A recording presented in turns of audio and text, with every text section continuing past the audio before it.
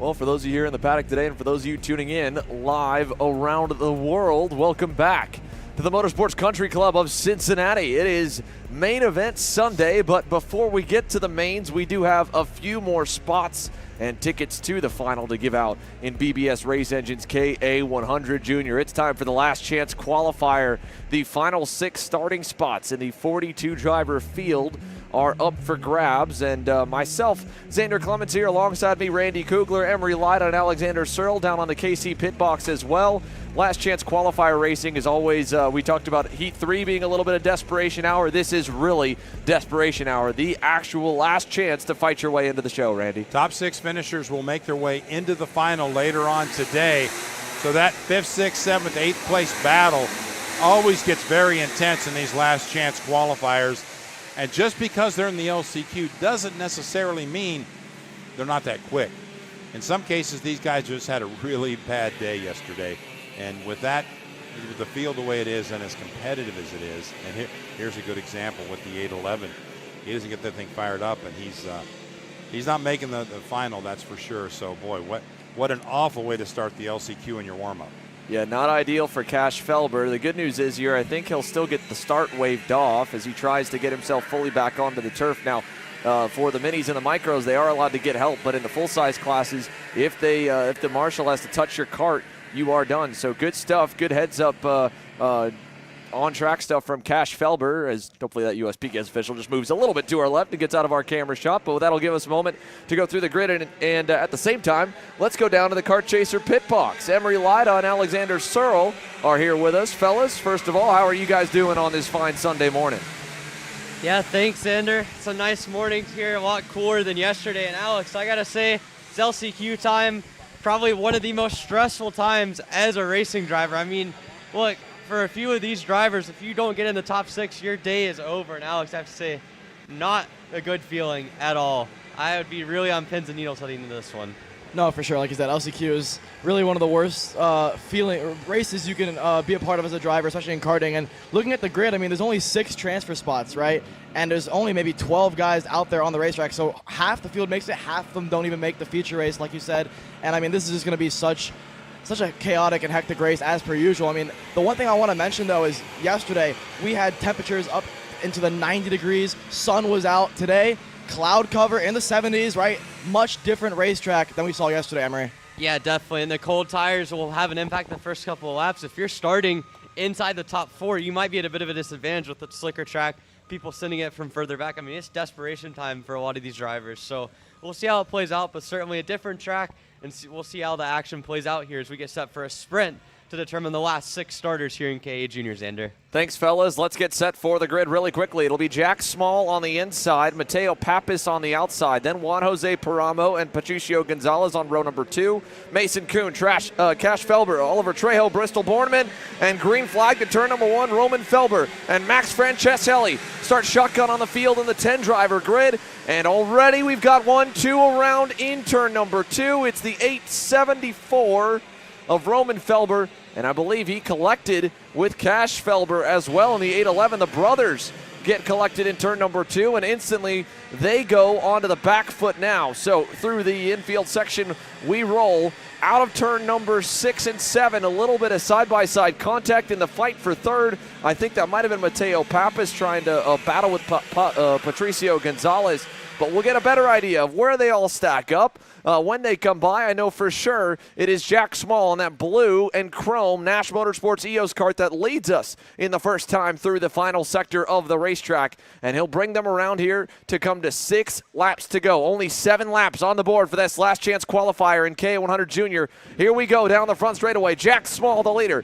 Then it is Juan Jose Paramo on the HRI Mexico Tony kart in second. Right behind him is Mateo Pappas on the Orslone Racing OTK. He'll dive to the inside and take over second.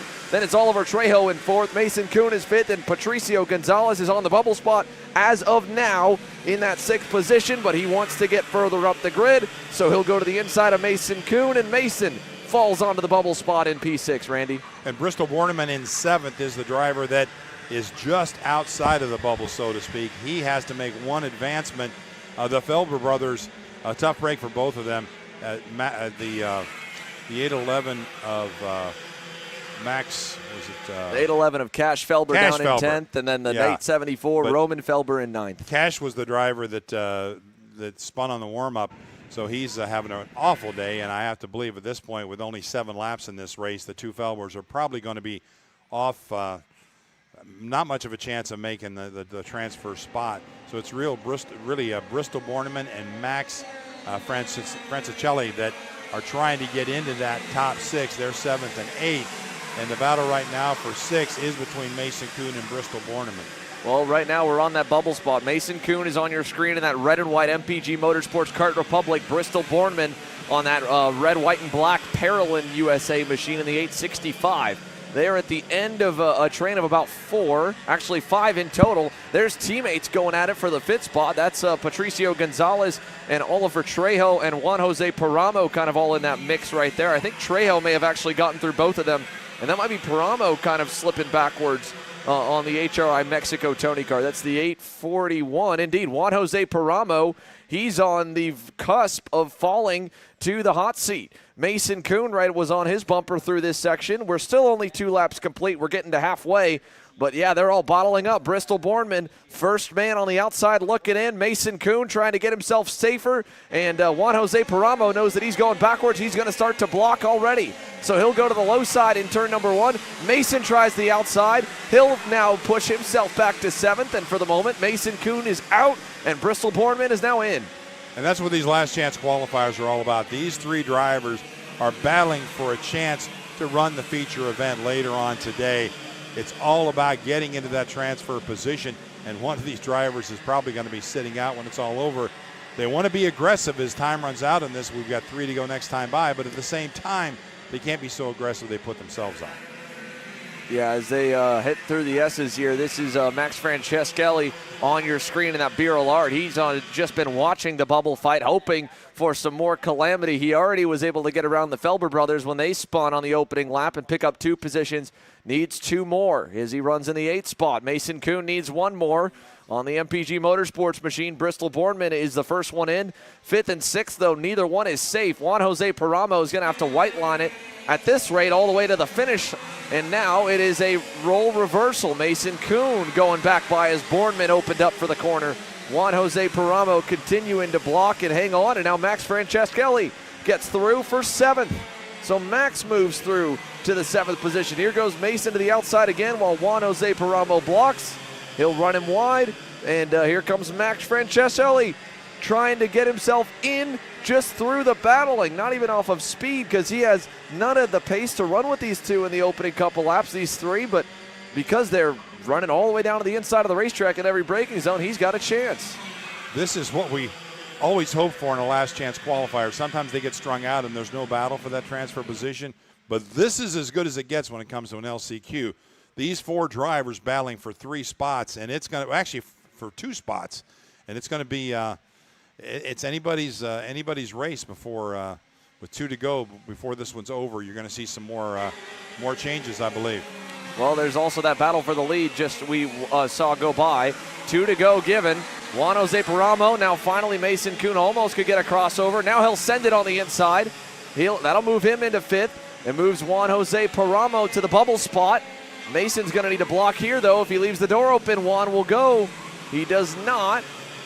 Juan gets into him a little bit, and Mason should be able to launch away. At the same time, I believe Mateo Pappas made a move for the lead on Jack Small. He was tracking him down.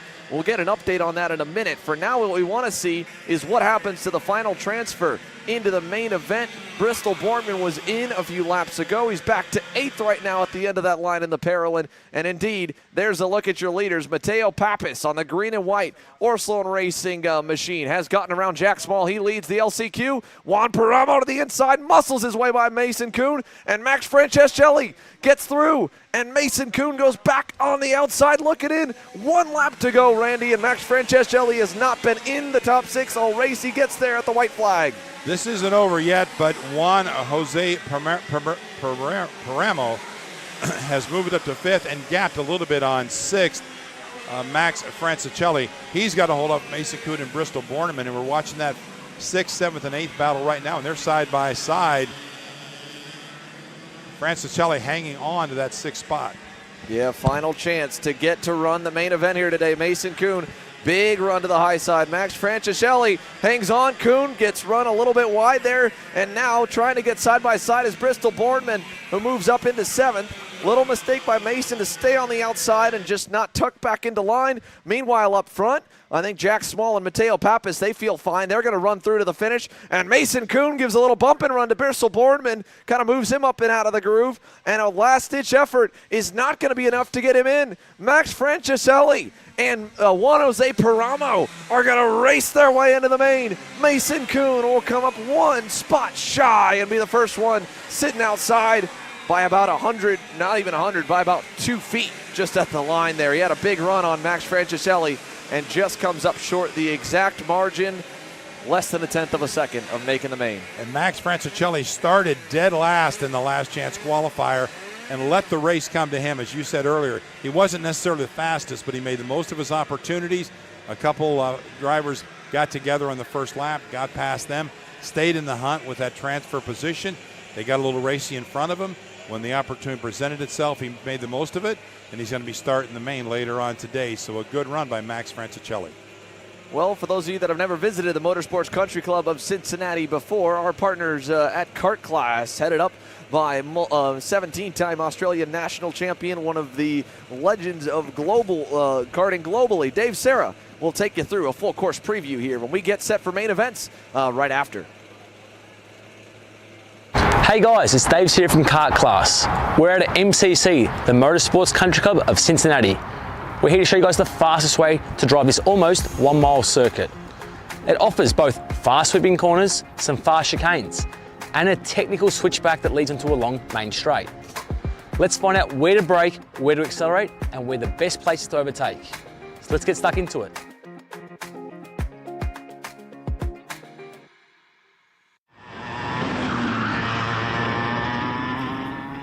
So if we start our lap at MCC, the Motorsports Country Club of Cincinnati, drivers want to approach turn 1 basically flat out, barring the shifter category.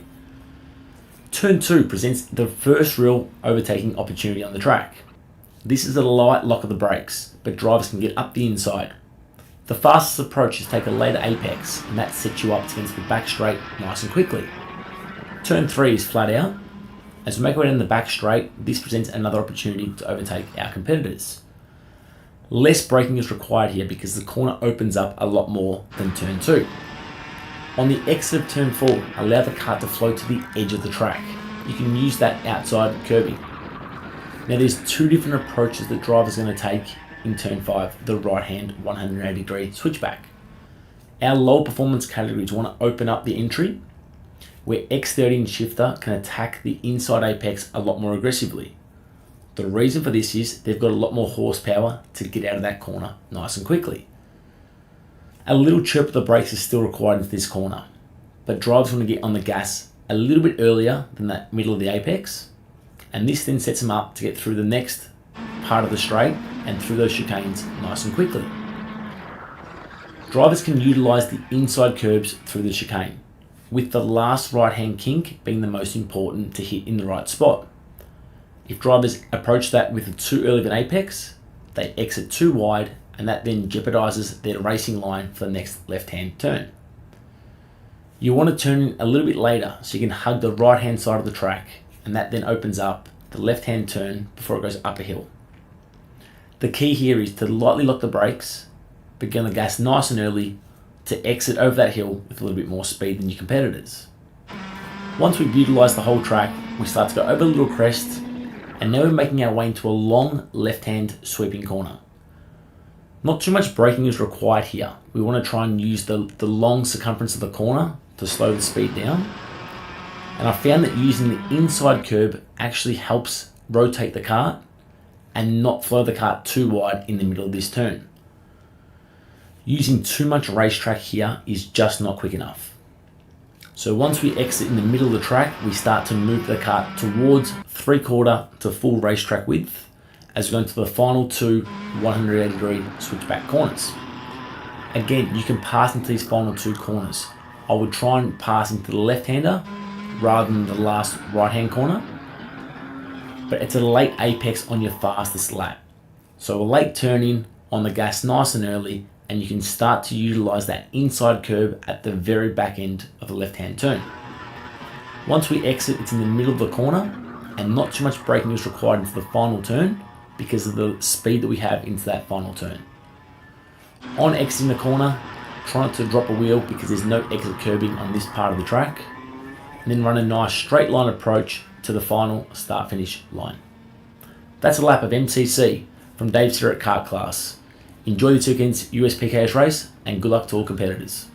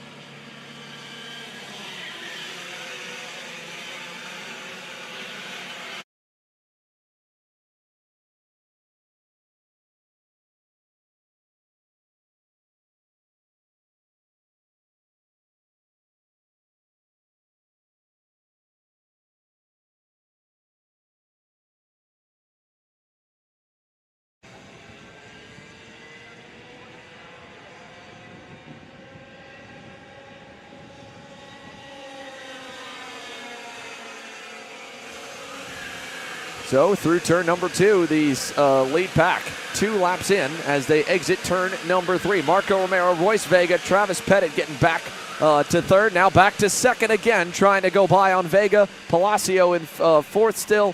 Marcia fifth, and again, not much changing behind them. Everyone's hunting them down from when we looked back in that second group, but they are all going to get close as there's a little hip check from Palacio on Vega, and I think Lucas did not like getting kind of jumped off the start there, Randy. Lucas Palacio went purple the last lap, a 103.568, and no, he didn't. I'm sure he was keeping his line, going for the green, and then things just changed awfully quick, but he's reeling everybody back in now, and probably will have something to say about this before it's over. Wanted to give mention to Rocco Simone. I was talking to his dad today, Anthony Simone. Anthony has a history in karting that goes back into the 80s and 90s. Anthony was actually, I should say the 90s. Anthony was one of the top racers out of Canada in shifter karts and in 100cc for many years, multinational champion both in Canada and the U.S., raced some sports cars, was a great racer in the NASCAR Pinty Series. So Rocco Simone certainly has good lineage. They now live in Florida, but Rocco, one of the top drivers in this division, a great tutor in his dad, Anthony Simone. He's going to need to use every bit of all that knowledge dropped over the course of this weekend to track down this group of 5, though. He still right now sits about 8/10 back. You can just barely see Rocco at the end of the screen behind Cameron Marcia. Oh, no! Big problems for Cameron Marcia. He loses the left rear tire coming through the S's, and it comes all crashing down for this kid. What a good weekend he has had to this point. Fastest in qualifying, and he was running in that lead pack in 5th, and you can see the disappointment for poor Cameron Marcia. Oh, man, what a good day he had going. But the left rear tire just came completely off the axle right through the S's. His day is done. We're down to 4 in the lead group. A little gap back to Simone. And in that pack you were just watching there for a moment coming onto the front stretch, that's outside the top 10. That's the likes of Michael McGoy and Ashton Woon trying to work their way forward. Ashton Woon has had a terrible points day so far. He's further back, and hopefully they get more battling like this, where Lucas Palacio, wanting to go to the lead, goes to the lead and gets by Marco Romero, and then Romero goes back. That's the only way a kid like Michael McGoy, who had to start all the way back in 25th, has a chance at a podium here. It's still very early. He's rolling forward so far, up 11 spots and on the bumper of Ashton Woon, but they're 6 seconds away from this group of 4. Battles like this here, especially in that corner where you lose a lot of time, Vega going to 3rd, that will help. Back in the 10th position, Bronson Custis has advanced 10 spots. He started 20th, and Bronson now up to the top 10, another driver on the charge. And there's a nice little pass. Romero and Vega both going by on Lucas Palacio. So now the Trinity karting boys, a little bit of contact coming onto the front straightaway. That was, I don't think Palacio even knew Pettit was still there. He looked to his right to check the gap behind and accidentally tracked out wide. Furl black flags being given, and look who's joined the party. It's not just Rocco Simone, Marco Sammet in his first full mini Swift season here in 2023. This kid was unbelievable last year here, Randy, in Micro Swift. Marco Sammet broke onto the scene. His first US PKS race, his first ever national Micro Swift race, first national win in the same weekend. And then we go here this year, and Marco Sammet has had a bit of a, I wouldn't say tougher acclimation from his end, just a tougher field to get used to going from micro to mini Swift as the competition steps up. But he is right there now here on the cusp of this lead pack on that BJR MDR LN kart. And down the backstretch here, they're going to fight again for the lead, or they were looking to do so. No, they actually, I think Vega was trying to play blocker, and Palacio said, nope, I'm going to split you guys up again. And all of it, it's bringing more and more cars into this lead pack.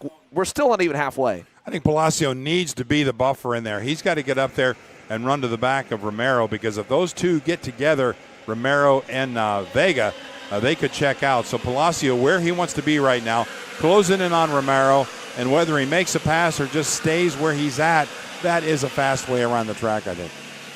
Yeah, I mean, that's a really good point, Randy. You look back at the heat races from yesterday, and realistically, I think Royce Vega and Marco Romero had the best days, consistently lap by lap, and not just luck to put them starting 1st and 4th here for the main. Now, as we look back down the order, here is the next pack trying to reel in the leaders. This is William Kim and the red and white Ryan Perry Motorsport machine. He's 8th, or actually 7th. charging forward. He's up 3 spots so far. Max Christia has dropped back to 8. That's where he originally started. In that pack, only 3.5 seconds back from this lead group, are the likes of Bronson Custas, who started 20th. The likes of Michael McGoy, who started 25th. Ashton Woon, who has kind of been under the radar this weekend, unfortunately just from a bad qualifying that he's been struggling to recover from through the heat races. All of these kids right here, if they can try to just hold their own for a minute and not maybe pass too much, they have a chance at catching that lead pack, because I don't think they're going to stop shuffling the lead position anytime soon, Randy. It looks like the Bennicks and the TKG Kart Republics are both kind of going to war with each other right now. They're having a good old time back there racing each other, but all that's doing, and we got some off track there, but all that's doing is just allowing those leaders to check on out.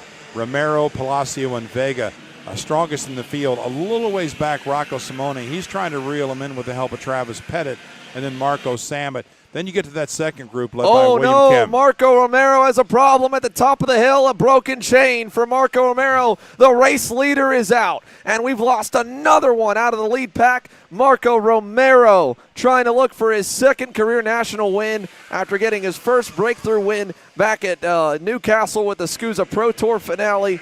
Oh, man, and just like that, not only is that a heartbreak for Romero, it's kind of a heartbreak for Royce Vega. He just lost his wingman, Randy. Yeah, definitely going to be a little different situation now for Royce Vega, and it's an opportunity now for Rocco Simone back in third to close that gap and battle for the lead.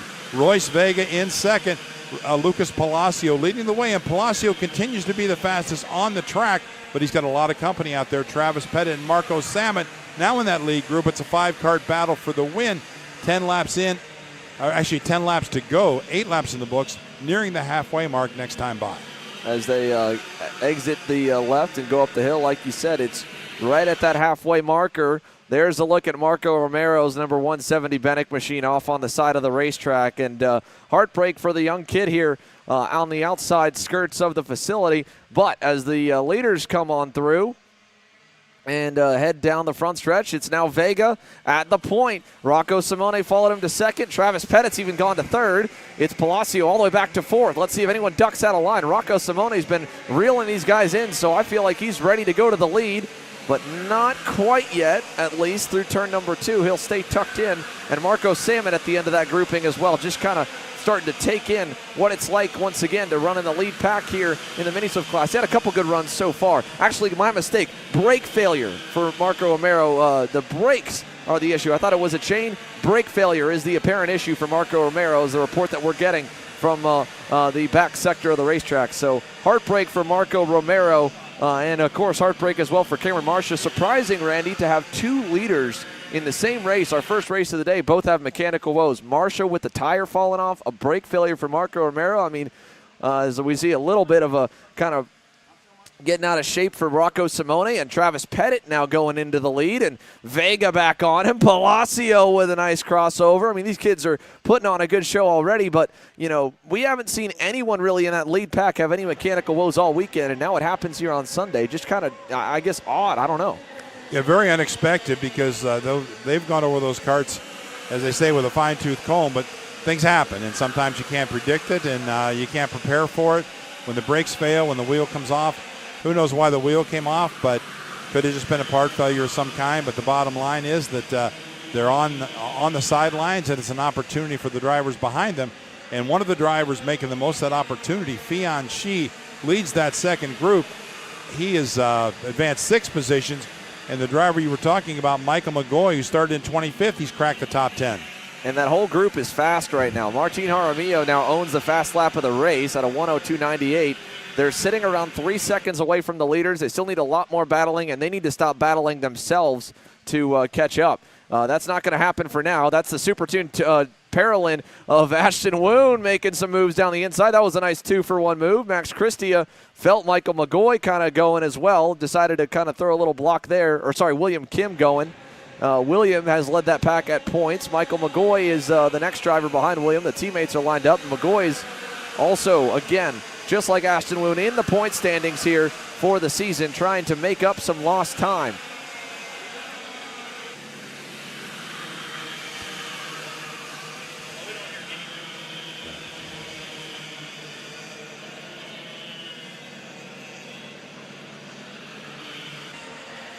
So as the field goes through the infield here, Ashton Woon out of the infield over to the S's with Max Christier right there. William Kim behind him, trying to get away from that pack. This is the best thing that could happen because that group of 6 or 7 just kept on fighting. Now that it's a couple of them, if they stay hooked up, they do have a chance to catch the leaders with the way that the leaders have been racing, but they need to be perfect from here on out. 3 seconds, 7 laps to make it up. It's possible, Randy, especially with now another new leader in Lucas Palacio. Royce Vega is second. Samet now into third. Simone back to fourth. He wants third back. He'll take it.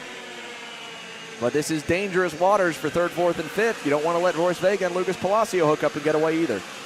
And they've got to start racing now. We're down to 5 laps to go next time by. So if you're in fourth or fifth, you've got to move up to that lead group.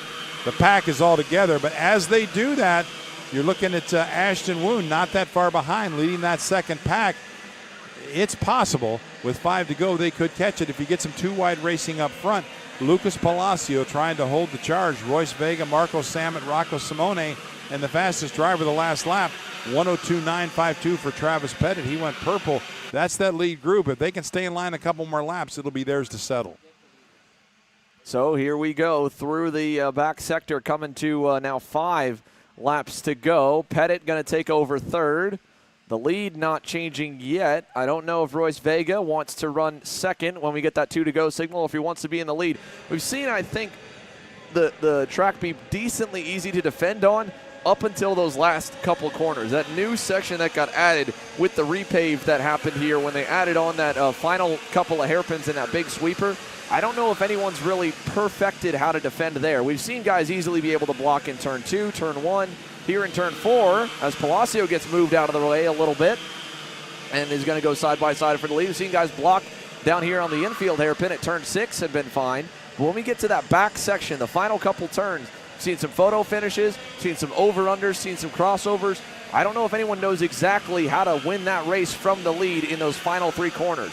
So maybe it's not the best place to be. I don't think blocking, especially those last couple of corners, if you do block, you kill your speed, you kill your momentum, and it may even be worse for you than just trying to run your line and keep the speed up. So very difficult in those the area we're talking about now, and they're heading to the right-hander down to the front stretch. You just don't block too much there. The track's wide, and you've got to keep your momentum off that corner. If you come down low after that corner, you lose your speed, and somebody can swing wide and just carry through. If we rewind the clocks a little bit now with 4 laps to go, back at Newcastle for the last national major with the SCUSA Pro Tour, it was more 2-car breakaways. But 2 weeks before that at the IAMA USA Grand National Championship, it was a 5-car pack like this. And when Cameron Marsha got his first career national win, he was third going into the final corner, and it helped because 4th and 5th, Ashton Woon gave him a little shove to the line. They went 3 wide across the line, and he beat Travis Pettit by 5 thousandths. So being third, in the case of Rocco Simone right now, if they kind of do a crossover and some blocking in the last turn, that might be the place to be if you can get a big push. Because like you said, it's a long run down that straightaway coming out of that tight hairpin. If you kill your momentum too hard, or again, if you don't get help, because if this pack stays at 5, the guys in 4th or 5th, they're going to decide this race of who they push to the line. And nobody besides Travis Pettit is on the same team as anyone else. It's a Bennick in front, a TKG Trinity Karting Group driver in second, a Motaz Sport Parolin in third, a Brandon Jarstacrack Racing, Mike Doty Racing, LN Kart in fourth. I don't know where everybody's allegiances lie, but if they stay in a 5-kart group, it's anyone's guess who wins this one to the line. And if you're Rocco Simone leading that second group of 3rd, 4th, and 5th, you've got to be careful too. The drivers behind him really have to help push him. They can't race him because if they go too wide, 3rd, 4th, and 5th, that lead group of Vega and Palacio are going to continue to gap. Right now, that gap closing, and Simone's caught back up with them. And now Simone may try to make a move around Palacio. We'll see if he can pull it off as they head down now to the back part of the course. It'll be 2 to go this time by. And boy, those top 3 now are nose to tail. Falling off a little bit is Travis Pettit back in 5th. Yeah, Pettit needs them to battle. Palacio, if you saw that fade, he kind of looked to show the nose a little bit and thought about maybe making a move at the top of the S's before he went down that short chute on the backstretch. this time around. Now we're coming to 2 laps to go, so maybe that's where he kind of tries to catch Royce Vega by surprise. The 2 to go signal telling Vega to defend. Look at Lucas all the way around the outside. What a superhero move from Lucas Palacio. He'll take over the lead out of turn number 2 and get 3 car lengths to go along with it. Now Vega, he has to trust Simone that he's got to open up. Otherwise, Lucas is going to run away with this one. Out of turn number 4 and 5, that was decent. Vega didn't hurt his momentum too bad, and he's got enough of a gap. Simone says, I want to fight for the win. Let's go back forward. Don't block, please. Vega doesn't, but they still have given up some time. They've got to be on the horse, on the loud pedal right here through the S's, and on that run down the backstretch to keep Lucas Palacio within range. They're still 3 car lengths away. Yeah, that was crazy. Palacio actually went down low in the first turn to block Simone. When he did, Vega just took the high side, kept the momentum on up. The high side. Palacio took the high side, kept the momentum up, rode the second groove all the way through turn 2, and end up coming out of there with about a 3-car gap. So that was a really smooth move. All right, now again, they're not teammates, so let's see. Are they going to fight for second? Vega is going to go through with Pettit. Pettit around. Oh no, Travis Pettit spins off the curb in turn number 1. He's stuck in the grass trying to get back on, and he's stuck on the inside of the racetrack. Meanwhile, look at the lead. Lucas Palacio is gone. That around the outside move might have just been the move of the race because Vega and Simone, they can't settle their differences. They're still fighting for second. Palacio is already out of view. Here comes Max Christie and Ashton Woon. They're going to have a chance at the podium, but Lucas Palacio is already 2 seconds up the road. The winningest kid in 2023 headed for home. Here comes the battle for second again. Simone, he runs Vega wide. Vega spins off into the grass, and Royce Vega is out, and both of the Bennett entries are off the podium. Ashton Woon started way outside the top 10 in 14th. He's into 3rd. Marco Samet has gone into 2nd. It'd be his best finish ever. Christia on Woon for 3rd, but Lucas Palacio, it's another national win, and this time he defends his team's home turf in Cincinnati. What a finish, and you talk about the whole complexion of this race changing the last couple of laps. Lucas Palacio with the move of the race around the high side, keeping up his momentum, going from 3rd to 1st in turns 1 and 2, and then gapping the field and winning over those last 2 laps. Marco Samet out of nowhere comes up and finishes in 2nd, and Max Christie in 3rd. Who would have thought 5 laps ago either one of those would have been in the top 3? Both of them, again, started way back. Samet started 9th. Christie started back in 8th. So a great run for Marco Samet. His best career national finish, I think, in the US Pro Kart Series in Mini Swift. I'll have to double check, but a great run for the BJR MDR driver. And to Marco Samet's credit, again, he was consistent through his heat races, but he wasn't really in the lead pack in the fight for the win. And he's able to kind of work his way through all that chaos and get himself onto the podium. Christie 3rd. Ashton Woon picks up 10 spots to 4th. Michael McGoy from 25th picks up 18 spots to finish 7th. A great recovery drive and a good championship drive. They say championships really are won on your bad days, of how you can minimize the losses and not so much on your good days. But they're all going to be chasing Lucas Palacio still, as one of the standout superstars on the Mini Swift season has got himself another major victory. Just got his first Mini Swift title a month ago, and now he's going to lead, I think, with a healthy gap, if I'm not mistaken, into the season finale at Trackhouse Motorplex. There's a look at the rest of the results through the top 10. You had Fion Shi with a good run to 6th. On back from Magoy, Jaramillo, Kim, Jaime Garcia after his scary crash in turn 1 into the heat races yesterday. Great recovery from Jaime Garcia. He had a hard impact with the outside wall, comes back with a top 10. You see, unfortunately, Cameron Marsha, 31st. Still such a great weekend for Cameron Marsha. He's had a really breakout summer.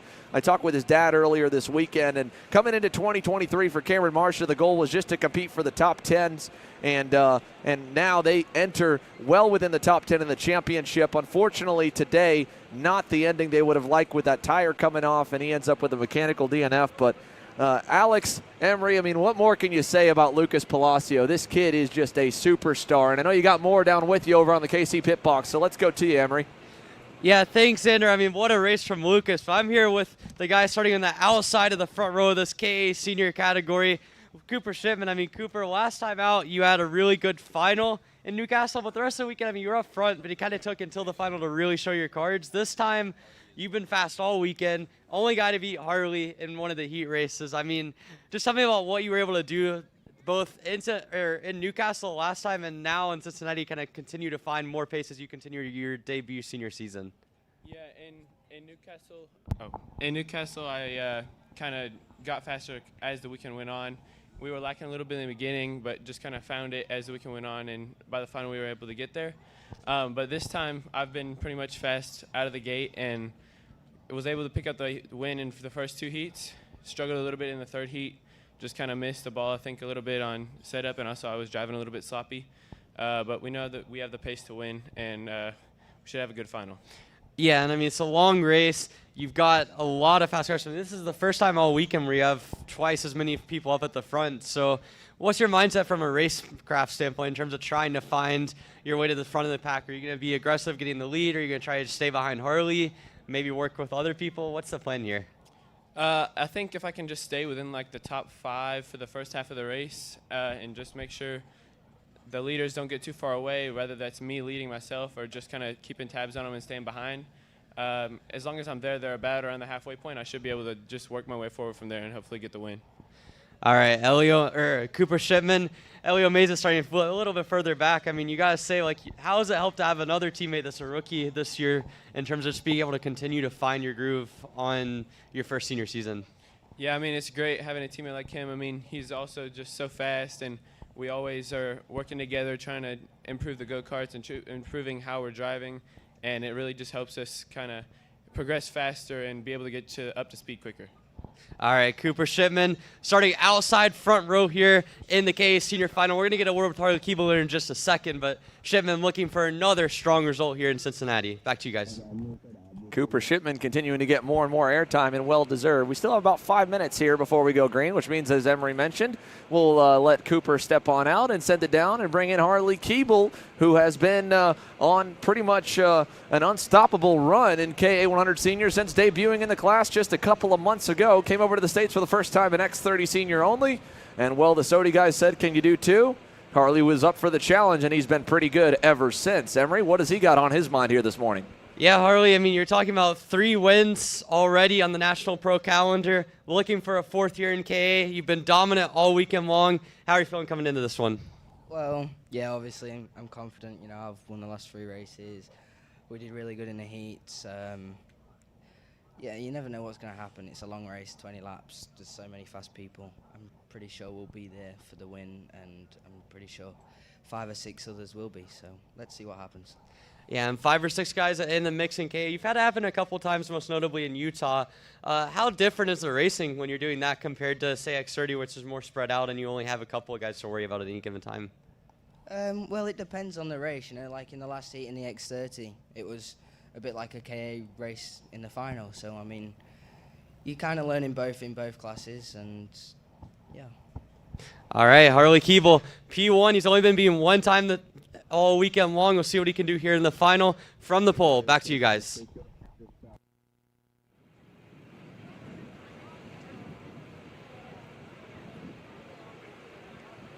Well, there you go from Harley Keeble. Always good to hear from the Brit here, who has spent about as much time in America as he spent back home. It's been a very busy year for the Sodi Racing USA driver for PK Sports as he begins to suit up down on the grid.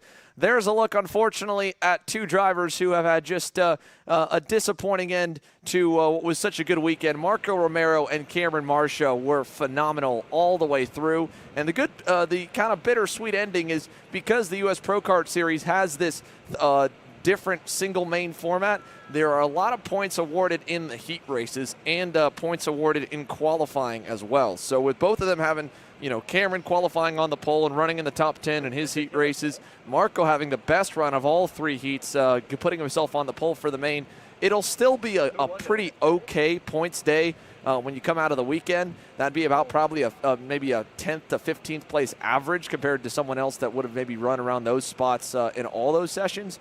But it could have been so much more for both of them. And to have mechanical woes take you out of the race, something out of the driver control, that's a heartbreaking lesson, but one that, you know, is true to racing all the way up in every other discipline as well.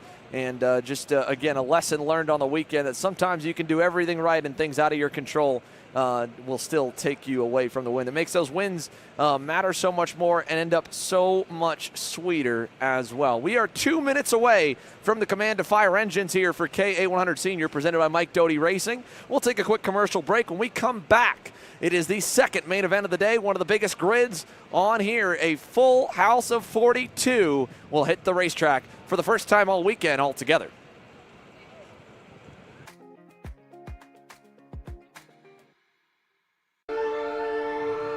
Here at MPG Motorsports, our main goal is to provide the best pathway into professional motorsports for our entire team, drivers and mechanics alike.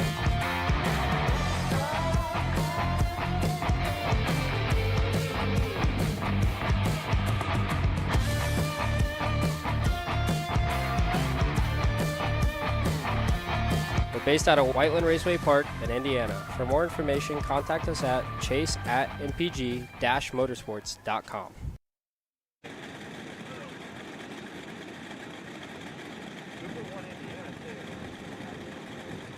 So let's take you through your starting lineup for your Mike Doty Racing KA100 Senior Division. Starting shotgun on the field in row number 21, it is Kingston Himes starting 41st on the inside with nowhere to go but up. Starting 40th, it'll be Liam Kerper, and to his inside on the inside of row number 20 will be William Aguilar. Row number 19 has Ben Gaunt on the outside of Mackay Winfrey on the inside. Starting 36 will be Ian Howell. To the inside of him, Miles Hewitt, who will start 35th on that Tesoro Raceworks CRG. Row number 17 has Kyle Raymond on the outside and Nikita Panaris down on the inside. Joey Friend and Nikolay Dukov will start just on the outside edge of the top 30 in 31st and 32nd. Happy birthday to yesterday, the birthday man, the 922 in the white suit there. Josh Holtz rolls off 30th to his inside, Michael Levitt. Back moving further towards the top 20. Starting 28th will be Rodrigo Gonzalez, to his inside Carter Thompson. Ben Lyda and Brandon Adkins will make up row 13. Ryan Miller and Ivana Richards will make up row number 12. Row 11 has Lydia Small on the outside, Henry Lepard on the inside. Now to row number 10, the top half of the field, starting on the outside. The winner from round 2 in Houston, Elio Meza, has problems with a 959. Orsolon Racing, Tony Cart has spun here on the outlap. We'll ID that in a moment. To the inside of Elio Meza, it'll be Josh Campbell, two drivers trying to get a little bit better of a weekend. Row number 9's got Leo Escorpione, the rookie, on the outside. On the inside, veteran Braden Eves. Row 8, Alex Feldstein and Aiden Rudolph. Then it's Geronimo Azza and Luke Powers on row 7. Connor Ferris, Vinny Miskelis on row 6. Eli Warren, Peyton Phillips inside the top 10 on row number 5. Row 4, James Overbeck and Mick Gabriel. Row 3 will be Austin Jers on the outside in 6th. And the Wisconsin Wonder Kid Brandon Lemke on the inside in the Millwright Racing X-Prix. Your top 4 starters, Emerson Reed will start on the outside of the second row in 4th. The hometown row has Finnegan Bailiff on the inside. Couple of Cincinnati born and raised drivers that start just behind your top 2 here in this one. And of course, we spoke to both on the front row. To the outside lane, rookie standout star in the Iron Rock Motorsports camp out of Houston, Texas, Cooper Shipman. To the inside, the Brit Harley Keeble. Keeble was fastest in qualifying, the best throughout all of the heat races with a pair of heat race wins, and he will lead our 41 driver field to green here this morning. Harley Keeble was the guy that everyone had their stopwatches on throughout all of Thursday and Friday, Alex. And we know that they're going to be looking to shuffle him back probably pretty early, because if he's able to run his pace as he did through most of his heat races, the only guy that got one up on him was the driver that started to his outside, Cooper Shipman. But that outside row has been tricky for many of these single speed starts. We've got a long run down this straightaway to get the field all together, but it looks like we've got everybody. Keeble, Shipman, and an early jump into the tram lanes for Geronimo Azza. That might be a penalty as he got in before the green came out, but everyone's green, and James Overbeck, the only casualty, he goes wide. Aiden Rudolph spins here on the inside of turn 1. We've got 3, 4, 5 cars collected off the start that all get up the hill, and a couple I don't think will continue. But for Aiden Rudolph, a weekend that's just been trying to get himself out of the midfield, unfortunately, has a rough start here in the main. Into the infield hairpin for the first time. There's a nice move from Braden Eves on Eli Warren. A little more contact, 1 or 2 more drivers around. Problems for Elio Meza. He's slowing there, and he drops back down the order. Up front, Keeble with a safe start leads us into the back sector for the first time. Side by side for second. Bailiff gets a little bit of a hip check there from Cooper Shipman. And the rookie stuck it down the inside on veteran Finnegan Bailiff and said, I'm not backing out. He takes over second. The rest of the field coming through. We'll put one lap in the books. And we've got now 19 left on the board. One down, Harley Keeble. Cooper Shipman lead us down to turn one. Connor Ferris, another move. He'll go by Brandon Lemke there at the end of the front straightaway. And new leader, Cooper Shipman takes over the top spot in turn number 2. Yeah, Cooper Shipman, the man on the move right now. Oh, there goes Keeble right back through. He wants to lead. He feels so comfortable up front. And Josh Holtz, he's going to be out on the exit of turn 1. So the birthday man from yesterday is out of this race. And you know, just like some of the other drivers, a weekend to forget for the Holtz driver as well. But Keeble back out front. Bailiff slots himself into P2, the Trinity Karting Group driver. A tale of two halves for that team on this opening lap. We lost 3 of them into turn 1. Bailiff off to a good start, though, in P2. And looking a little further back, Shipman is now under fire from E-Train, who's had a monster couple heat races to find himself in the top 5. Yeah, Emerson Reed qualified a bit rougher. He's now into third as he goes down the inside. Qualified just inside the top 20. Another move from Austin Jers. He gets through on Shipman. Here comes Connor Ferris. They're all shuffling. The Texan back to 6th now. Brandon Lemke next to look for a move, but Ferris already a little antsy. Had a look down the inside on Austin Jers. He thought better of it, stays in line.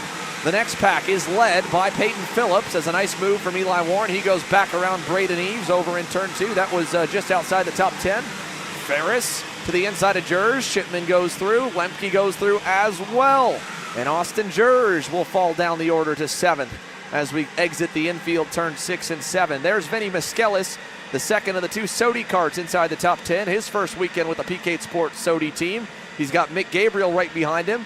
Then Phillips. And down the rest of the top 10, a big train of go-karts here, starting to spread just a bit as Finn Bailiff stays locked onto the bumper of Harley Keeble. Big dive move there. That's the red speed, I believe, of Luke Powers going by on one driver, just Peyton Phillips, getting through. Phillips actually fell back even one more spot as James Overbeck got around him.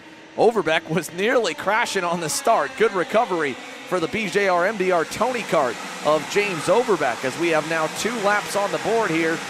Make it 3, 17 to go. Harley Keeble leads us over to turn 4. Yeah, the thing to point out right now, this is really one of the first times all weekend where the temperatures have dropped. You know, we saw it on Thursday, a little bit on Friday, but yesterday, a super hot day made a lot of these drivers really, really gripped up for the kart. So for the guys that maybe had a go-kart that couldn't handle very well in yesterday's heat races, we're seeing it come into play here with a kart that maybe can free up a little bit with the temperatures being in the 70-degree temperature range. It's the 991, and one of the EOS kart drivers is out on the exit of turn 5 there, Xander. Yeah, that was Ben Lida. He was 23rd. He goes out. Might have been with Michael Levitt. We'll confirm the other driver involved at the end of this lap. Meanwhile, Cooper Shipman starting to make some more headway after falling back to 6th and nearly 7th. He gets back around Connor Ferris and begins to roll, and Quick Mick Gabriel gets around Vinny Miskelis. That pass, though, has separated the packs. It goes back to Austin Jers in 7th. It's about 8 or 9 tenths to find Mick Gabriel on that AEM Karting Cosmic with a line of about another 9 to 10 cars going outside the top 10 to about Josh Campbell and Braden Eves in 15th. Here's Overbeck to the inside on Miskelis. He'll take over the 9th position. James Overbeck rolling back forward. The teammates, Luke Powers and Eli Warren together. The 2 Red Speed drivers just outside the top 10. They are 10th and 11th and 12th as they head to the S's here. But all this battling still behind Harley Keeble. Since getting to 2nd, Finn Bailiff has just kind of locked in loaded behind him and is content to ride for now. Emerson Reed, so far, the same story. Neither one of them too antsy to go to the lead just yet. We're still so early in this main. I think both of those drivers, veterans in their own right, know that all they need to do is keep Keeble within their sights. They don't need to fight for 2nd. And everybody just saw how that mini Swift race played out where the leader, Lucas Palacio, with 2 to go, forced the battle for 2nd.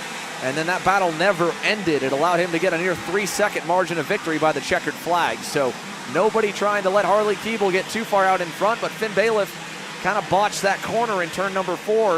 I think Emerson Reed, normally when the etiquette typically though, while as much as they want to work together, drivers typically don't have forgiveness if you miss one turn. You make one mistake and they're on your bumper, they think you might make more and they kind of have to go. So Bailiff a good recovery. Great run through those S's. Oh, my goodness. Cooper Shipman plows the outside wall and has destroyed the right front, the steering, both tie rods, and the steering wheel completely comes off, and I think that was actually the issue. The steering hub breaks for Cooper Shipman at the top of the hill. That's the third major mechanical woe in 2 races for the leaders. Cooper Shipman, my goodness, it's very rare you see something like that happen, but we've seen a wheel come off, we've seen a brake failure, we've seen a steering hub failure now. All 3 very rare mechanical mistakes or failures, and they've all happened here on Sunday. Hate to see it, though, for Cooper. He had a great run going this week. I mean, it's such heartbreak, right? Because he was one of the main contenders to really challenge that the orange and white Stody car to Harley Keeble. But like you said, I mean, not only is it 3 mechanicals in 2 races for your leaders, they're unorthodox, right? Usually you see a chain or something happen, right? But for a steering wheel to come off, 6, 7 laps in the race, that must have been happening throughout the race, right? But, I mean, I wonder if it's partly due to just it's being one of the earlier races in the day, right? People are rushing. They're coming off of warm-up and missing a few things, right? It can happen. I mean, it's happened to me in my racing days where, you just miss something, right? So it's just heartbreak for your leaders especially, but you don't want to see it for anybody. Good to see Cooper's all right, though. Yeah, I mean, these guys, again, they were on track at around 8:10 to 8:15 a.m. this morning, and then they're back on track here just 2 hours later. Once you get out of the scale line, then you get back to your pit, then you got to be up on the grid 10 to 15 minutes early. You're doing your normal checks. You're switching from your practice tires back to your new race set of MG Reds as well. So you've already got a tire swap you have to do in that about an hour, 15, hour and a half period. You're going through all the mental double checks, checking the engine, warming the engine up. I mean, you can miss just one little thing that hardly ever breaks, like a steering hub bolt, but that snaps, and that takes Cooper Shipman out of the running here in this one. Finn Bailiff, although not under a heavy pressure from Emerson Reed, at points looks a little bit weaker right now than Harley Keeble, who is starting to kind of get rolling here as we approach the halfway marker. Harley just having some fantastic exits out of the hairpin sections, and he keeps pulling a car length away, and while they close that gap up under the draft by the end of the straightaway, they don't get close enough to make a pass on him. So this is no different than how we saw those heat races play out for Harley. Back behind, look at this. This is back for the 6th and 7th positions. James Overbeck and Austin Jers trading the 6th spot, because we've dropped down to 5 cars in this lead pack now. It's Brandon Lemke hanging on by a thread, about a 6/10 margin back from Connor Ferris, and a 1.5 seconds away from this group with Overbeck. There's Austin Jers in the white suit and the yellow helmet. Eli Warren, who's on a good charge forward after falling back on the start. And then Mick Gabriel and Luke Powers to round off the top 10. Josh Campbell, talked about him having to go forward. Remember, he had that one bad heat race. He's picked up 8 spots already. He sits 11th on the Ryan Perry Motorsport Tony Kart machine. So good start to the day for Josh Campbell to make up some ground in the point standings, as Warren, another smooth and easy pass. He'll pick up another one to keep marching forward. He gets around Austin Jers, move Eli Warren to 7th as we put now 9 laps complete, 11 to go. Yeah, I mean, it's such a toss-up for these drivers right up front. I mean, it's about to be a 3-car breakaway. They've left the likes of Connor Ferris and Brandon Lemke in the dust a little bit, but if you're Finnegan Bailiff and Emerson Reed, I mean, you've seen what Harley Keeble's been able to do not only this weekend, but really the last 3 or so national events in the KA senior class. You don't want to let him get out to an early lead, but like we saw in the mini class, the second you start battling, you can give Keeble a chance to pull away, right? But it seems as though right now Keeble's doing enough with 11 to go here. Still a long race left.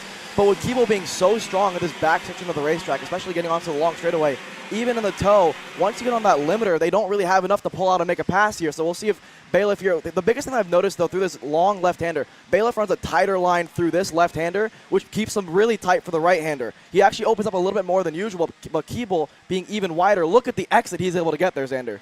Well, and, while the karts aren't as fast, they are decently quick compared to the X30 and Pro Shifter counterparts, and every track we've talked about it, almost driven it into the ground to that little bit of loss of downforce they get when they run right in the wake of somebody.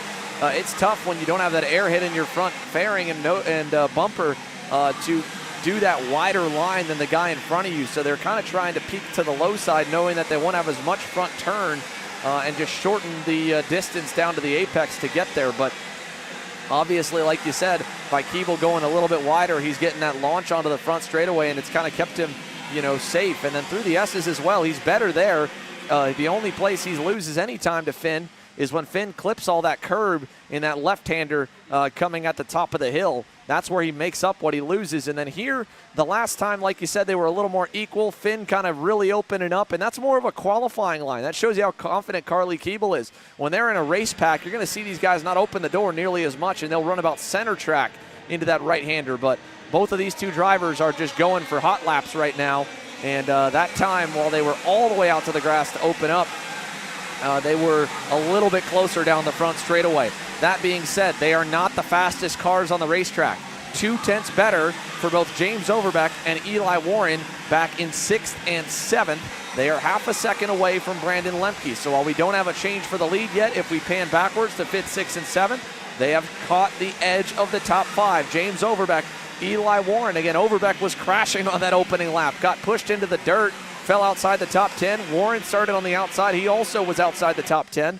They are clawing their way forward. They've got a shot at the podium, and if they fight for the lead, they might get to that leading trio, but they're still a couple of seconds away, 2.5 to 3 to be exact. We're going to come to 8 to go this time, already past halfway here in this KA Senior main event. Brandon Lemke has company on the way forward, and I don't know if he's got enough speed to hold them back.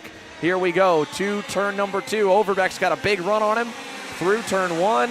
Gonna peek to the inside and get it done. James Overbeck up to P5.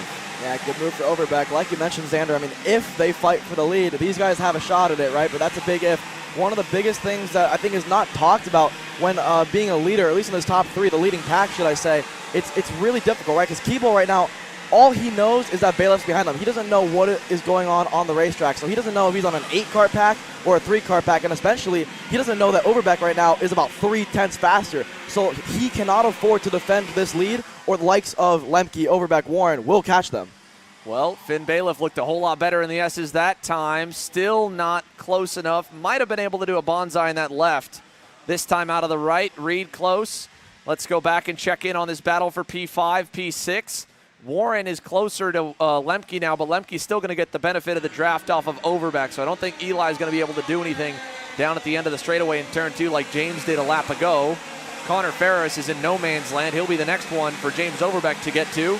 A great drive here for Overbeck, another Cincinnati native, and he's closing in on a 4th place result here, which would be a really, really good recovery after dropping back to about 12th or 13th on lap number 1 and not really benefiting off of any battling or attrition, to work his way up. He's just been that fast. So kind of a bittersweet taste in your mouth when you know that you're as fast or a little bit quicker than the race leaders and just didn't have enough time to get there. But James Overbeck doing a great job. Eli Warren as well doing a great job coming through the field. This group of 3, this might be all it comes down to, though, if nothing changes. That gap to Connor Ferris is up and over a 2.5 seconds now. It's all Harley Keeble. Has been that way in nearly every session he's been in this weekend. Top driver in qualifying. 2 heat race wins, a 2nd place and a photo finish in the other one. And right now he's led every lap of this main event besides the opening couple when he dueled with Cooper Shipman. Finn Bailiff's kept him honest. Emerson Reed has been right there as well. 2 drivers that have raced this track quite a bit. Harley Keeble, his first trip here was last weekend to come for the test race. So a difference of experience, but showing the ability of world-renowned Harley Keeble being able to pick it up and go head-to-head with 2 drivers who race here on a monthly basis. Yeah, for sure. I mean, shows the talent and true testament of that driver and that Sody Kart USA package there. But Bailiff right now buying his time. There's nobody besides probably his brother who has more laps around this place, so he knows what it takes to win.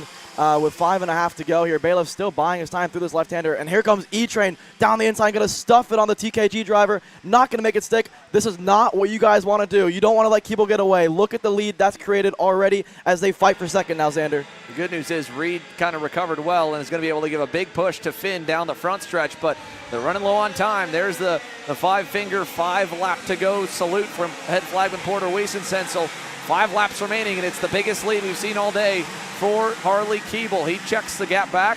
Bailiff has gotten Reed to push him, but he needs to be perfect here. He's still got to hit his marks, and Reed's got to do the same. They both need to really find the afterburners. Connor Ferris just praying for a battle. He's kind of picked his pace back up over the last few laps.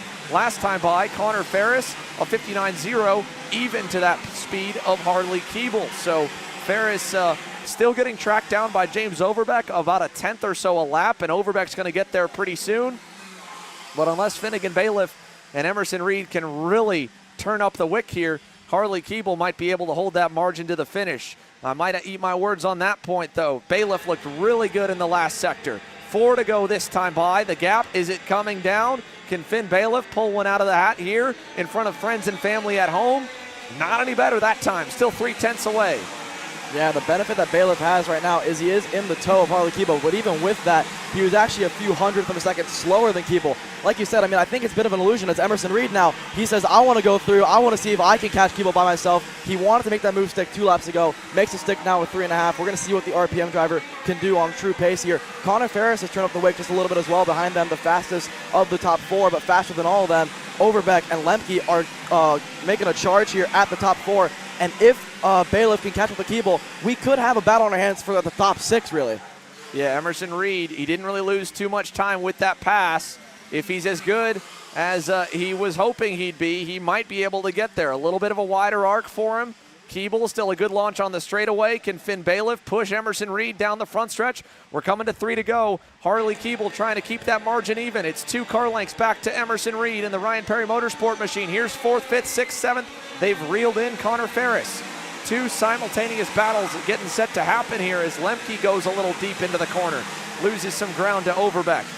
Up front, there's Reed. A car length back from Keeble now. Ferris, a big hike of that inside rear tire. He's starting to struggle here in the end of this one compared to Overbeck. James Overbeck, bumper looking inside turn 6. He's through. P4 for James Overbeck. Yeah, Overbeck's in a really good spot here because I think Emerson Reed's going to get to the bumper of Keeble if he hasn't already through the back section of the racetrack. As we see Overbeck now trying to pull away from Connor Ferris. See if Ferris can work with him just a little bit on this back straightaway here. He's not going to. I'm very surprised by Ferris to try to make a move stick all side by side. A little bit of contact there. He's going to actually make it stick, and there goes Lemke through maybe on Overbeck. Overbeck's going to have the inside now for the right-hander, but Overbeck, this got to be frustrating for the BJR driver, knowing the speed that he has, knowing that with 2.5 to go, that might be his chance at a victory over. Yeah, Ferris is going to block now. 2 to go. He's just going to fight to hang on for P4. Connor Ferris is in the battle for the points as well. Overbeck not so much. He's just trying for the best finish he can do. He blocks from Lemke, goes a little bit deep now, and they're going to continue to battle. Meanwhile, Emerson Reed, last time by, 1/10 better than Harley Keeble. Look at Lemke, a late send on Overbeck. The rookie getting shuffled a little bit wide. Hangs on. Here comes fellow rookie Eli Warren, and Keeble is now going narrow. So Warren to the inside of Lemke, opened up in the infield hairpin. A lap and a half to go. Emerson Reed is there, right on the bumper of Harley Keeble. Bailiff is right there as well. Keeble all the way to the low side down the backstretch. Let's see, can Emerson Reed put one on him? Keeble holds it high, tries to keep it down low. Reed's going to open up. Bailiff way wide. Reed, not anything in the right. Needs a good exit here. He needs a push from Finn Bailiff because Keeble got away about a half car width. Down the front stretch. White flag in the air. Reed pokes out to the high side. All the way even. Keeble keeps him there. Crossover from Emerson Reed. He gets the low side. And Emerson Reed to the point in turn number 2. Wow, what a setup there from Emerson Reed. That was planned about half a lap ago. Emerson Reed to the point. Bailiff now, I thought he was going to go inside. It was actually a bit of a block there on Harley Keeble. That's going to give Emerson Reed a bit of breathing room here as we enter turn 6. Now Keeble's going to look to the inside. He's going to make it 6. Oh, contact! Oh, we're 3 wide. Keeble pushes Finnegan Bailiff into the dirt, and Keeble's back to the lead. Emerson Reed, can you pull out one more stunner? He's still a car length away from Harley Keeble, who goes wide on the S's. They have all got dirt on the tires. Keeble, a car length up into the left-hander. That was a very aggressive move, but it's for the win on the final lap. Keeble going to block low here. Emerson Reed trying to open up. One last move. Keeble low. Reed puts the bumper to him, but he loses momentum. Harley Keeble with a 3 wide to the inside. Move for the lead. It will give him the win. Harley Keeble wins it here in Cincinnati. Reed second. Ferris third. Finn Bailiff ends up in 4th after getting pushed all the way off. He had the point for about 5 feet on the inside of turn number 6. And just got roughed up there at the end, going for the win.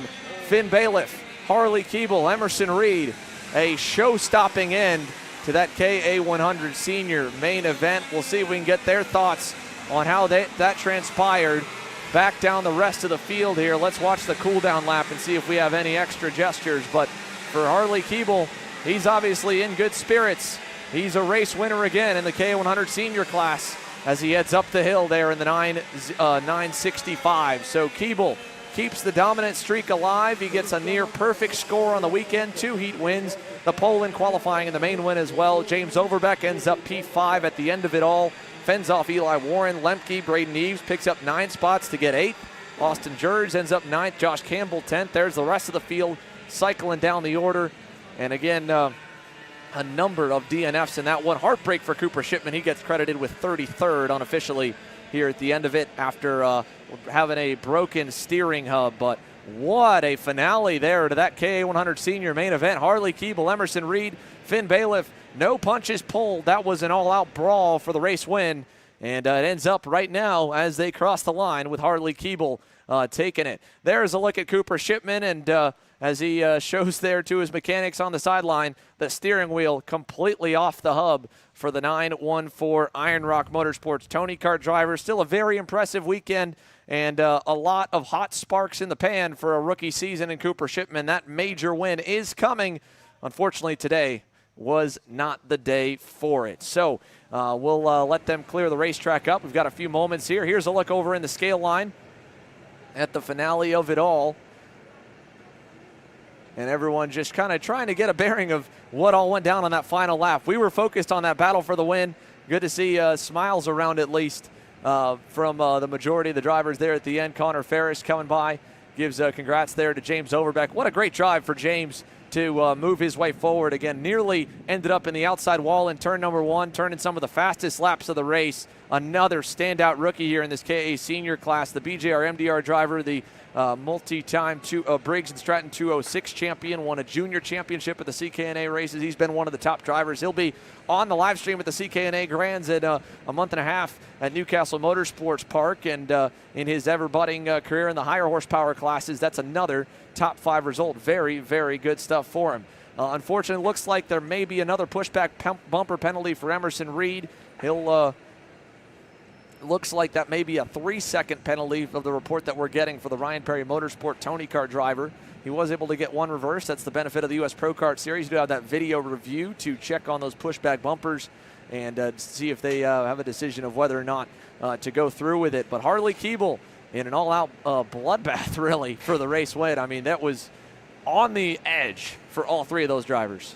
I mean, I thought Keeble was out of it. Keeble, he must have, had this race kind of planned out, because he let both of them through almost in turn 2. It seemed like braked a little bit early there, just let Finnegan and Emerson by, but it was one of those unplanned moves for Harley Keeble, right? He was going for the pass on Bailiff, and then Bailiff last minute went for the pass on Emerson, and Emerson, the innocent bystander there, got 3 wide and pushed wide, but he still had a chance at it, and I think maybe if he would have bought his time a little bit more in that last corner instead of trying to get to the bumper so quickly, who knows what would have happened on the drag race of the line there, and I wonder if that bump might have been the pushback there for Emerson, so he might be able to get overturned. Hopefully he does, just to not, the results wouldn't show what actually happened there for each train, especially with how great of a weekend he's had at the pace.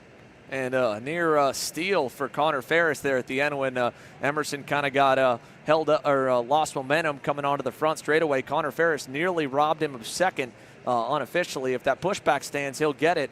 And for Connor Ferris, we talked about him earlier in the race when he was by himself. It looked like he was going to get swallowed up by that pack with Overbeck. He kind of kept his elbows out, got back around James, forced a bit of a battle to form behind to give him some space, and then never gave up, kept running good laps, was consistent at the end, even to Keeble's speed by himself as well. So that kept him in contention. And, you talk about managing the race. Connor Ferris didn't have the fastest car, but he's got himself some hardware to take away from it by driving a really, really smart and controlled event. So good stuff from Connor Ferris there at the end of that one. We go from the KA100 Seniors to the X30 Pro Juniors presented by Rollison Performance Group here. So that'll be coming your way in just a few moments, live from the Motorsports Country Club of Cincinnati. I believe they are slated to go green here in just a few moments, specifically at 10:35. We're about 3 minutes away from the command to fire the engines for the X30 Junior class. The X30 Pro division will follow suit. And, of course, then it goes into the rest of the lineup for the day. You have KA100 Masters in the 5th seed. That'll roll after them. And then I believe we go into KA100 Junior, followed by Micro Swift, and then our Pro Shifter category to cap off the lineup here for the morning and into the afternoon main events from MCC. Short commercial break coming your way. When we come back, it'll be the X30 Juniors and some post-race thoughts from our KA100 Seniors.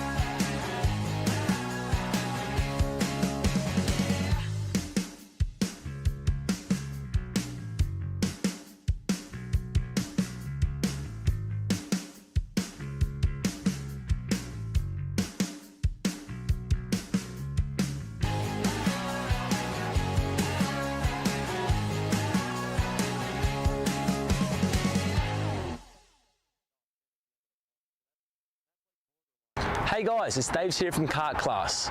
We're at MCC, the Motorsports Country Club of Cincinnati. We're here to show you guys the fastest way to drive this almost 1 mile circuit. It offers both fast sweeping corners, some fast chicanes, and a technical switchback that leads onto a long main straight. Let's find out where to brake, where to accelerate, and where the best places to overtake. So let's get stuck into it.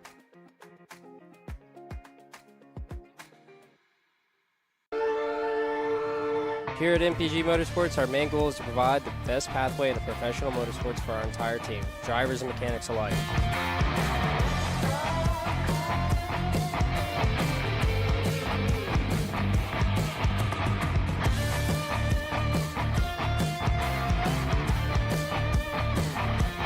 We're based out of Whiteland Raceway Park in Indiana. For more information, contact us at chase@mpg-motorsports.com.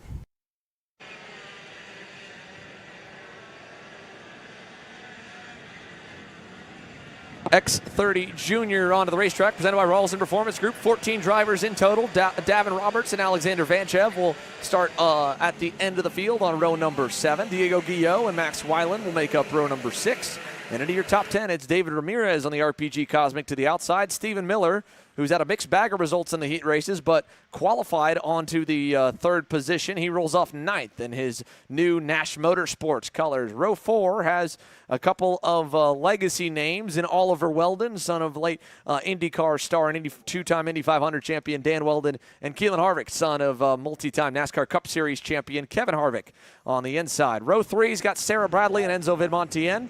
Then row 2, Jackson Woolney and Nathan Dupuis. And your front row has the most recent winner on the X30 Junior Tour, Chico Turner Brown in the Speed Concepts Racing Red Speed on the outside, and Ernesto Rivera on the Rawlson Performance Group Cosmic on the inside, trying to go for another consecutive championship as we get underway down to turn 1, and a clean start for both drivers on the front row. Turner Brown slotted into 2nd. Dupuis trying to get through, couldn't quite do it, and Ernesto gets the lead. We're going to bring all 14 of them down to turn number 4 as Randy joins me back in the booth, and Alexander Searle, Emery Lida will start to get a bit of the post-race going from KA Senior and the pre-race from X30 Pro. Harvick a little bit wide there, not the best start for the Hunt Brothers Pizza. Harvick Racing RPG Cosmic. He drops outside the top 10 just behind Davin Roberts as we climb the hill for the first time. The last thing they want is for Ernesto Rivera to have the lead. Oh, and he gets kind of shipped off there. Little hip check there. Oh my goodness. Yeah, Turner Brown went for it down the inside at the S's, was up alongside him, and they just made contact. I don't think Ernesto expected it. And Ernesto Rivera now is going to be on the back foot, having to drive through this entire grid. He's outside the top 5, down to about 8th or so as we head onto the front straightaway. It's Nathan Dupuis who avoids it all and moves into the lead. Brown to 2nd, Vidmontien into 3rd. As they head down to turn 1, Turner Brown wants the lead back. He'll take it. And Enzo Vidmontien, who's kind of been a quiet 4th to 6th place car all weekend, inherits 2nd. And he's looking to try and make a bit of a sleeper pick come off as the win here on Sunday. The Motorsport White and Orange Kart Republic looking good early. Ernesto Rivera gets shuffled all the way back to 13th. Wow. Yeah, he's got a lot of work to do. There's a lot of laps. But to get back to that podium position is going to be awfully tough for Ernesto Rivera, who's clearly been the class of the field all weekend in this category. But Ernesto Rivera now working his way back from the lead, now back in 13th position, trying to claw his way back to the front. The good news for Ernesto is there are battles all over. That's Stephen Miller who started 9th, getting by Dupuis for 3rd. Oliver Weldon gets by him for 4th as well. And Turner Brown is not by himself out front where he can run clean laps. Enzo Vidmontien might decide to work with him, but if Enzo wants to go for the lead, that'll pass and pass and pass and cause more battling to back the field up to Ernesto's bumper and make it easier for him to carve up the order. So hopefully no damage for the 704 RPG Cosmic of Ernesto Rivera, but he's 12th now here at the end of that last lap, picked up 1 spot. Nice dive from, that was Max Weiland on the blue, white, and orange Magic Kart machine. He gets around another driver towards the back of the grid, and Keelan Harvick's going to go through on Weiland as well. I think that was Sarah Bradley. Weiland got around. Bradley back around Weiland, brought Harvick through also. So there's your updated top 5. It's Brown, Vidmontien, Miller there on the blue and chrome EOS kart for Nash Motorsports in 3rd. He's kind of by himself for the moment. Then 4th and 5th are together. Oliver Weldon on the JC Karting Team LN kart. And Nathan Dupuis was 5th, but it looks like he just got passed by the Rollison Performance Group Cosmic of Jackson Wolney. So the white suit, yellow glove, purple and pink car moves into 5th as we put now 3 complete, 17 to go. Stephen Miller leading that second group, and Stephen is on the charge. Starting in 9th position, he's already made his way to 3rd and is trying to lead that second group up to the lead pack. Ernesto Rivera just went purple with a 57.904. He's up to 11th and obviously on the charge. If he can get some clean racetrack, he can make it up. Makes another pass. He's now into the top 10 and not done yet by any means. Ernesto Rivera, will keep an eye on him, but I believe you're going to see him claw his way back near the front, and if that front group keeps racing too wide, stranger things have happened. Ernesto Rivera could find his way back towards the point, but he's got a long way to go right now. Out of the back section, this will be the completion of lap number 4. 16 laps to go here in RPG X30 Junior as they head down to turn number 1. Back Oliver Weldon getting around Stephen Miller for the 3rd spot. Miller fending off Jackson Wolney for the moment. Your update on Ernesto Rivera. He was 11th last time by. He's now up to 10th. 3.3 seconds back from the lead. That's not terribly far.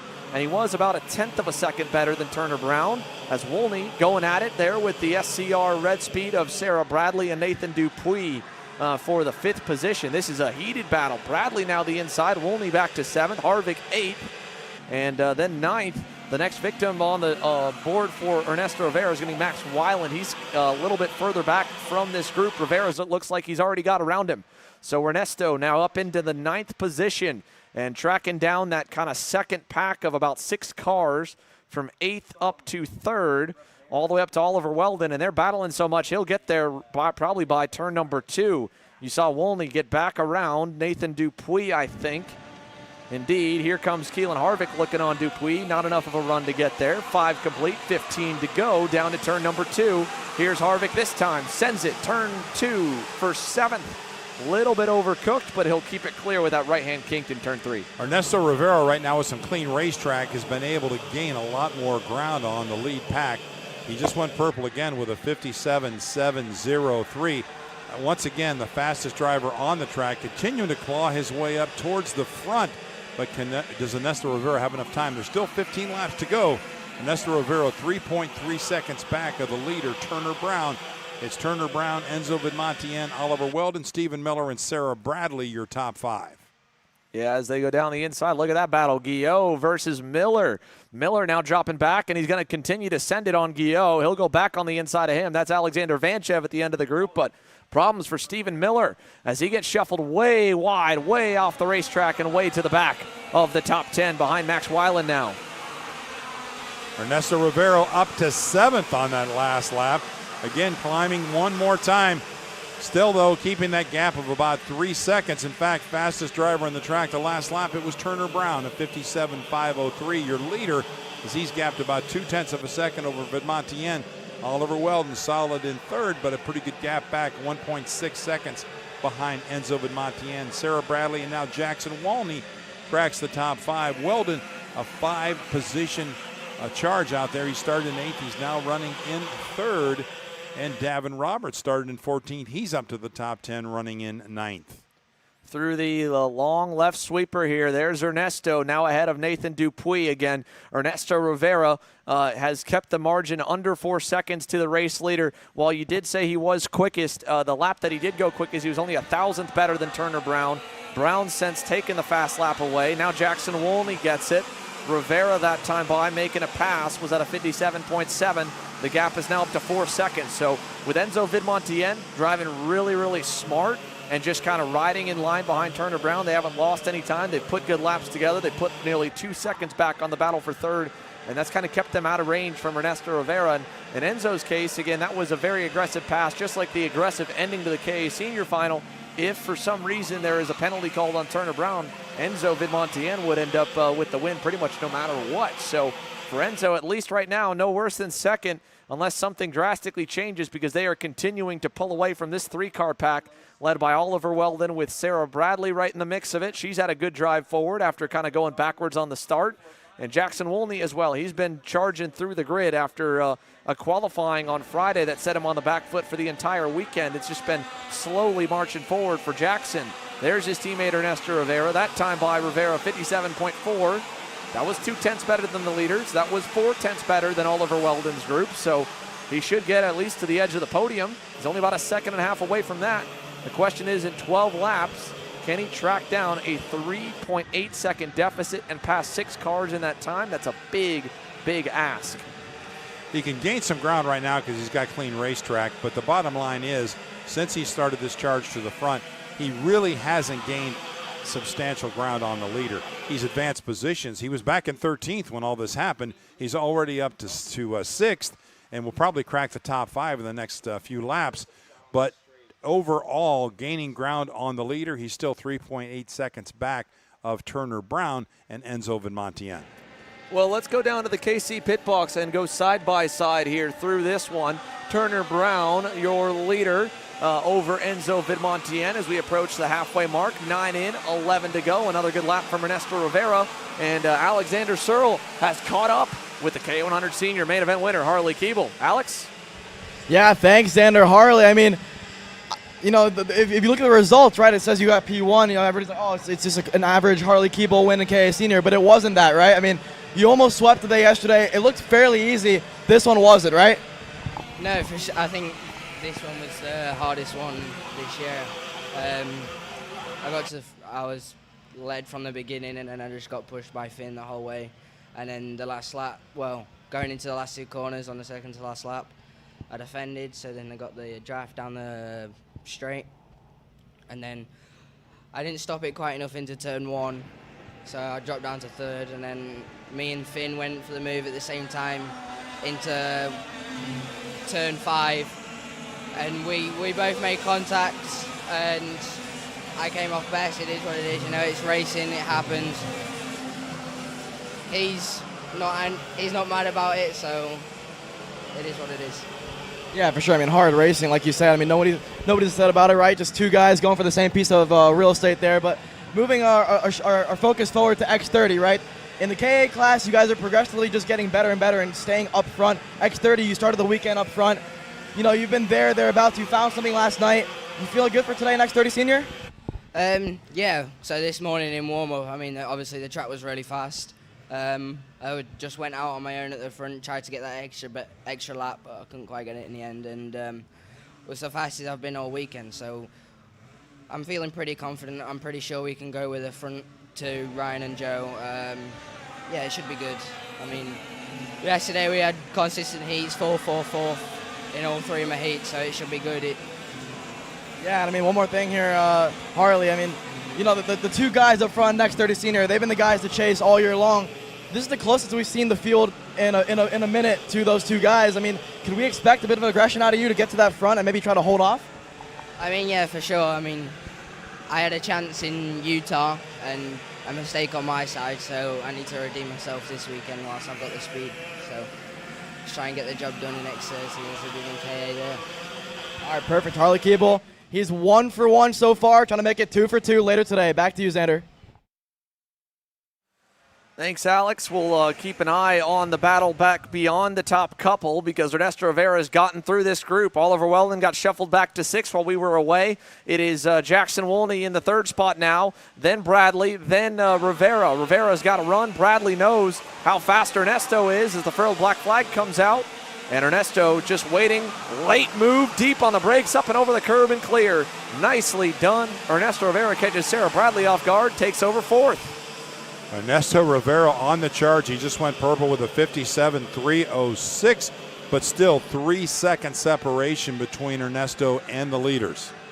Yeah, still a big gap to run down. Now he knew he was going to lose some time because you always lose a little bit when you make a pass. So when he gets through, now he's got his teammate, a little bit of clear track to get to Jackson. That would put him back on the podium But like you said, it'd still take 3 seconds to get there. And Turner Brown and Enzo Vidmontian, they have not passed a single time since getting the first and second. They are trying to build that gap and maintain that gap as much as they can because they know the winningest kid in X30 Junior is hunting his way back forward. He's not just going to go away. Speaking of winning kids, Stephen Miller's day just keeps getting more frustrating, it seems. He falls now behind David Ramirez. That puts him back down to 13th.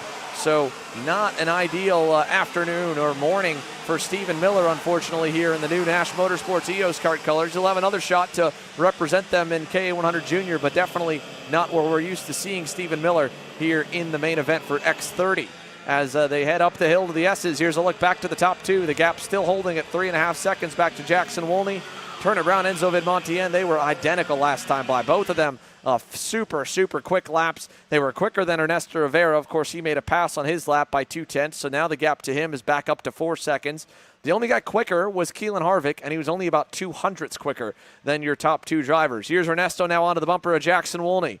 This will be the next pass and the final one before he can get back up to the top two. Coming to 6 to go, Ernesto Rivera versus Jackson Woolney for that final spot on the podium. Through turn 1, big run coming for Ernesto. Should be close enough. And turn 2, nice and easy. Inside and cleared. Ernesto Rivera is back on the podium. What a charge by Ernesto Rivera. Moving up to third, but still a huge gap to those leaders with only 6 laps to go. Just don't see how he's going to make it up unless they really start racing up there side by side, lap after lap for the next few laps. He might have a shot. But if they stay in line the last couple laps, he's never going to run them down.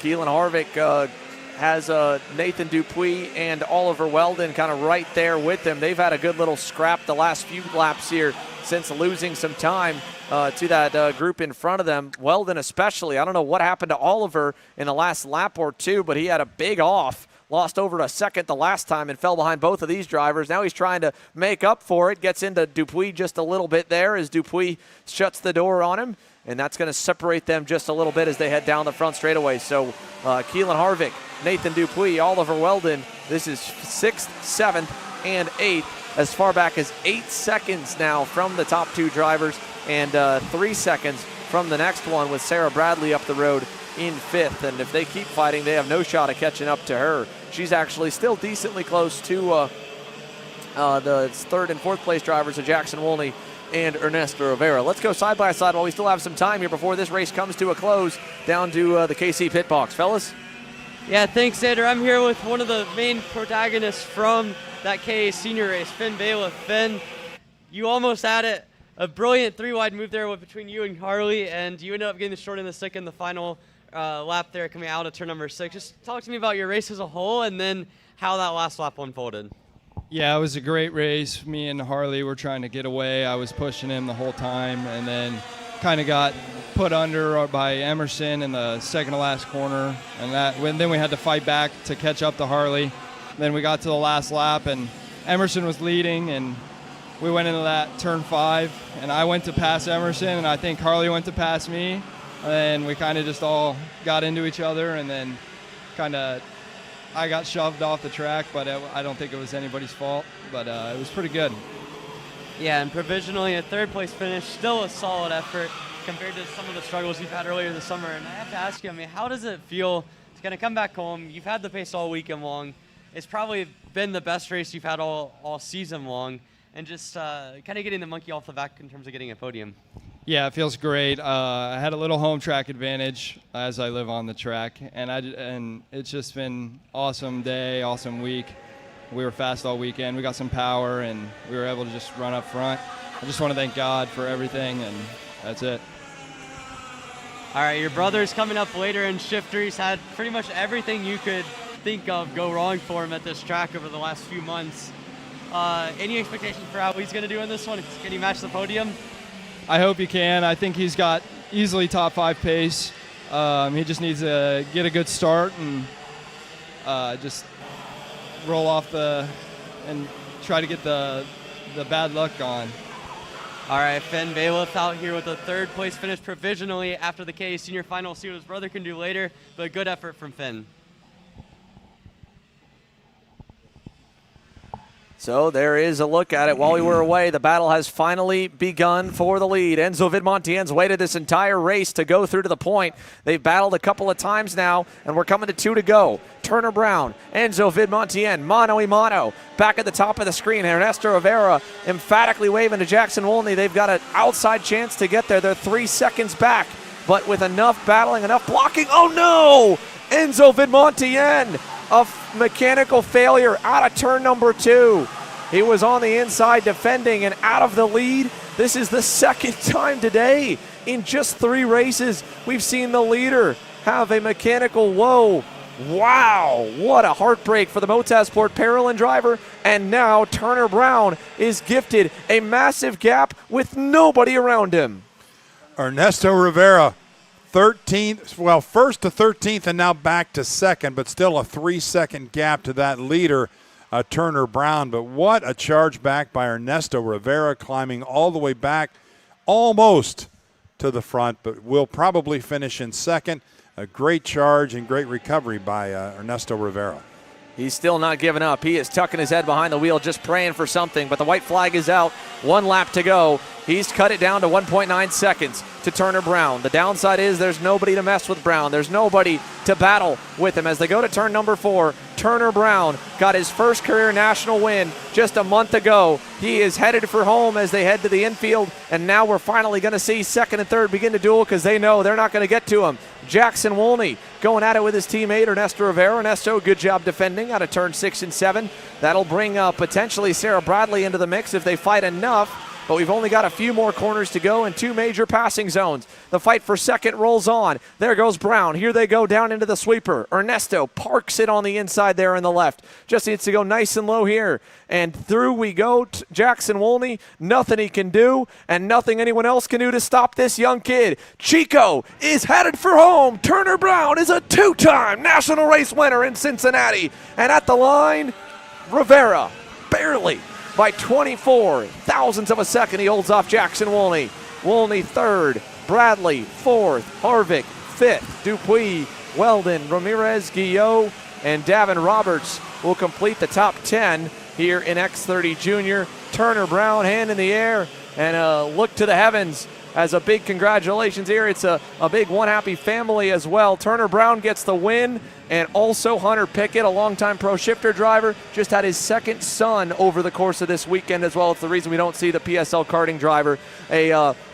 Congratulations to both Turner Brown and to Hunter Pickett, and what a way to end off this spectacular weekend for them. Let's go to the KC Pit Box really quickly, and when we get that last pre-race interview, we'll go to the Saturday thoughts for everyone from yesterday. Yeah, thanks, Xander. Here with Diego Ramos. Diego, I think it's been a pretty solid weekend for you. I mean, you know, you're without your partner in crime, Mateus Morgado, for the first time all year, but it seemed to not hinder you in any way, rolling off on the outside of row 2. I mean, how are you feeling going into this race? I'm feeling confident. Yesterday we showed our speed, and the warm-up was good as well. Let's see. Just looking for the race and hopes I can fight for the win. Yeah, with the 2 guys up front being Turney and Norberg, and you know those being the guys to beat all year long. I mean, what do you expect aggression levels to be like in the whole class, really?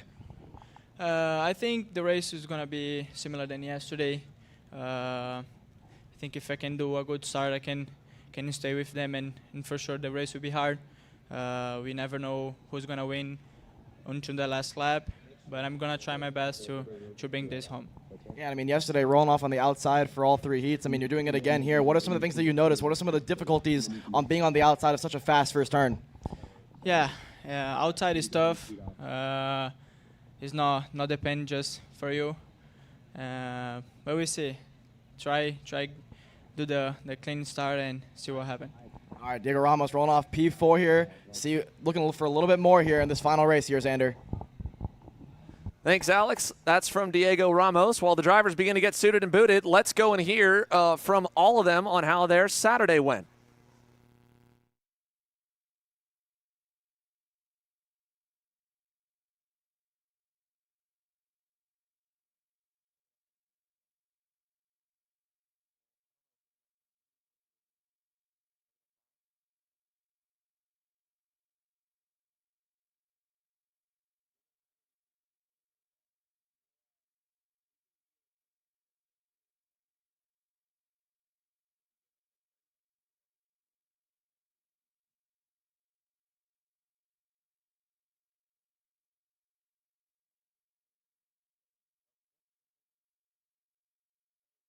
I'd say it's a pretty solid weekend for you so far. I mean, the heat races looks pretty good.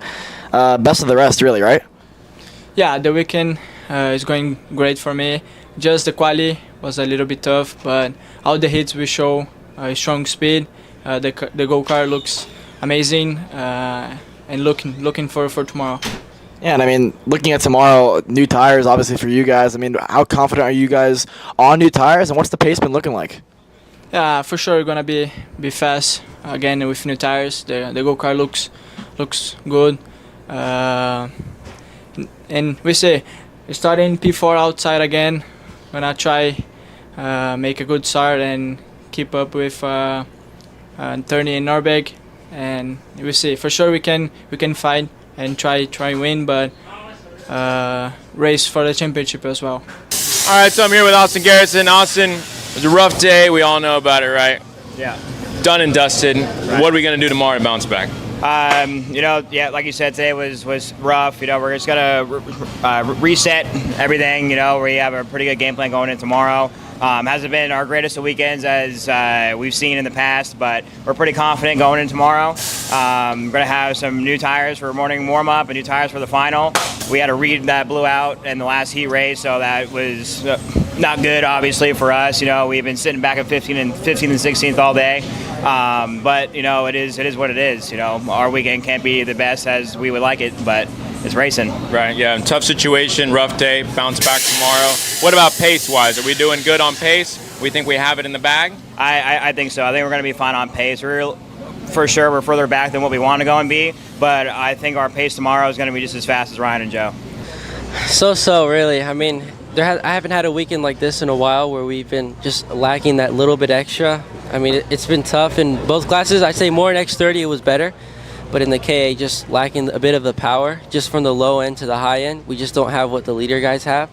And that Heat 3, it got a bit greasy, the track, so it just didn't work out in our favor. So we're going to stick to what we have. We were better at the beginning of the weekend with new tire and quali and like Heat 1. So we'll see how it plays out. Rocky day for your standards, right? I mean, for how good this championship kind of started for you, right? It's slowly slipping away, I guess, a little bit. Is there anything you can do for tomorrow to kind of make amends for kind of the heat races that you went through today? Yeah, the hard thing to take is we've got the speed. The speed's here. We're fast, like maybe not as quick as Joe and Ryan, but for like third to fifth, we've definitely got speed to be there. It's just in the first heat, mistake by me, rookie mistake. Heat 2 got caught up in someone else's crash. Just got it was either crash or go wide, and went wide and got caught in the grass. Then I had to slowly pick them off, but the speed was shown because we was catching the pack in both races, coming back from the back. And in the third one, we was going good until just got moved out of the way a little bit. So we just need to really get stuck in more. But just all learning really, first year. But we've got to put that behind us and just get on with it really, and race how you're being raced. And like I said, we've definitely got the speed to show, and we really need to show it. Top 5 easy, good for the championship, but just need to crack on really. Yeah, for sure. I'm going to tomorrow. I mean, with a little bit of race practice that you've had today, with how rough it's been. I mean, do you feel confident on new tires? And I mean, what do you think going into tomorrow with it being a 20-lap race? Well, yeah, we struggled a little bit when we first tested the new tire here, but in quali we had the speed until mistake by me again, yeah, it put us back to 10th, which made everything hard work from there. But I think we'll be fine. Just get the first 5 laps out of the way, and then the tire's just going to get older by the laps. So get a good start, starting 10th, I think, again. So just got to keep it clean at the start, and then slowly pick them off and see where we can get to, really. Yeah, we found a few things. Also with the chassis, everything. I think probably a little bit of me, a little bit of the go-kart. Combination of everything. Yeah, KA was very good as per usual. I got beaten on the line in the second heat. I led lights to almost flag, probably the last 10 meters. He just got me. But it is what it is. It happens. It's such a long straight. What can you do about it? Yeah, apart from that, it was a pretty good day. I'm going off pole tomorrow in the KA. I think 3rd in the X30, and it should be good now. I found a few things in the KA. Well, let's see. It's so hard to break the draft. Tried doing it today, and every time I almost did it, but I couldn't quite do it on my own. But I'm pretty sure a few people tomorrow would like to work with me, and we should go forward, and hopefully it's not too hard on the last 2 laps. Yeah, I mean, and knowing the improvements that you've made to the X30 kart after that 3rd heat, I mean, what are your confidence levels like for tomorrow? I mean, rolling off inside of row 2 and P3 on the inside, being at the P2 and maybe challenge for the win or what? I mean, looking at how many finals have I done this year? So many. Every single final they've all fight at some point, so I'm pretty sure anybody from 1st to 11th has a chance of winning, you know, so I don't know, I'm not too worried. We've still got the warm-up to go to test some things, so let's see. Yeah, we've been quick. I think it's, we've had a good weekend so far. It's just it's basically me and Joe right now just kind of swapping positions, and it's a hard track to pass on. I mean, when you're so evenly matched, it's really difficult. You end up just being faster in just different spots, and so yeah, we led a lot of the 3rd heat there, and I think we had a better kart that session. But yeah, Joe got ahead, and then I made a mistake here and there, and wasn't able to get by. But yeah, the race has been fun. It's been clean, and yeah, we gotta figure something out, a little bit. But we're not looking for a couple tenths. We're there. We just gotta fine tune everything. Yeah, and I mean, you had the luxury of being on the inside of row 1 all 3 races here tomorrow. Outside of row 1, I mean, how important is that start going to be for your race, really? Well, it's really important because we can't let Joe get away. I mean, right now he and I are so even. It's difficult, and in the 1st heat I got away pretty far, and Joe was quicker, but it was hard for him to close the gap, and it's going to be the same thing. If he gets away, it's going to be difficult. So ideally, we get into 2nd, hopefully on the start. If we fall back any further, we can just get into 2nd quick, and then run him down, and then hopefully challenge him a little bit for the win this week. Yeah, like you said, more of the same, but obviously Ryan's. Welcome back here to the Motorsports Country Club of Cincinnati. We apologize we couldn't get to everyone, but well, we've heard Joe Turney's story quite a bit, so let's see him as he brings our field down. It is time for the X30 Pro Division presented by Speed Concepts Racing. Joe Turney has been phenomenal all weekend long. Ryan Norberg started with a pole in qualifying and a heat win, but as the weekends progressed, it seems like the advantage has gone the way of the Kart Republic. Everybody else has been chasing these two for the last 9 months, it feels like. There's been hot spurts. Harley Keeble was close a couple of times in Orlando and in Utah. This weekend, he said this morning after warm-up, he feels a little bit better. Moving back from Harley Keeble, Diego Ramos has looked like the 3rd best car all weekend long alongside Alessandro Di Tullio in a bit of a tie. And Diego Ramos, to his credit, has only looked 3rd best because he hasn't been close enough off the start to be to the top 2. He qualified 6th, had to start on the outside row each time, and had to drive forward. Blake Nash qualified good, but it hasn't looked like his race pace is stacked up to his single lap speed. He rolls off on the row number 3, and then back alongside him, Alessandro Di Tullio, who had a mixed bag of results in the heats, but had a lot of speed. He was 3rd best last time out for the Pro National calendar. The rest of the field is coming together for Franklin Motorsports X30 Pro. For the first time ever, the US Pro Kart Series is here at the Motorsports Country Club of Cincinnati. Who is going to get the first win on the new racetrack? Joe Turney, Ryan Norberg. X30 Pro is underway, and look at Diego Ramos up the middle. Norberg, a very slow start down to turn 1. He gets absolutely swallowed by the field, Randy. Norberg got shuffled all the way back to 5th through that start. Diego Ramos was ready to pounce, and boy, he pumped it when the green flag flew. He took off down the middle, went 3 wide. Next thing you know, he's chasing down Joe Turney for the top spot. So a great start by Diego Ramos. Ryan Norberg is still way back. He's outside the top 15 now, all the way behind Cooper Shipman. I don't know what misfired for the Ralston Performance Group Cosmic driver. He looks okay now, just ahead of Brandon Lemke. That changes everything. As off the racetrack is Hayden Jones, big off for the 316. But what changes now is while Ryan Norberg was the guy to battle Joe Turney, these guys are going to try and shuffle Turney to the rear. Harley Keeble down the inside. Here comes Blake Nash to the outside down the front straightaway. Turney back to 3rd. He'll push Keeble forward. Harley Keeble probably going to low line it here in turn 2 as well. Ramos to 3rd. No, Turney underneath Keeble. He gets through for the lead. Ramos trying to go for 2nd. Keeble still there on the outside in 3. He runs Ramos wide. Harley Keeble Diego Ramos all the way into the dirt, and Keeble gets back to second. Turney gets the lead again. My, how things can change from one day to the next. This is a completely different appearance to what we had yesterday in the heat races. We have got wide open right now. This is anybody's race. Now, how good is Harley Keeble? How good is Alessandro DiTullio? This is the biggest lead Joe Turney's seen so far here in the opening couple laps as Henry Wheeler gets shuffled wide. They're still battling behind them, but for the top three, they have to be perfect right now. And Joe Turney knows that. He knows he needs to be perfect. If he can build that gap and get them to give up on chasing him and fight for second, he's home free for the next 15 laps or so. 2 complete, 18 to go. It's Turney, Keeble, DiTullio, Nash, Paulie Massimino into the top 5 on the BJR MDR LN card. And a big mistake from Harley Keeble. He dropped a tire there coming out of turn number 1. Nearly lost it into the corner. Good save, but not what you needed to happen. Like I said, he's got to be flawless. That was a flaw right there. Update on Ryan Norberg all the way back to 13th, trying to climb his way back up to the front. It's not going to be that easy. There's some really strong competition ahead of him. Joe Turney with about a half a second advantage right now. Harley Keeble looks like he is tracking him down this lap, even with that mistake. They'll all give the Brits some credit, and Ryan Norberg as well. While it looked like he might have just maybe bogged the engine off the start, he's driving pretty solidly through the field. Here comes Blake Nash for third as DiTullio washes wide.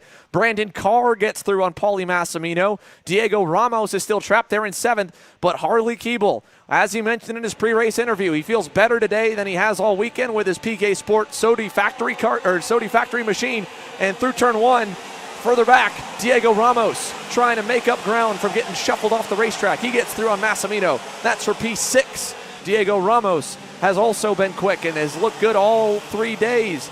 Dario Vizzaro, a bump and run to Paulie Massimino in turn 6. I want to watch that here in turn number 4. Let's see, does Massimino get him back? He sends him off the racetrack. Yeah, well, welcome to the big leagues, Dario Vizzaro. That stuff's probably not going to fly.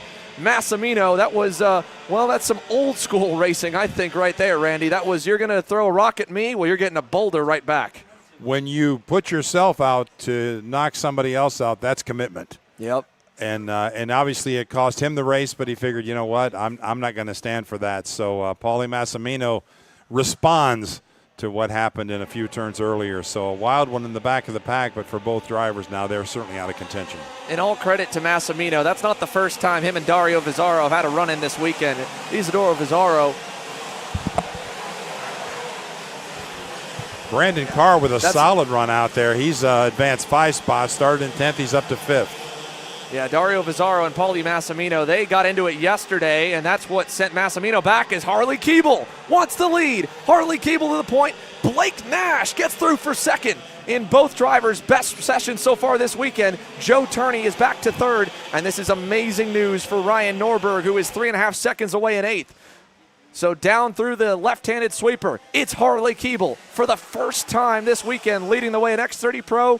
Could he sweep the main events in senior single-speed categories? That would be spectacular for the PK Sports Sodi group. As they head on to the front stretch, we're still early on, 5 down, 15 to go. And behind the top 3, it's close. It's DiTullio, Brandon Carr, who's been silent all weekend, and Diego Ramos, and the fastest driver on the racetrack, it's the man in 8th. Ryan Norberg is quickest, a 56.343. Everyone is tight and together. The easy-going heat races that Diego Ramos thought might be the case for the mains, not the case at all, Randy. We are fighting here on Sunday. Ryan Norberg now has closed in a 2.5 second gap from where he is now up to the front.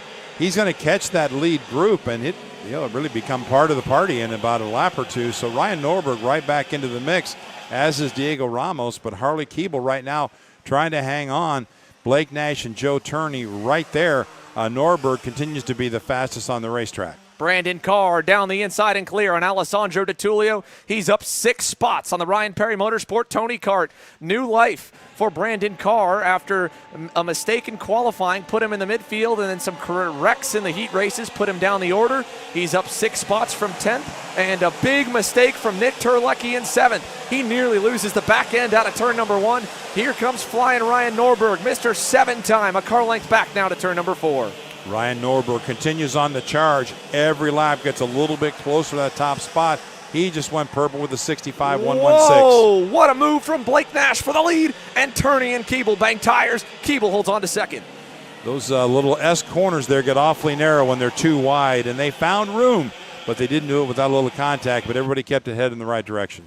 The Californian Blake Nash has never won an X30 Pro main event before. He's looking for it here today. Harley Keeble has won a bunch of KA races. He wants his first X30 win as well this year. And Turney is just trapped behind these two young guns, trying to find an opening to get himself back out to the lead after a slow start for the Kart Republic driver. Furl black flags flying. Keeble nearly sideways under braking in turn one. There's 6 cars lined up down to the hairpin, and Norberg getting through on Terlecki for 7th. It's 8 drivers in the lead pack. Harley Keeble commands them into 4. Turney, wow, down the inside on Blake Nash. He gets 2nd. And this is right into the hands of Ryan Norberg. The old saying, the race will come back to you. Well, the race is coming back to Ryan Norberg. Fastest kart in the racetrack right now. He's trying to close in on Diego Ramos and make his way around Diego. If he does that, he's going to be chipping away at that top 5. Harley Keeble took 2 looks back to double check and did a double take that Joe Turney was the guy behind him, and instantly he starts to go to the low side. Turney knows it's coming. He's trying to find a way around his fellow countrymen. Harley Keeble spent a lot of his junior and mini career looking up to Joe Turney and the likes of him and Oliver Hodgson racing over in England. And now he's racing against some of his childhood heroes, and he is trying to keep one of them behind him with a vengeance. Joe Turney, a little love tap in turn number 1. Keeble still low-lining everybody on the bottom side through turn number 2. And the downside of going that far low, they're on the dirty part of the racetrack. Someone's going to make a mistake. When's it going to happen? Turn 4. Look at Nick Terlecki around the outside trying to get 7th, and he does, back from Norberg. Unbelievable racing out there. Those top 7 to 8 drivers, all nose to tail.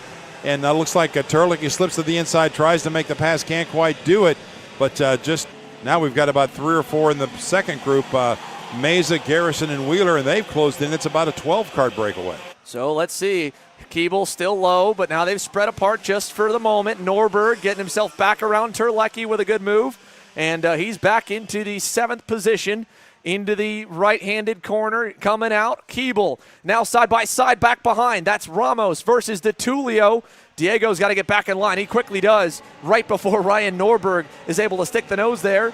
Keeble blocks low again, really parking it on the bottom side. Everybody, look at Brandon Carr. He sends it around the outside on Blake Nash. He'll get to 3rd, and DeTulio to 4th. What a pass around outside of turn 2 by Brandon Carr. Didn't think you could do it, but he did it. Unbelievable move by Brandon Carr. This is just blocking until the field spreads apart. Harley Keeble, I don't think he's going to take it off the low side. Joe Turney trying to get creative. Went high, still on the outside. He's still there. Joe Turney to the lead into the S's. That's a pass we haven't seen all weekend. Around the outside for 2 corners, gets to the S's, and he's got the line. Great move by Joe Turney. Alessandro DeTulio off the racetrack as Brandon Carr got down the inside. Henry Wheeler gets through. Diego Ramos to 3rd, and now Harley Keeble. He blocked for many laps because he knew how quick Joe Turney could be. He's got to try and find a way back around him before Turney gets away. Ramos finally back up to 3rd. The downside is the fastest guy all race, Ryan Norberg, is behind him, and he's going to look to take that spot. Watch this. Turn 1, turn 2, the number 1 to the inside. He gets through on Ramos. Ryan Norberg with a beautiful move to the inside, waited to the last moment. Oh, Brandon Carr, Blake Nash, side by side with Austin Garrison. 3 wide out of turn 2, and they both go into the wall. Carr and Nash are done. Brandon Carr, 2nd in the points coming into today. He's going to lose a lot of positions as now Austin Garrison, a little bump and run to Henry Wheeler as he takes over the 5th spot. Austin Garrison has had an abysmal weekend, and finally here on Sunday, he's turning it up in the Speed Concepts Racing Red Speed. Well, this is shaping up to a heck of a finish right now as Ryan Norberg and Diego Ramos are in a 2-car draft. Ramos a little bit back. He's got to get closer to really help Norberg, but they're closing in a little bit quicker, I think, than Turney and Keeble. Within a few laps, we could see Norberg up to that lead group, and who knows at that point what could happen, but Norberg remains the fastest kart in the racetrack. Yeah, Ryan Norberg, that time by, granted he made a pass, so he lost some time. The gap, 1.4 seconds.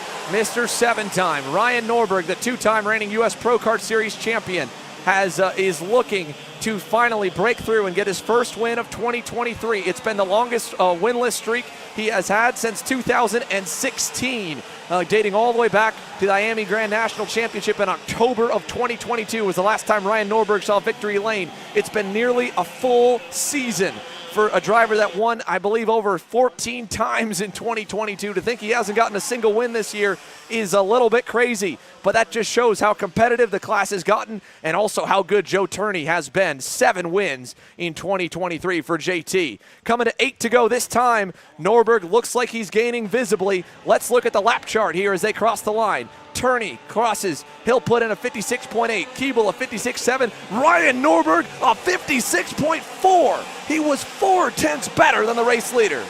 He gained about 4/10. You can see it on the racetrack too. He'll be in the draft to Harley Keeble within a lap or two, and then it becomes a 3-kart battle. And if they start racing, Diego Ramos could get reeled back in. Right now, Ramos is out of the mix, but Norberg closes in as those first two, Turney and Keeble, still run nose to tail. They do not want to go too wide just yet because Norberg is going to close in even quicker if they do. Harley Keeble kind of represents the rest of the field here in 2023 right now. He might be seeing a little bit of red and just thinking, if it's Norberg or if it's Turney, I've got to dive bomb them, pass them, put them behind me. But realistically, from the outside, his best chance at winning this one is when Ryan Norberg gets around him, he follows him and lets Norberg go to work on Joe Turney. Because Harley Keeble, you saw how viciously he defended. It was all clean within the rule book, but very aggressive and very early defensive driving from Harley Keeble to try and keep Joe Turney back until Turney got him around the outside. Further back, here's a nice battle. This is Noah Baker working on a driver further away in turn 2, while the leaders are all the way up the road in 4. It's Ramos by himself in 4th.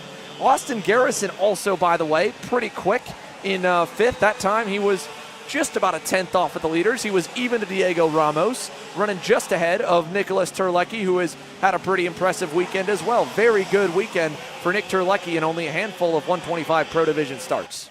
You know, he's not gaining much every lap, but he's gaining enough. And with 7 laps to go, 6 laps next time by, Ryan Norberg is now within about 3 kart lengths of Harley Keeble. Harley Keeble trying to figure a way to get around Turney, so he's got Turney as a buffer. But right now the buffer is Harley Keeble, and Ryan Norberg is going to be knocking on the door in the next lap. We saw what Harley Keeble was capable of, what he was willing to do, the lengths he was willing to go to in that KA100 Senior main event moments ago. He will throw everything at it to try and get a main event win. He got one already.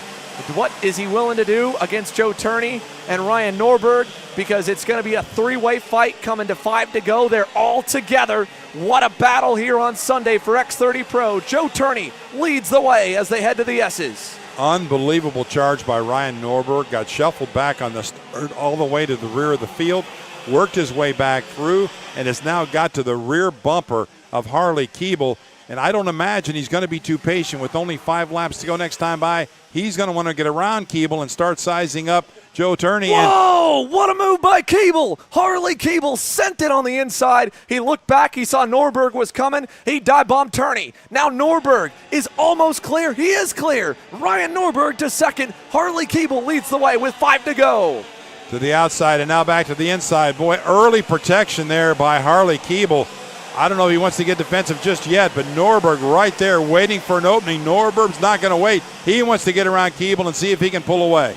Harley Keeble doing what he did earlier. Got to the lead, and he's going to low line it and park it on the apex. Do either of the veterans try anything crazy? Joe Turney's going high and low. He's got to cross over Norberg.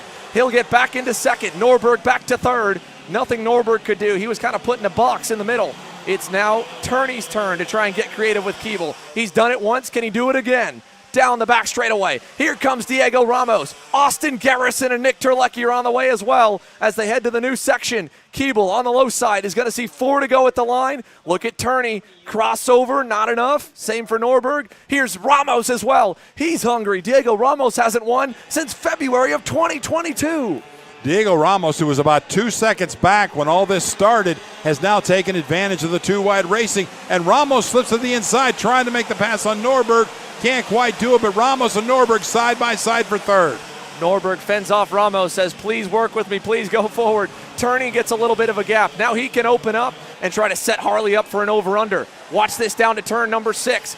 Joe Turney, deep, high, over, under. Now around the outside again. He's off the racetrack. Joe Turney all the way back to 6 now. Keeble holds the lead, and it's Norberg up into second. Austin Garrison and Nick Turlicki now to the top 5 as they're Norberg nearly got underneath Keeble, and Keeble swerved to block. Didn't realize Norberg was there. It's now Austin Garrison to third, Ramos into second. This is not over yet. In fact, we've got about 10 karts, well, really about 12, because all this side-by-side bumping and bagging has caused the field to just clump together. It is anybody's race. 3 to go this time by, and Harley Keeble trying to hang on. Diego Ramos worked his way back up to second now, but it is by far not over. Norberg is P5, trying to work his way around Nick Turlecki. Austin Garrison's got a little gap. Ramos goes a little bit low to block. Harley Keeble finally gets off the inside now that he's shuffled Joe Turney and Ryan Norberg down the pack. Diego Ramos was not fast enough to keep up with Harley Keeble before. And oh man, Elio Meza, big hip check into the side of Paulie Massimino, trying to get underneath a driver behind him and overcooked it. 2 to go. Ryan Norberg once again fastest on the racetrack. Same story as 1 month ago, but unfortunately with the way this has transpired, Harley Keeble might have gotten away with one here because he's 2 car lengths up on Ramos and pulling away from him and Austin Garrison. It'll be 2 to go this time. Diego Ramos trying to get a first win in over a year and a half. Harley Keeble, his first X30 Pro win on the line. 2 to go. And Diego Ramos may wait one more lap because if they start going side by side, they'll bring more to the party. I think it would be smart for Ramos, whether he does it or not, it would be smart for Ramos to wait till that last lap and then get aggressive, because if he gets too aggressive now and they start bumping and grinding, he's going to bring everybody else back. Right now, they've got about a half a second gap, which is about 10 kart lengths on third place Austin Garrison. And I think they can stay that way, are quick enough to do that if they don't race each other till that last lap. Joe Turney's gotten back up to 6. Him, Ryan Norberg, and Nick Turlecki are in an all-out brawl right now. Alessandro DeTulio's there. Look at that slick over-under by Joe Turney on Norberg. Both of them are probably looking at each other like, man, this is just frustrating. And as they run behind Turlecki for 4th. Meanwhile, Keeble is headed to the white flag. Diego Ramos is a car length and a half away. Harley Keeble needs one more perfect lap. Diego Ramos needs a mistake out of him. The battle is back for 4th, and it's up for the win if Ramos can get there. Down to turn number 2. Diego Ramos has to make his move now. It won't be but about 3/4 of a lap till that checkered flag comes out, and Ramos is there. He is ready to pounce. Not quite close under there as they hit the left-hander and now head back down. A little bit of a lazy-ass corner there. They'll make their right-hander and then head up through the kink. And Harley Keeble comfortable with about a 2 kart length advantage over Diego Ramos. If Ramos is going to do something, it's got to happen now as they work the back part of this course. And it's almost no time left for Diego Ramos. Harley Keeble now pretty comfortable with that 2 kart length advantage. No mistakes by Keeble as they round the corner one last time, headed for the stripe. Harley Keeble by about 2 kart lengths over Diego Ramos. Final time, down the straightaway. Harley Keeble sweeps the senior classes, and he scores his first career X30 Pro main event win. Harley Keeble wins in Cincinnati over Diego Ramos and Austin Garrison from 19th. 19th, that's right, 16 positions gained for Austin Garrison. Ryan Norberg and Joe Turney, as they drove by Harley Keeble, they both shook their head. They are not happy with the young kid, the 16-year-old out of the United Kingdom. And there is a congratulations from Alessandro DeTulio saying, man, good job. There's the congrats from Paulie Massimino. Diego Ramos gives him a congrats as well. The rest of the field, they knew that they probably would have had to do the same thing Harley did to keep Joe Turney and Ryan Norberg from winning this race. And while Joe and Ryan may be in agreement that they're frustrated, that's Harley Keeble kind of representing everyone that they've been whooping up on over the last 6 months. So an aggressive X30 Pro main and a completely shaken up podium. It's Harley Keeble on top over Ramos, who gets a massive boost in the championship standings. Diego Ramos trying to get his first career US X30 Pro national title. He led by a slim margin over Brandon Carr coming into this week. With Brandon Carr crashing out, that's going to be a huge points lead for Diego Ramos with another podium, one of the most consistent drivers in the 2023 season in second. And again, for Austin Garrison to get third and just kind of avoid all that chaos after the weekend that he has had, that is super, super cool to see. There you see Ryan Norberg and Joe Turney talking to each other. They're in the same book right now. They both kind of got the short end of the stick in the way that race played out with all the battling, all the shuffling. And how about Nicholas Terlecki on the Holtz Driver Development Tony Kart, his third ever X30 Pro Division start. He spent a lot of years running KA100 Senior, and as he's moved up into this class, he said this weekend, he's like, I'm trying to be competitive with these guys, take what it'll give me, but also earn some respect. And a fourth place result, I think he pretty much stayed out of trouble. That was a really good run for Nick, coming from 13th on the grid. Congratulations, Nicholas Terlecki. Yeah, I want to tell you, Terlecki struggled a little bit in qualifying. He was actually in the B group when he got out for qualifying. So Terlecki has been battling all weekend long, and hats off, finishing in fourth. Great weekend, great run, and great charge by Nick Terlecki. Yeah, great stuff from Nick Terlecki. Alessandro Tullio was kind of third or fourth fastest throughout the heat races. I think he probably could have had the speed to contend had things gone his way, but he ended up getting shoved off the racetrack a couple of times. He ends up crossing the line in seventh behind Turney and Norberg. Paulie Massimino, remember, he was wrecked and off the racetrack in his duel with Isidoro Vizarro. Paulie ends up in eighth. Henry Wheeler ninth. Brandon Lemke down in the 10th spot, picks up 8 spots. He started 18th, had to drive forward. That's a solid drive for the driver subbing in. He only got one practice session on Friday afternoon and then went straight into qualifying after the lingering injury for Braden Eves had him focus on KA Senior and opened up Brandon Lemke to drive the MPG Motorsports Kart Republic. He rounds off the top 10. Noah Baker picks up 9. Austin Boyle picks up 4 to go to 12th. Jorge Ortiz picks up 1 to go to 13th, and the scale line, as we can see here, Randy, it has not moved, and that's because I'm sure there is a lot of reviewing going on the officials' radio channels.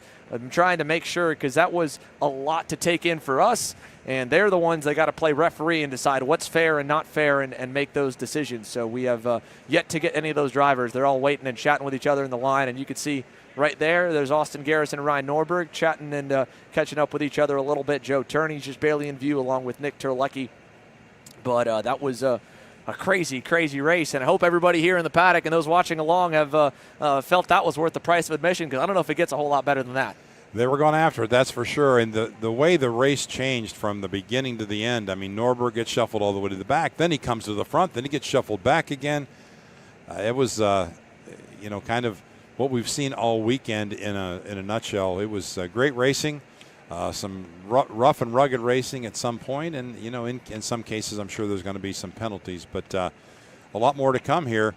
We've got the KA Masters coming up next. That's been a good program all weekend long, so we'll have that, and then our lunch break, and then 3 more this afternoon. But some good racing here at the Motorsports Country Club of Cincinnati. Yeah, great stuff here. Sean Bailiff, Michelle Bailiff, and everyone on the MCC crew have opened their arms to the US Pro Kart Series. We've had the Stars Championship Series here as well. They'll be here in a month. And this track, it just, man, we heard this was kind of what I think some of the drivers feared in the KA and X30 Senior classes, the experience that comes of the 15 and older division, where you've got guys that have been doing it for some of them over a decade. That this racetrack was going to potentially be a very aggressive racetrack, because the passes had to be such kind of bonsai moves, and they felt it, on track driving, it felt a little bit more narrow than, say, a place like Newcastle Motorsports Park or Trackhouse Motorplex. And I liked it. It put them in a box. It made them squirm a little bit. And while this race, it wasn't all the way down to individual lap time speed, this was a battle and a slugfest at that. Elbows up. Yeah, it was fun to watch, and it was a heck of a show here in the first of our 2 headline divisions. And hopefully we can see a lot more racing like that here, because we're only halfway through the initial rotation, right? We've got KA100 Master that'll come up next here, and then, of course, we'll have our lunch break to allow the hard-working team for the US Pro Kart Series and the MCC track staff to be able to get something to eat, get some water, get out of the sun, then come back, and we'll round off the last 3 main events of the day, kicking off with KA Junior, then going into our micro slip division, our youngest stars, and then our fastest stars with a pro shifter class, where AJ Myers is trying to complete a perfect weekend after sweeping all 3 heat races from the pole in qualifying, and it would be a big boost of confidence for the American as he tries to represent the United States over at the FIA KZ World Championships and see if we can't, for the very first time ever, get a KZ American World Champ. That would be pretty cool, and the guy seems to be on top of his game, Randy. I mean, AJ has just been flawless. Yeah, definitely. He's if anybody this weekend has been unstoppable up to this point, it's been AJ. He's just been rock solid, no mistakes, and if he can duplicate that in the final, he's going to win going away. But a couple heats yesterday, Marion Crummers would close in, and then at the last moment just slow down some, and I don't know if he was just backing off or he had given it all he had, not sure, but we'll see what happens in the final. Wanted to comment a little bit on the weather. The sun's out, but it is cooler today, and so I would think that's got to be a little better racing conditions for the drivers, certainly for the staff and the officials and the people in the paddock, a lot more comfortable than it was on Saturday, and it's certainly Friday for practice was really hot. Yesterday was just up and down between humid and hot to rain, but today it's moderate. I think we're going to peak at about 80 degrees. There's a nice little breeze going. Good racing conditions today. Yeah, very good racing conditions today. And, we heard that in Harley's interview, mentioning that while he did go fast as he's gone all weekend in the morning, track was the best. It was nice and cool, wasn't too hot where it got kind of slippery. The tires weren't getting quickly overheated, so the cooler temperatures have definitely let the engines run a little bit better and made them be able to go a little bit faster. So while we still wait for the penalties to get called, we'll probably be doing some side-by-side interviews and bits and pieces during that KA100 Master main to hear from our X30 Pro finishers. But the engines are coming to life for KA Masters, Randy, so let's go ahead and go through the starting lineup for the next division onto the racetrack here with KA100 Masters on deck. Let's go ahead and tell everyone where they'll start the race. Starting in the front row, we got Mike Rollison on the pole in the 427, Andy Kuchar on the outside. Those two put on a heck of a show yesterday. Rollison and Kuchar were going at it pretty good. Laurentio Mardan with steady finishes yesterday in the heat races will start third. Jamie Siraki, who had a bad first heat yesterday, came back in heats 2 and 3 with solid finishes. He'll start outside of that second row. Mario Barrios and Miguel Mir will start in row 3. Then it's Nicky Coelho and Scott Kopp in row 4. Clay Settles and Grace Hemmert in row 5. TJ Nevels and Pete Vetter in row 6. Brett Harrelson and Greg Leahy in row 7. Mingyang Zhu and Louis Canones in row 8. Rob Mayer and Tom Gershner in row 9. And Scott Carapoletti make up your 19 starters for the KA100 Masters, brought to you by Speed Concept. It's Mike Rollison and Andy Kuchar that will bring him around for a start. Yeah, Mike Rollison, very consistent through the heat races, didn't qualify on the pole and really wasn't always the fastest guy in the first couple of laps, but just let the race kind of come to him, didn't get, frazzled and overdrive in any way, and as the race would go on, you'd see Mike Rollison slowly become the fastest driver on the racetrack, chip away at the lead, and eventually end up winning more than not. And that's what's got him the inside front row starting spot alongside of Andy Kuchar, who was able to stay with him through all those heats, led in the early part. We'll see if he can fire off good as well. Green flag in the air, and down to turn number 1. It's Rollison to the lead. Laurentio Mardan, who flew under the radar up until that final heat race yesterday afternoon, slots into second. Kuchar to third. Mario Barrios is fourth. They're side-by-side for fifth. Couple of Wisconsin-based drivers. Nicky Coelho on the inside, Jamie Siraki on the outside, and Miguel Mir is also going to follow Coelho through as Siraki with a bit of a rougher start. He falls back to the 7th position, headed to turn number 6. And Andy Kuchar yesterday had a couple of heat races where he started outside pole and took the high line through 1 and 2 and actually came out on top. One of the few drivers that could do that. That didn't happen today. In fact, Laurentio Mardan was going to see to it that he was going to be in that line behind Mike Rollison as they took the green flag into turn 1. Rollison with about a 2-kart length advantage over Mardan and Kuchar. Jamie Siraki back in there, as well as Mario Barrios. That's your top 5. But right now they're chasing Mike Rollison, who a little unfamiliar territory. Rollison started in 4th in the heats yesterday and always found his way to the front. Today he started in the front, but he is not going to break away by any means. In fact, that lead group of about 7 or 8 karts are all nose to tail right now. Through lap 1, your top 10, Mike Rollison leads the way. Laurentio Mardan runs second. Andy Kuchar, Mario Barrios, and Nicky Coelho, your top 5. Miguel Mir, Jamie Siraki, Clay Settles, Scott Kopp, and TJ Nevels round out your top 10, 1 lap in the books. We've got 19 laps. These are 20-lap mains for all but the 2 micro and mini divisions. And we got 2 drivers, the 416 and the 454. Oh, no, that's Siraki and Clay Settles. They're kind of slow in coming out of turn number 6 from some contact. 2 drivers that were up at the front this weekend. Clay had a mechanical failure in Heat 3 that put him to start in the 9th position. He was up 1 the last lap. Now he'll drop way back down the order Meanwhile, on the other end, Mike Rollison, Laurentiu Mardan, Andy Kutcher, Mario Barrios, and Nicky Coelho getting away pretty good here with 2 laps complete now, 18 laps to go. And that opens the door for Scott Kopp and TJ Nevels, who are running 9th and 10th. They'll move on up into the lineup into 7th and 8th with Brett Harrelson and Grace Hemmerty now in the top 10 as Settles and Saraki are shuffled back. In fact, Saraki's all the way to the rear. Settles has lost a few positions. He's in 13th. But a big mover right now is Brett Harrelson. He started 13th, and 2 laps in, he's already up to 9th. Yeah, Brett Harrelson, that was his story all through Saturday. He had to start from the rear of the field, would pick up a bunch of spots in the heat races and drive forward. The Nash Motorsports driver, we haven't seen him all too much in 2023. I think this is his first time back behind the wheel this year.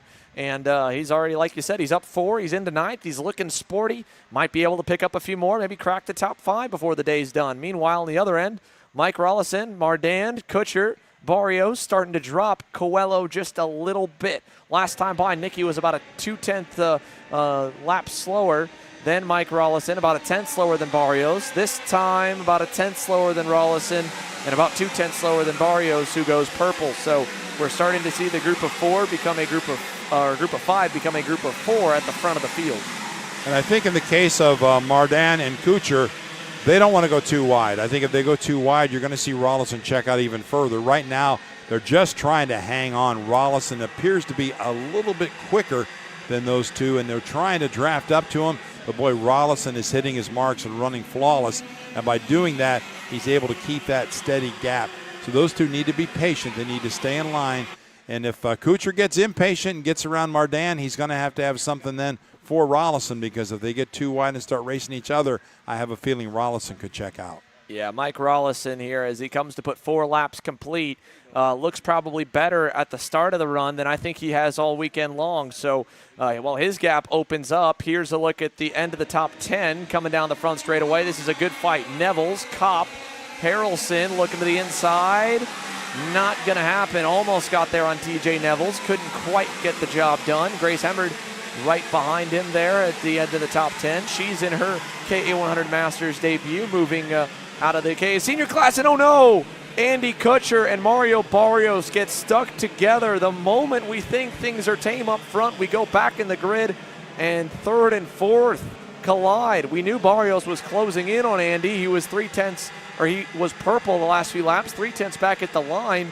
I don't know if he tried a late move or maybe just Andy got sideways in front of him, but that just changes our lead pack, takes us from 4 down to 2. And what a gift for Mike Rollison and Laurentiu Mardan. They are now seconds ahead of Andy. Well, I don't know. It's going to be probably Nicky Coelho now up to 3rd, but they are well ahead of that 3rd spot. So really it's going to boil down to those two. And Rollison with a nice little gap on Mardan. Mardan's going to have to reel him in, or Rollison's going to have a bit of a Sunday drive out here. He's got about a half a second on Mardan, which is about 10 kart lengths on the racetrack.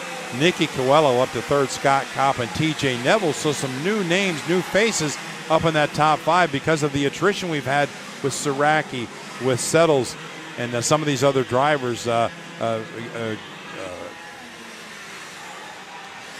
Kuchar, just drew a blank. Kuchar and Barrios, all 4 of those drivers were battling for the win. They're all now out of the top 10. So we've got new faces up there, and good for them. I mean, it's going to give them a good finish. Nicky Coelho could be on the podium here if he plays his cards right. Oh, no, problems for Scott Kopp. I think just probably popped the chain off the curb over at turns 9, 10, 7, 8, 9, 10. And Kopp is out. So Scott Kopp, who was just running 4th and challenging with Nevels and Miguel Mir. Scott Kopp out, and Mir avoids Nevels and Kopp and gets himself up into 4th. Nicky Coelho well up the road, kind of all by himself right now in 3rd. He's a couple seconds out from these guys, about 4.5. And he's not, unfortunately, gaining on Laurentiu Mardan or Mike Rollison. But I will say, Randy, this feels a lot like round 3. If we think back to the last time these guys were all on the racetrack in KA Masters back at Newcastle Motorsports Park at the end of June, it was a Laurentiu Mardan versus Mike Rollison chess match over who could have the late race pace. And right now, Mike Rollison is a little bit quicker here in the first section of the race. We'll see if Laurentiu Mardan can kind of make up for it in the second half as we approach the midpoint. But that being said, for Laurentiu Martin, if he comes away with a second today after a win last month, and considering how his weekend is kind of gone, I think he'd probably be happy with that because, man, was qualifying a disappointment for Larry. Oh, yeah, I think he started 8th or 9th in the heat races yesterday, so he had a terrible qualifying session, but he's steady, and he didn't let it get the best of him, and he's more than anything today, he's kept himself out of trouble. And that's obviously a case where he's been able to make the most of the opportunities in front of him. Now a solid second place. He is steadily 1 to 2/10 of a second slower than Mike Rollison. So we've still got about 13 laps to go in this one. So for Rollison, yesterday he got faster as the heat races went on. If that's the case today, it's going to be awfully difficult for Larry Martin to catch him. But if he does, we've got a race on our hands. But right now I think Martin's got to look at this saying, you know what, I'm solid in second. Hit your marks. Don't let Nicky Coelho reel him in where it's a race for second. And right now that gap is over 2 seconds between Martin and Coelho. And as you said earlier, the gap between Coelho and Miguel Mir in fourth is 5 seconds with TJ Neville's back to fifth. Yeah, 5 seconds back, and it's not coming down anytime soon. Neville's and Mir were 3/10 slower than Nicky last time by. Nicky was about 2/10 slower than the top two. But talk about trouble, Randy. Look at the blue and white top card coming into frame, fifth in line. Clay Settles and Jamie Saraki. We saw them get together in the opening couple of laps here in this one. Both of them are charging back up the order. Clay's back to 8th. Jamie's up to 10th. And Clay Settles might get all the way up to 4th here because he's right in this group that goes all the way up to that position with plenty of time left, 11 and a half laps to go. Well, and I think clearly those drivers are faster than the drivers immediately in front of them because they've been running ahead of them all weekend. So I think you're going to find out that they will probably be able to work their way around that group and then start peaking at the top 4 or 5. But it's going to be difficult for them to catch Coelho to get on that podium. But certainly a 4th or 5th place finish by those two is conceivable. Yeah, it's definitely possible for both of them. Saraki's group is only about, they're a little bit further. They're about 3 seconds away from Clay, but they could easily crack the top 5 if Jamie speed's as good as it looks. Look at this down the front stretch, side by side. Clay settles to the outside of Brett Harrelson down through turn number 1. Grace Hemmert up the road there, still holding her spot on the racetrack. She's up 4 into 6. Brett Harrelson up 6 spots into 7th. Clay settles, though. He's a little bit quicker, so he's just got to, wait for the right opportunity and try to pounce on it. And he's got laps on his side to keep clawing his way forward. And in only his second ever National KA Masters start, got the win at Newcastle for the SCUSA Pro Tour against a couple of really strong competitors. And now with double the field size here at the US Pro Kart Series, having another good weekend of speed, and hopefully a driver we get to see a whole lot more, because it's always fun with the KA Master class that and the Master class in general, that you get to see guys that are, racing the sport just because they love it, and they're usually, nice pass there by Clay on the inside, able to stay with us for 5, 10 years, sometimes longer than that. You think of guys that have been around, for quite a while. Like Mike Rollison and Jamie Zaraki. They're getting a little bit older up there. So, but they've been racing for a long, long time, and that's what's so fun is you get the same guys over and over again. You have that respect. You're not going to see the kind of elbows up racing you just saw in X30 Pro. You're going to see a lot more respect, I think, in the Masters class typically, because it's the guys that are going to race against each other for the next 20 years and might have been racing against each other for the past 20. And have to be at work Monday morning and feeling halfway decent. So I think they really think twice about getting too aggressive, but the bottom line is they're all racers. And I think of Nicky Coelho, multi-time national champion in the WK, Jamie Saraki, national champion in the WK. These guys have racing history. Mike Rollison, one of the top drivers back in the day on the West Coast. So these guys aren't new to karting by any means. These guys have paid their dues. They've got the experience, and still have it, obviously, because they're very competitive in the Masters class. Yeah, very, very competitive in the class here. And speaking of competitive in the class, Mario Barrios, goodness gracious, is he quick right now. He was 2/10 better than Mike Rollison, your race leader. Barrios only back in 13th. Again, he was in that wreck with Andy Kuchar and lost so much time. He just went purple again. 3/10 better now than Mike Rollison. He's fastest on the racetrack by a country mile. Unfortunately, he's a country mile back out of the lead, 16 and a half seconds back as he gets around Scott Carapalati for 12th. And there's only a half a country mile left in the race, so he doesn't have time to catch him, I'm afraid. But you're right, he is quicker, and he's been one of the quickest ones all weekend for sure in this class. But Mario Barrios and Kuchar got together, and right now Andy Kuchar right behind Mario, but not quite as quick, but close. Kuchar turned a 1 minute 187, Barrios a 1 minute 154. Rollison was a 1 minute 411, so they're both 3/10 quicker than Rollison. Yeah, they both are a good bit quicker. Look at Settles as well. Speaking of quicker, he gets around Grace Hemmerd. Next up is going to be TJ Nevels for the Top Kart Drivers charge up the grid. He continues to roll forward. It'll be 8 laps to go.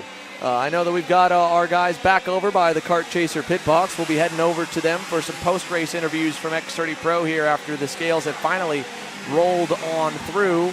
And we aren't going to miss too much, at least when it comes to the leaders, because Mike Rollison is pulling away, and the battle's actually starting to form a bit maybe for second. 1.3 seconds the gap from Laurentiu Mardan back to Nicky Coelho. It's a Mike Rollison clinic right now in KA100 Master. Let's go down here to Emery Lida. He's caught up with our race winner for the very first time.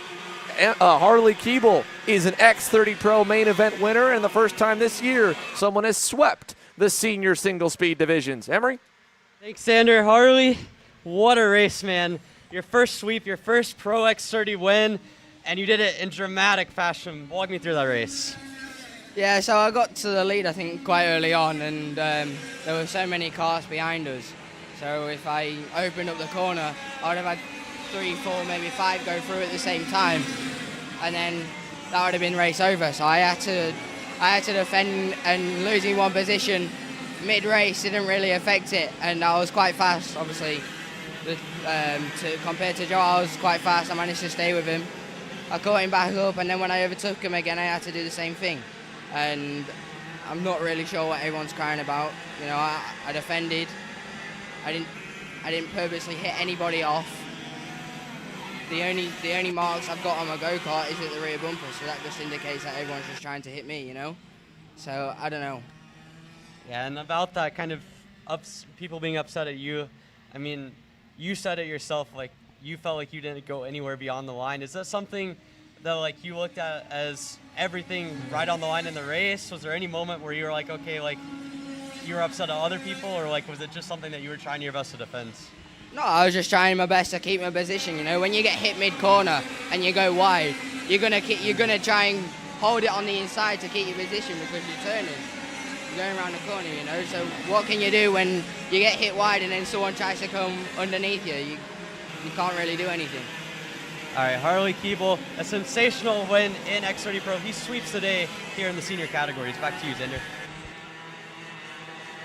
Thanks, Emery. Yeah, what a way to get your win. He had to fight tooth and nail and claw his way to get it done. It's kind of the opposite story here in KA Masters, but again, you know, Harley Keeble, him and Joe Turney and Ryan Norberg, those kind of two parties, Joe and Ryan in one boat and Harley in the other, throughout the year have had a handful of disagreements on not necessarily, you know, more so of where the line is and what's kind of the code of ethics I think they want to drive by. And so in Harley's case, you heard it from him. He's like, I'm getting hit in the middle of the corner. I'm going to defend my line and try to hold the lead.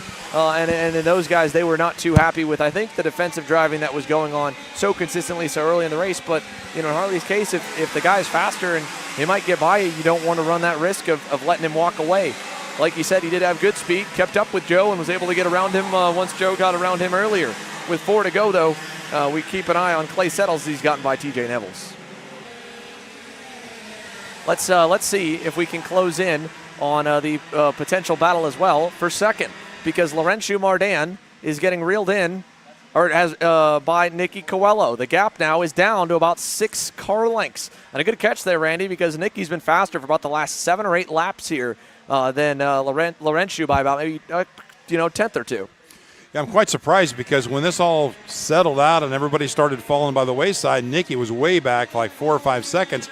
But watching timing and scoring lap after lap, he's 3 to 4 tenths quicker than Laurentiu Mardan.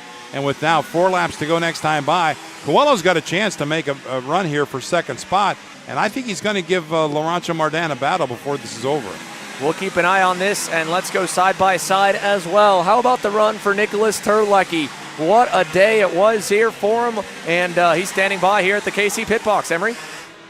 Yeah, Nick Terlecki. Nick, I mean, it's your first pro national podium. your first national podium in general since March of last year in Orlando. And honestly, it didn't look like it was on the cards for 90% of the race. But tell me about that battle, and have you ever been in anything quite like that sort of race? Yeah, it was definitely a battle out there. You know, there was a lot of no one showing any space for each other. So it was definitely crazy, but I just wanted to make sure I kept my nose clean. And I gave a little bit of space. And I gave a little bit of space to the people in front of me in case, you know, something was going to happen. And things did happen on track. Turney ended up ending off the track, so that was a position for me. And they just kept fighting in the front, and I was just, you know, there to keep my position. And shout out to Norberg for all the respect he gave me out on the track and the space. I appreciate that. So. Yeah, and we're talking about, I mean, really fine margins here. You've made so much improvement in your first few X30 starts. What's the biggest improvement you've seen from Newcastle to now in terms of just being able to race and ultimately get things dialed in on the X30 side of things? I would say the respect out there. No one's really shown me that this year, and a lot has gone on, ending up off the track for whatever reasons. But this race was definitely wild, and I just wanted to make sure I tried to stay out of any trouble on there. All right, Nick Terlecki, a season of great development for him. He finds his first national podium on the X30 scene, ends up with a provisional P3 here in X30 Pro. Back to you guys. Interesting to see that again. Emery, keyword provisional, but yeah, what a podium for Nick Terlecki, and what a way to get it. And like he said, he is starting to feel like he deserves to be out there, feeling the respect being given. That provisional podium, we'll see if it does stick while the penalties continue to cycle on in. Meanwhile, 2 laps to go. The battle for P2, it hasn't opened up yet, Randy. Nicky's caught him, but he hasn't been able to get up close enough to make an attempt at the pass. I think Laurentio Martin heard the footsteps and has cranked it up a little bit, keeping his distance between him and Nicky Coelho. They'll see the white flag next time by. Coelho may be running out of time. Great charge by Coelho, but now that he's there, he can't seem to do anything with it. Look at the gap, and you think about the lead here with Mike Rollison, a full straightaway over second and third. Total dominance today by Mike Rollison in KA Masters. Yeah, Mike Rollison, perfect. A perfectly driven race. Textbook stuff here from Raleigh. From the pole, getting the lead, being good off the bat early on with the white flag out now. We'll keep our eye on this fight for second here in the Speed Concepts Racing KA Master Class. For those watching, this is the final class before our short lunch break, and then the rest of the main events will come in the afternoon. 3 more to go after this one. But for Mike Rollison here, I mean, this is everything he tells his kids to do, right? Let the race come to you. Don't do, anything crazy. Your equipment will be there. We're going to make sure that it's prepped good under the Rollison Performance Group banner. And as they stay still a little bit further apart in second, we'll keep it on Mike for now. The biggest weak point, I think, in Mike Rollison's game this weekend, Randy, was early race pace. He was always good at the end, tracking down Andy Kutcher, but he was not the fastest car on the racetrack till about lap 5 or 6. Well, that's not been the case here in today's main event. He's been the fastest guy in the overall average from start to finish. He's maintained a good pace. He's set his personal best last time by, and he's headed for another main event win. Down the front straightaway, Mike Rollison dominates in KA Master in Cincinnati. Laurentio Martin beats him in Newcastle, but comes up 1 spot shy. He ends up second, holding on over Nicky Coelho for the final 2 spots on the podium. And what a great recovery drive. Clay settles almost to 4th. He ends up 5th, right behind Miguel Mir. Then you go back, it's TJ Neville, side by side, a photo finish. Grace Hemmert holds off Brett Harrelson. Mario Barrios rebounds to 9th. Jamie Saraki rebounds to 10th, and Andy Kutcher rebounds to 11th. All 3 of those drivers involved in incidents at one point or another early on in this main. It's Scott Carapolati, Luis Quinones, Pete Vetter, Greg Leahy, Scott Kopp, Ming-Nan Zhu, Tom Gerstner, the 18 drivers, a couple of DNFs, but overall pretty, run-of-the-mill, nonchalant main event in KA Master, and Mike Rollison put the whooping on him. So congratulations to Raleigh here, and we will be sending it into our commercial break and then the lunch break in general here from the Motorsports Country Club of Cincinnati. We come back with the KA100 Junior main event at 12:45 p.m. local time.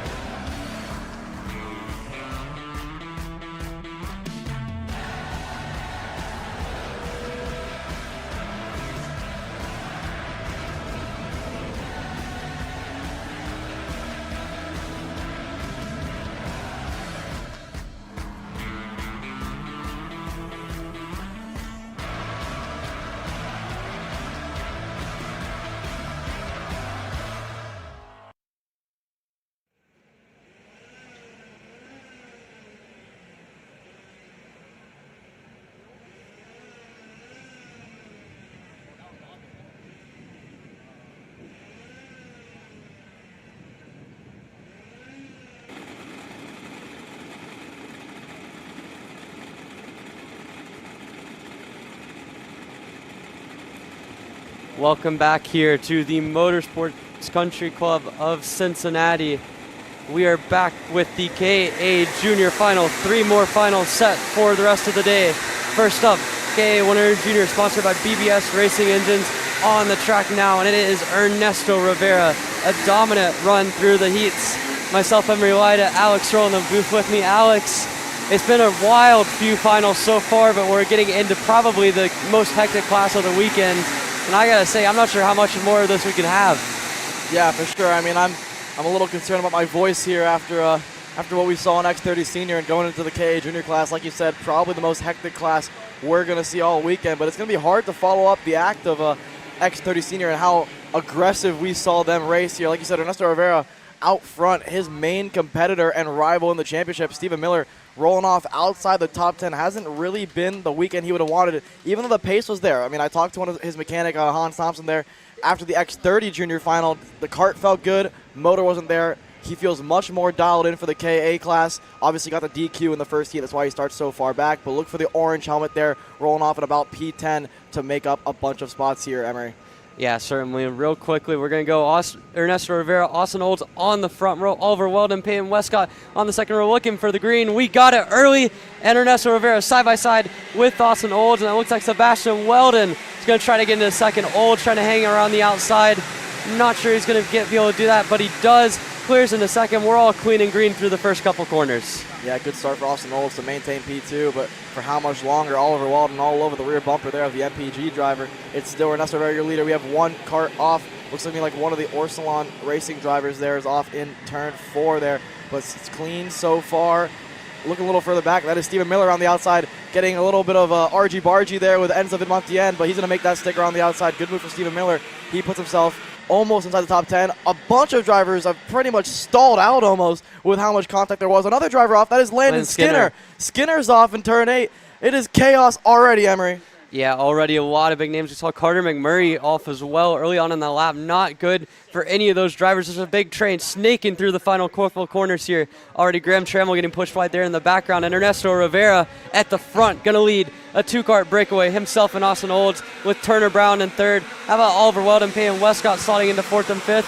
As there's another one wide. That's one of the MPGs. That looks like Jackson Deal back from the back part of the top 10. He's going to lose contact with the front couple groups. Yeah, Jackson Deal. Bit of rally crossing there on the exit of turn 1, but a good save for him. He's going to have dirt all over his tires for the next couple corners. This is going to leave Stephen Miller with a pretty free pass here. Enter the turn 5 hairpin. There we go. Stephen Miller, he's through. Almost inside the top 10 now for Stephen Miller. He's in 11th. The race is not over for him yet because I can guarantee you there's going to be fighting up front. Yeah, and you saw there Enzo Vidmontien and Sebastian Garzon both working their way by through the S's. Vidmontien getting a little bit chippy there, but he got the spot. And you can see that is where those guys all have a lot of speed. As we see for the race lead, a move there. There's Austin Olds going by Ernesto Rivera. Turner Brown tried to follow through, and that's going to bring this whole train all the way back to probably about 10th or so, maybe back to Beckett Friesen all the way in the mix. As you can see down the front straightaway, Peyton Westcott in 4th blocking Keelan Harvick. Whoa. And whoa, we got a flip in the back. That's one of the Nash Motorsports entries. We'll try to get a name on that as soon as possible. As another kart is down. That is the 882 Trinity Karting Group entry as well.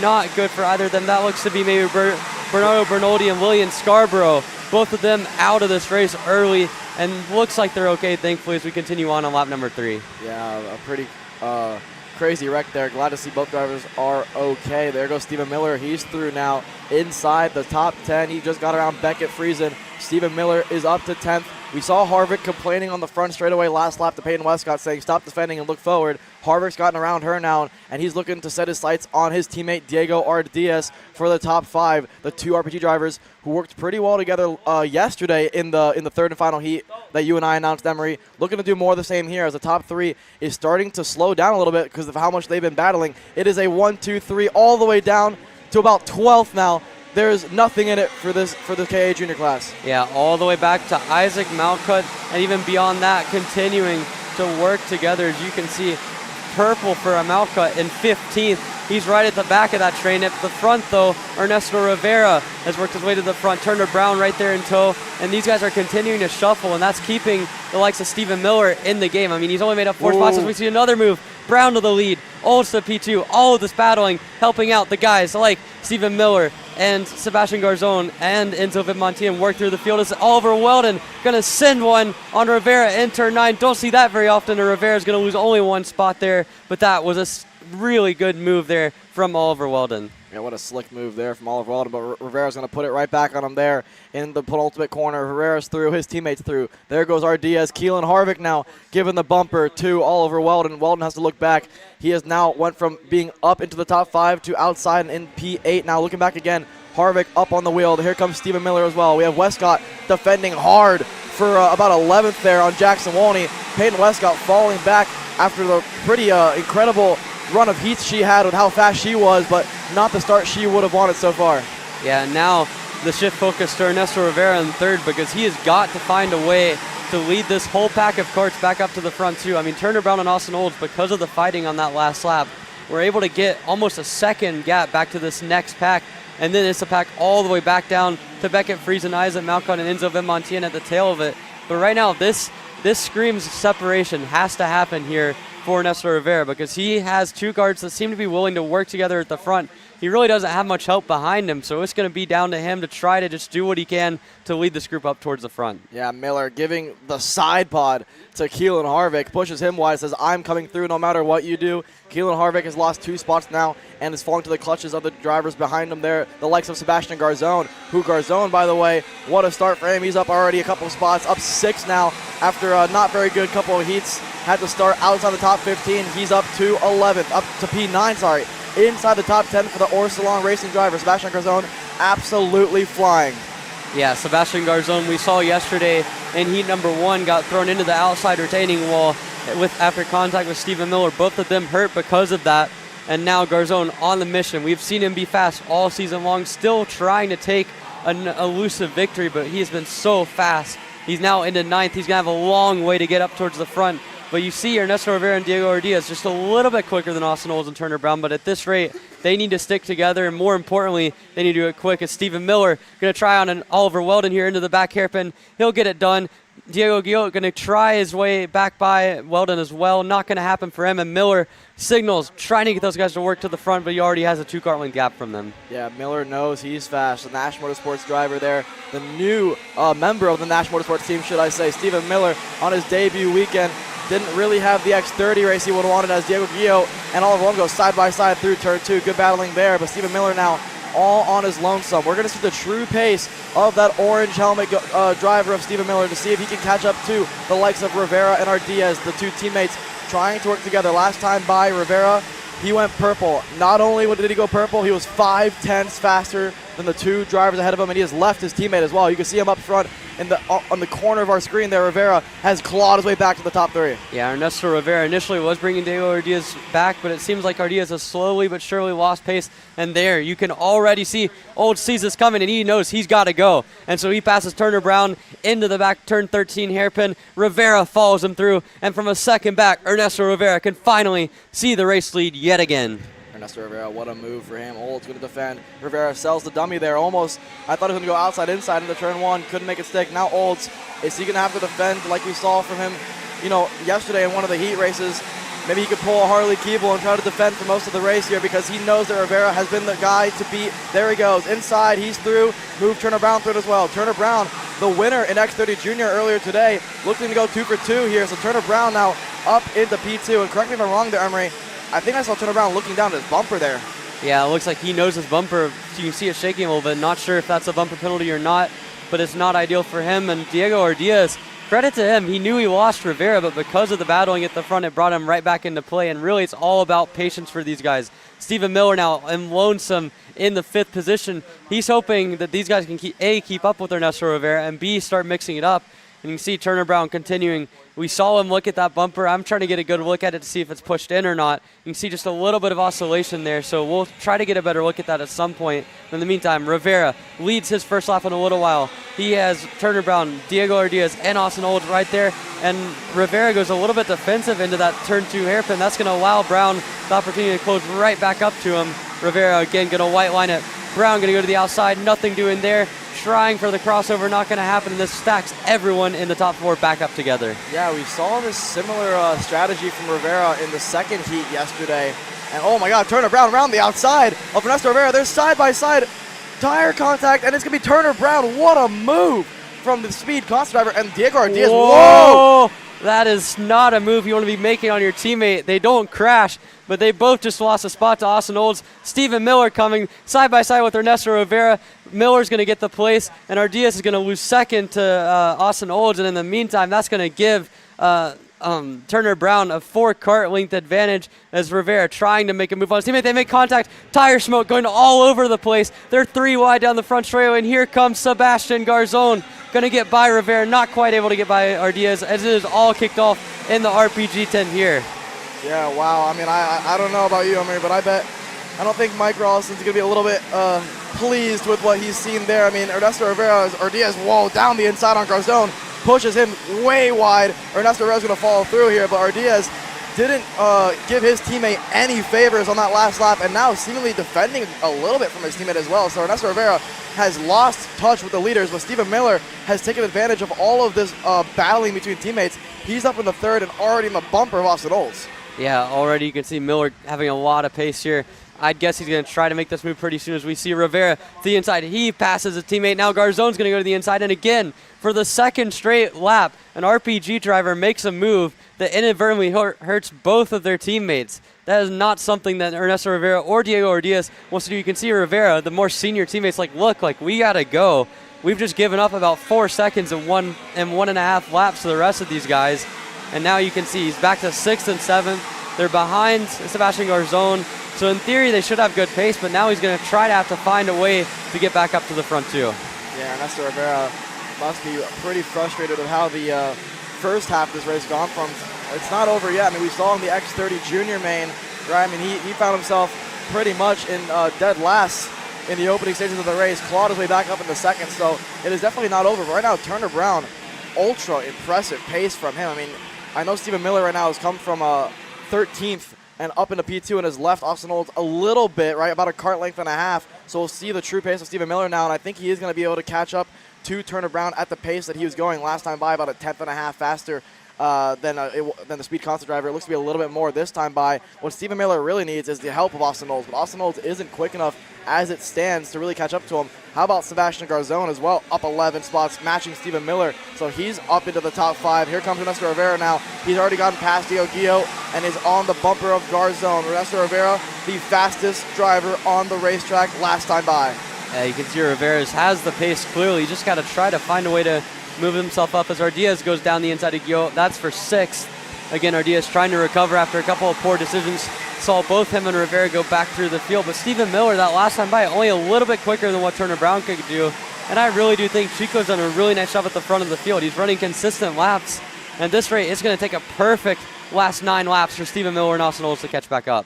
Yeah, I think they'll get there, right? Because Austin Olds right now has picked up the pace a little bit. As there goes Rivera. He's through on the Ocean driver. Ernesto Rivera back up into 4th. But like I was saying, Austin Olds has turned up the wick quite a bit. He's on the bumper now of Stephen Miller. If those two can work together, then I guarantee they'll catch up to the speed constant driver of Turner Brown. But as it stands, once Stephen Miller gets to about that 5 or 6/10th range, which I think he will this time by, he will get in the toe, right? Last time by 2/10 faster, but Ernesto Rivera was 6/10 faster than everybody else. He goes purple at a 59.4. He's absolutely flying, Emery. Yeah, Ernesto Rivera hauling the mail, telling Sebastian Garzon, we got to go. Again, the aggressive hand signals. Rivera knows that it's kind of his own doing that he's ended up this far back, but he knows he has the kart to get there. And I'll tell you, Miller getting there is going to help him, but Olds not content to let that happen. He goes right back down the inside of Stephen Miller. You see Austin Olds, maybe he feels more confident now that he's found that pace to try to lead them. Olds, though, probably cost both of them about 2/10 there. And with this few laps to go, that's important to know. At this point, it's not so much about track position, it's about total time. You're trying to minimize that loss and see if you can get back to the rear bumper of that speed concept injury. Yeah, we'll see, right? I mean, the thing that Olds and Stephen Miller need to realize is that the fastest driver on the racetrack is right behind him. And I think he's brought Sebastian Garzon with him. Those two drivers seem to be, on a different level right now than everybody else. Ernesto Rivera, if he catches up to Stephen Miller and Olds, it's really how quick can he get around them. I mean, look at that. Last time by, they were 7/10 faster than the guys ahead of him. Ernesto Rivera, he's through on Stephen Miller. So Ernesto Rivera into the top 3 now. He looks to have almost like a different motor than everybody else with how fast he's going. Garzon's through. Miller is dropping back. I think it maybe a little bit too high on the tire pressures, it might seem, because his pace early on in the race has fallen off. Ernesto Rivera is inevitable. He continues to find extra pace. We thought for a little bit there he was in trouble back in 7th, but he's got so much pace on the field at this point. Every single corner, it's like he can just rotate that kart so well, get it turned under, and you can see he's already caught Austin Olds. He's pulled 4 car lengths on Garzón and Miller, and now he's going to get to 2nd already. He is on the charge. Move the Mexican into P2. Yeah, Ernesto Rivera, just an absolute veteran in the junior category, improving here in Garzón as well. Very impressive drive from him to come back from the adversity he faced yesterday after being in the tire barrier, like you said, Emery, to a top 3 potential here in the KA Junior class. And it could be higher up. I mean, you never know. This race is not over yet. As inside, Austin Olds slide job. Oh, and Miller up and over. And just like what we saw in the first heat, Garzón in the barrier, and it was caused by Stephen Miller. Maybe. We'll have to see if we can get another look at what happened there, but it looks like Austin Olds caused a little bit of a slide job, and Miller went to follow through. Possibly a racing incident, but wow. The 2 contenders here for the victory are out. Yeah, and you can see there Garzón, hopefully he's all right. That was a hefty impact again. Those 2 just could not keep it clean. As now Ardiaz drops the wheel. Guillot's going to get back by. That has now become the battle for the podium at this point. So Miller, Garzón, as well as Austin Olds all getting caught up in a turn 2 incident, similar to what we saw yesterday, only this time is far greater consequences. Both of them out of the picture in the main as we now shift our focus back towards the front 2. Turner Brown is visibly getting caught by Ernesto Rivera. This time through, it's another 3.5 tenths. Rivera has absolutely turned up the wick here in KA Junior. Ernesto Rivera, I mean, one of the only drivers to consistently be in the mid-59s. I should even say 59s in general. I mean, everyone else around him is in the 60-second mark here. So he is absolutely on a different level as it stands. Another planet, should I say. Ernesto Rivera hopping out of the seat, trying to get everything out of that go-kart there with 4.5 to go. It is going to be a mano-a-mano fight right now. There is nobody else in it as it stands. Guillot too far back. Ardiaz too far back as well. And we'll see, where does Stephen Miller fall down to after the contact there? Looks to be way out of this one here, Emery. Yeah, Miller at this point not going to... 18th. Yeah, 18th for Stephen Miller. He's certainly out of it, and probably with a pretty damaged go-kart as well. He was all the way over top of Sebastian Garzón, but Ernesto Rivera has just continued to stay consistent, continued to find more and more pace over the last few laps. Now it's only about a 2 kart length lead for Turner Brown as they come down 4 laps to go. Half a second there, a 59.4. Rivera finding so much time over his counterparts. And now Turner Brown will certainly have a look back and realize this is no longer just a walkaway like it seemed like just a few laps ago. Yeah, I mean, it's not really an if, it's when Ernesto catches up to Turner Brown. He's already pretty much all over the bumper of him here. I suspect in the next couple of corners, he will be pushing Turner Brown through the corners. So it's when does Turner Brown start to defend, right? We've seen it in the classes earlier today, like in X30 Junior with Harley Keeble. He was able to defend for about 15 laps on the drivers behind him here. Turner Brown goes a little bit wide. Here comes the run from the RPG driver. Turner Brown from the bottom of the track. Ernesto has a bit of room here. Not going to go for it. Round the outside. Crossover incoming potentially. Turner Brown's going to have to go low. He does. 3 laps to go when they cross the stripe here, Emery. What do you think? Yeah, in the meantime, in the background, real quickly, Diego Ardiaz has managed to get by Diego Guillot on that time in the Battle of the Diegos. So they're about 2.5, almost 3 seconds back at this point. So Brown can afford to go really defensive. And until the last lap, probably won't have it happen. But now Ernesto Rivera to the inside. Rivera fell back to 7th early in the race. And after a few laps of clawing his way back to Turner Brown, has found the race lead, and he's now going to be the one on the defense. Yeah, Turner Brown knows how quick Ernesto Rivera has been on these last 5 laps. He needs to get around Rivera as soon as possible before Rivera, inevitably probably pulls away. Turner Brown around the outside, crossover potentially. Had to back out of it there. Rivera's going to get a decent enough run. Turner Brown is not happy with Rivera defending, he thinks, a little bit too early and potentially, right, with 2.5 to go. Ardiaz is not that far back. There he is in the same frame now. There's Ardiaz and Guillot. They see the defending happening. Turner Brown's still not happy, but he needs to get on with it here. He's going to give Rivera a big nudge there into the left sweeper.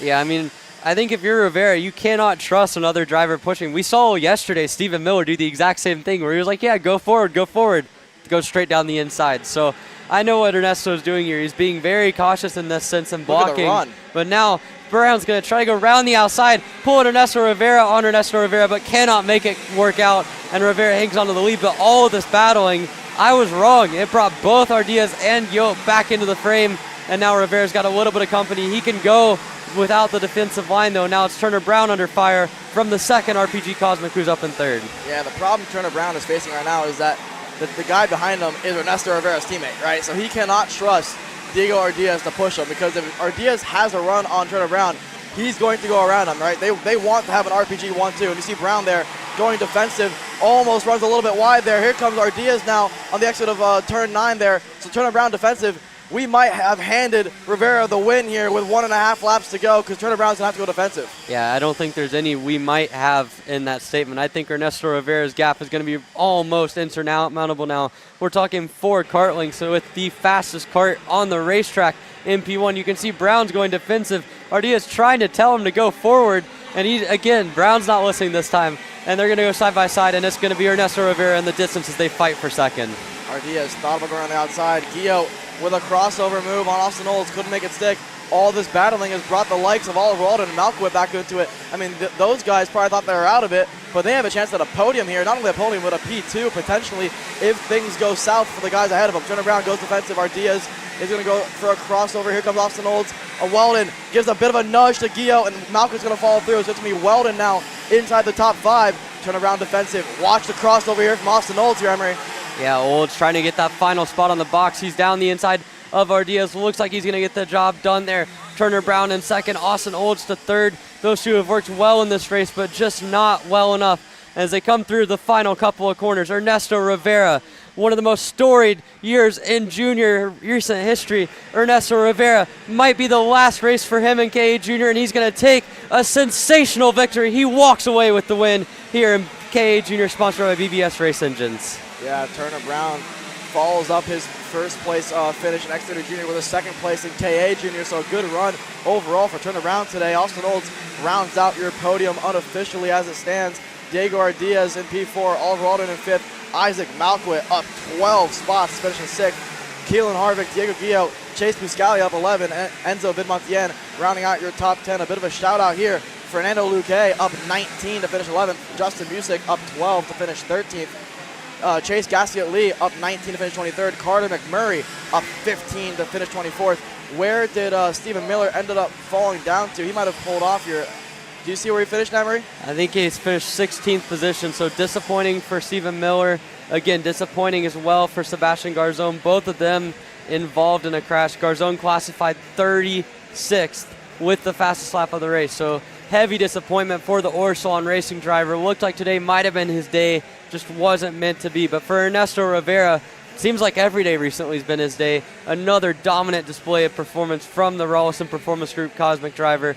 Again, just the maturity he was able to show. He fell back to 7th early in the race. Him and his teammate were banging tires. They had wheels smoking, going halfway off the track, and at the end of the day, it doesn't matter. Ernesto Rivera comes through the field, defends perfectly, and walks away to a victory. Yeah, Ernesto Rivera is just absolutely incredible here. I mean, this has been his year in the junior category, right? I mean, his main competitor, Stephen Miller, has been there, right? We've seen them go at it throughout the entire year. Stephen Miller's been faster sometimes, Ernesto's been faster sometimes, but overall, I mean, when it matters most, right, Ernesto Rivera just proving how quick he is and how dominant he is in this junior class.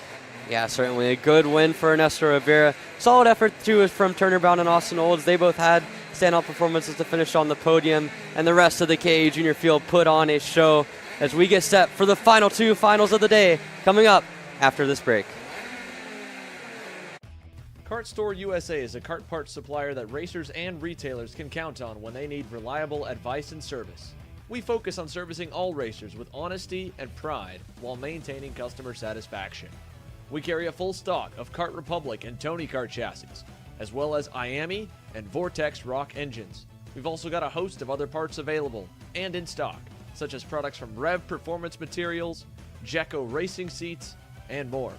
We have a 100% satisfaction guarantee, and on top of that, if your order exceeds $200, shipping is on us. Check out all we have to offer today by visiting us online at kartstore-usa.com.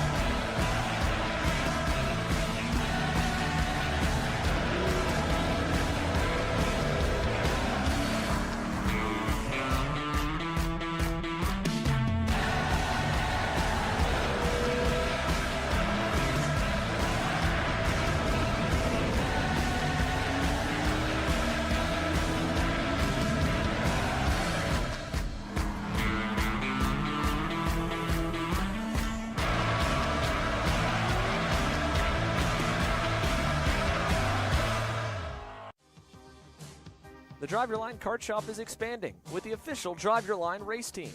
We're a full-service operation, but we specialize in teaching you the ins and outs of not just driving, but wrenching too.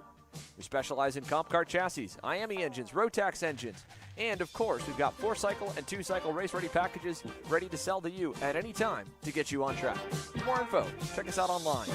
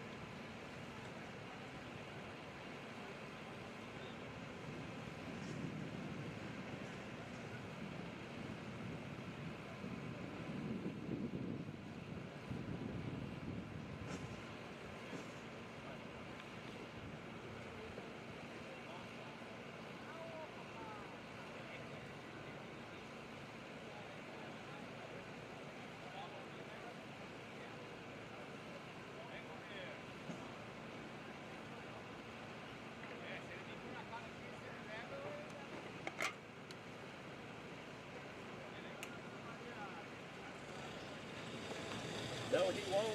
No, he won't roll out the whole race.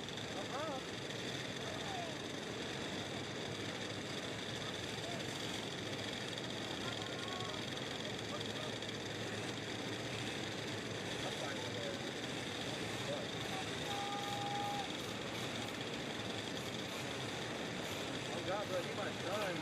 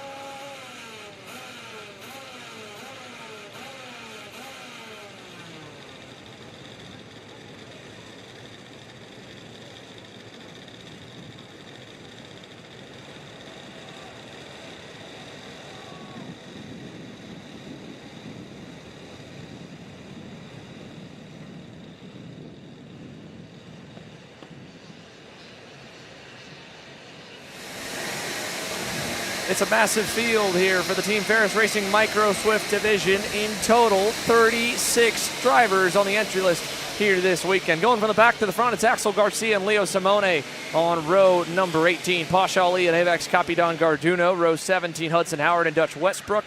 Row number 16. The top 30 is Sebastian Kohler on the outside, Win Goldshock on the inside. Rafael Canas and Easton Kubinski on row 14. Nico Salazar, Sterling Mulata, Marcelo Flores, and Lawrence Perriman back on row 12. Cameron Johnson and Mauro Nario, row number 11. The top 20, Kimo Ahmad, Oscar Wonderl, Anthony Mazzuculo, Cade Wolf there for row 9. Jake Manolio, Isaac Payne, row 8. Mika Barrow, Aston Wyatt, row 7. I don't know if we'll get the field together.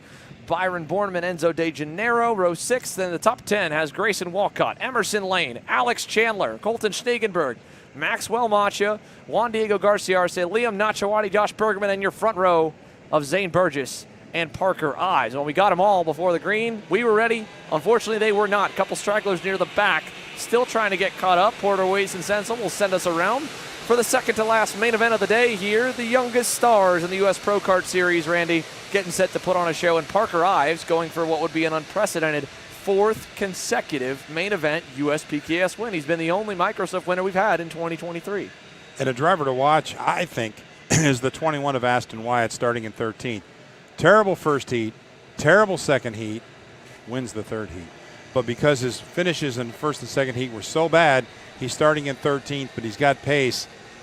If they can race up front, I think he could be a factor before this is over, but he's got a lot of work to do to get up there. As they work their way through the S's here, let's watch them climb the top of the hill, and then they'll take the cut through again. And Aston Wyatt is a great point to keep an eye on. For Zane Burgess, it's a best career starting position, I believe, for a main. The young driver looking for his first main win, and I think it might also be his first podium if he can stay inside the top 3. For Parker Ives, however, it's a very familiar place to be in. On the point in that red and white Ryan Perry Motorsport machine. To his outside again, the black and orange PK Sports Sodi kart. The second row with Bergman looking for another big win, and so is Garcia Arce as we're green. Down to turn 1, Zane Burgess tried to keep Parker nice and down on the low side. It's paid off. He's gotten himself safely to 3rd. If he can hang on the outside of turn number 2, they'll race out of 3. And it's Josh Bergman already onto the bumper of Parker Ives while the field tries to sort themselves out through turn number 4. There's Aston Wyatt around the outside trying to make up some time on that AR Academy Bureau Art, but the good start for 1st and 3rd of Bergman and Ives has gotten them a little bit of real estate, while the rest of the field still jockeying all the way into the S's. We're 2 by 2 a little further back. Enzo De Janeiro getting shafted a little bit. He falls back after getting a good start from 11th. Maxwell Macha's there, making a bunch of moves. This is for 5th at the top of the screen, while the leaders stay single file through the left. 3rd and 4th are safe. Macha into P5. And that gap from 1st and 2nd back to 3rd has now closed to practically nothing. So Parker Ives and Josh Bergman, who checked out on the start, have already lost that gap, and now we got about 7 or 8 carts nose to tail out there for that top spot. So not a breakaway like we thought it would be from the start as they complete lap number 1. It's Parker Ives and Josh Bergman, 1 and 2. Zane Burgess right on their heels in 3rd, Colton Schnegenberg and Juan Diego Garcia Arce in 5th. Aston Wyatt already, Xander, up to 8th position. He's on the charge. Yeah, Aston Wyatt, a good start. Same for Enzo De Janeiro. Even though he lost a spot or 2 coming out of turn 6, it's still a big net gain for the blue and black Team Ferris Racing number 90 and the AR Academy number 21 Bureau Art, as they are lined up right now going through the S's in 6th and 7th, or 7th and 8th, sorry. Behind Maxwell Macha, we've got a little bit of a challenge for the lead. Josh Bergman to the inside and clear through the left-hander. Now Parker Ives back to 2nd, and then it is Zane Burgess still locking on in 3rd. Colton Schnegenberg right in line there in 4th. As they exit the final turn, they'll come back onto the front straightaway in the blue helmet, and PK Sports Sodi leads. Parker Ives already poking out to the inside. We're going to drag race to the line for the lap lead. It goes back the way of the 48 machine, down to turn number 1 and clear. You know, we've talked about Parker Ives. He hasn't necessarily been the fastest all weekend, but he's raced the safest and the cleanest. And because of that, he's been up top just about every time. So right now, back in front, calculated, getting the pass back, and now enjoying about a 2-kart length lead. Yeah, into the infield here we go. Behind Ives, it's now Burgess. Then it is Josh Bergman. Then Colton Schniegenberg. Closing in is Maxwell Macha by himself in fifth to make it a 5-kart party. Behind Macha is a little bit of a different grouping, but they are the fastest grouping. Sixth on to about 11th, led by Enzo De Janeiro and Aston Wyatt. Were quicker than the race leaders last time. Granted, while they passed, and I don't think they're really much slower either. If they stay single file in this second pack, we could line them back up again, all behind the silver helmet, the silver bullet, if you will, of Parker Ives in the number 48 as he leads another one. It'll be 3 complete. 15 to go. Parker Ives at the point over Zane Burgess, who wants the lead in turn 2, and he'll take it away. A nice pass by Zane. He leads them out of turn 3 down the back straightaway. Zane Burgess quickly defending down the inside, out of turn number 4, 5, side by side still. Back behind him, Maxwell Macha went high and then low to try and get around Josh Bergman, but that one defensive maneuver, it's put the entire field back together. Look at Josh Bergman, he's gonna get freight trained. The SLA Kart Racing Sodi of Maxwell Macha goes through. So does the Allen Rudolph Racing Academy Bureau Lot of Aston Wyatt. Enzo De Janeiro wants to go as well. Parker even looking to go back to the lead.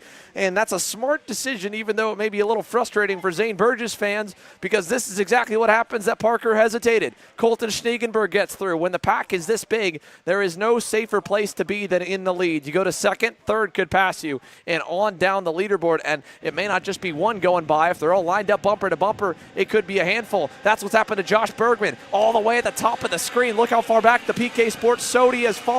He's all the way down to the 11th position here early on with just a couple of missed moves as we've got problems further up. That's Juan Diego Garcia Arce. Big shot from Liam Nachawati in the 80.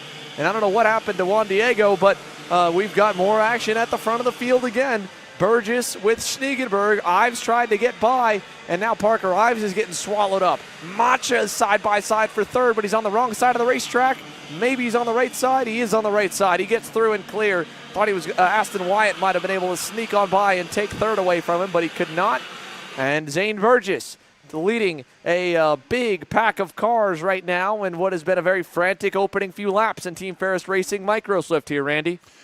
Unbelievable. Aston Wyatt, we talked about him as they gridded for the race or as they were taking their formation lap, but he has slowly but surely pecked away at that front group. Now in the lead pack, Aston Wyatt's got to have something to say about this, and Parker Ives really is being challenged as much as he had all year, back in fifth right now. So Parker Ives has his hands full, but we've seen this happen before with Parker, and he's been able to just settle in, be patient, and watch the race come to him and take those opportunities when they present themselves. So certainly don't rule out Parker Ives.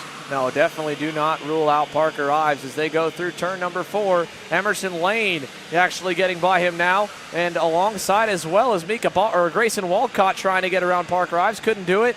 Aston Wyatt tried to follow Colton Schniegenberg to the lead. He could not. We've got another new leader. It's the blue and red energy for Team GWR. Colton Schniegenberg piloting the way up the hill with 13 laps to go, and Zane Burgess slotting into second. But still, I mean, even though they've stayed lined up for the lead, they've passed for the lead, they really have not dropped or gained too many drivers. We've just had a big line of cars back to 8th or 9th. The really split part has finally happened around the edge of the top 10. Nachawati, Garcia Arce, even Mika Barrow is a little bit further back, but give it a few laps of battling and we'll have another 15-car lead group.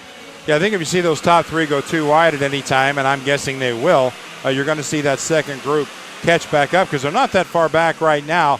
And let me go on record as saying I don't want to jinx anything, but I will tell you I'm so impressed with these kids because they're racing side by side through these tight corners and up to this point have really respected each other's position. Gosh, I hope I didn't jinx them because I always get impressed the way these kids drive.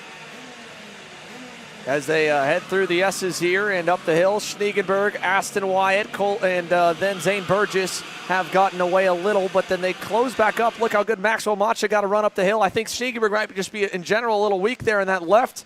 And Aston Wyatt will make it another new leader here in this main. He takes over the top spot. Look at Emerson Lane. He's picked off nearly four cars there on the left, just could not get clear. He almost got all the way to second from about 6th or 7th on the pack. What a drive for Emerson Lane on the green and white Trinity Karting Group colors. He wants second officially. He'll take it away from Zane Burgess there in turn number 1. Aston Wyatt continues to lead. It's Lane back to Burgess, side by side. Macha holding off Enzo De Janeiro. How about the drive from Aston Wyatt? Started in 13th position, now enjoys a half a second advantage over the field.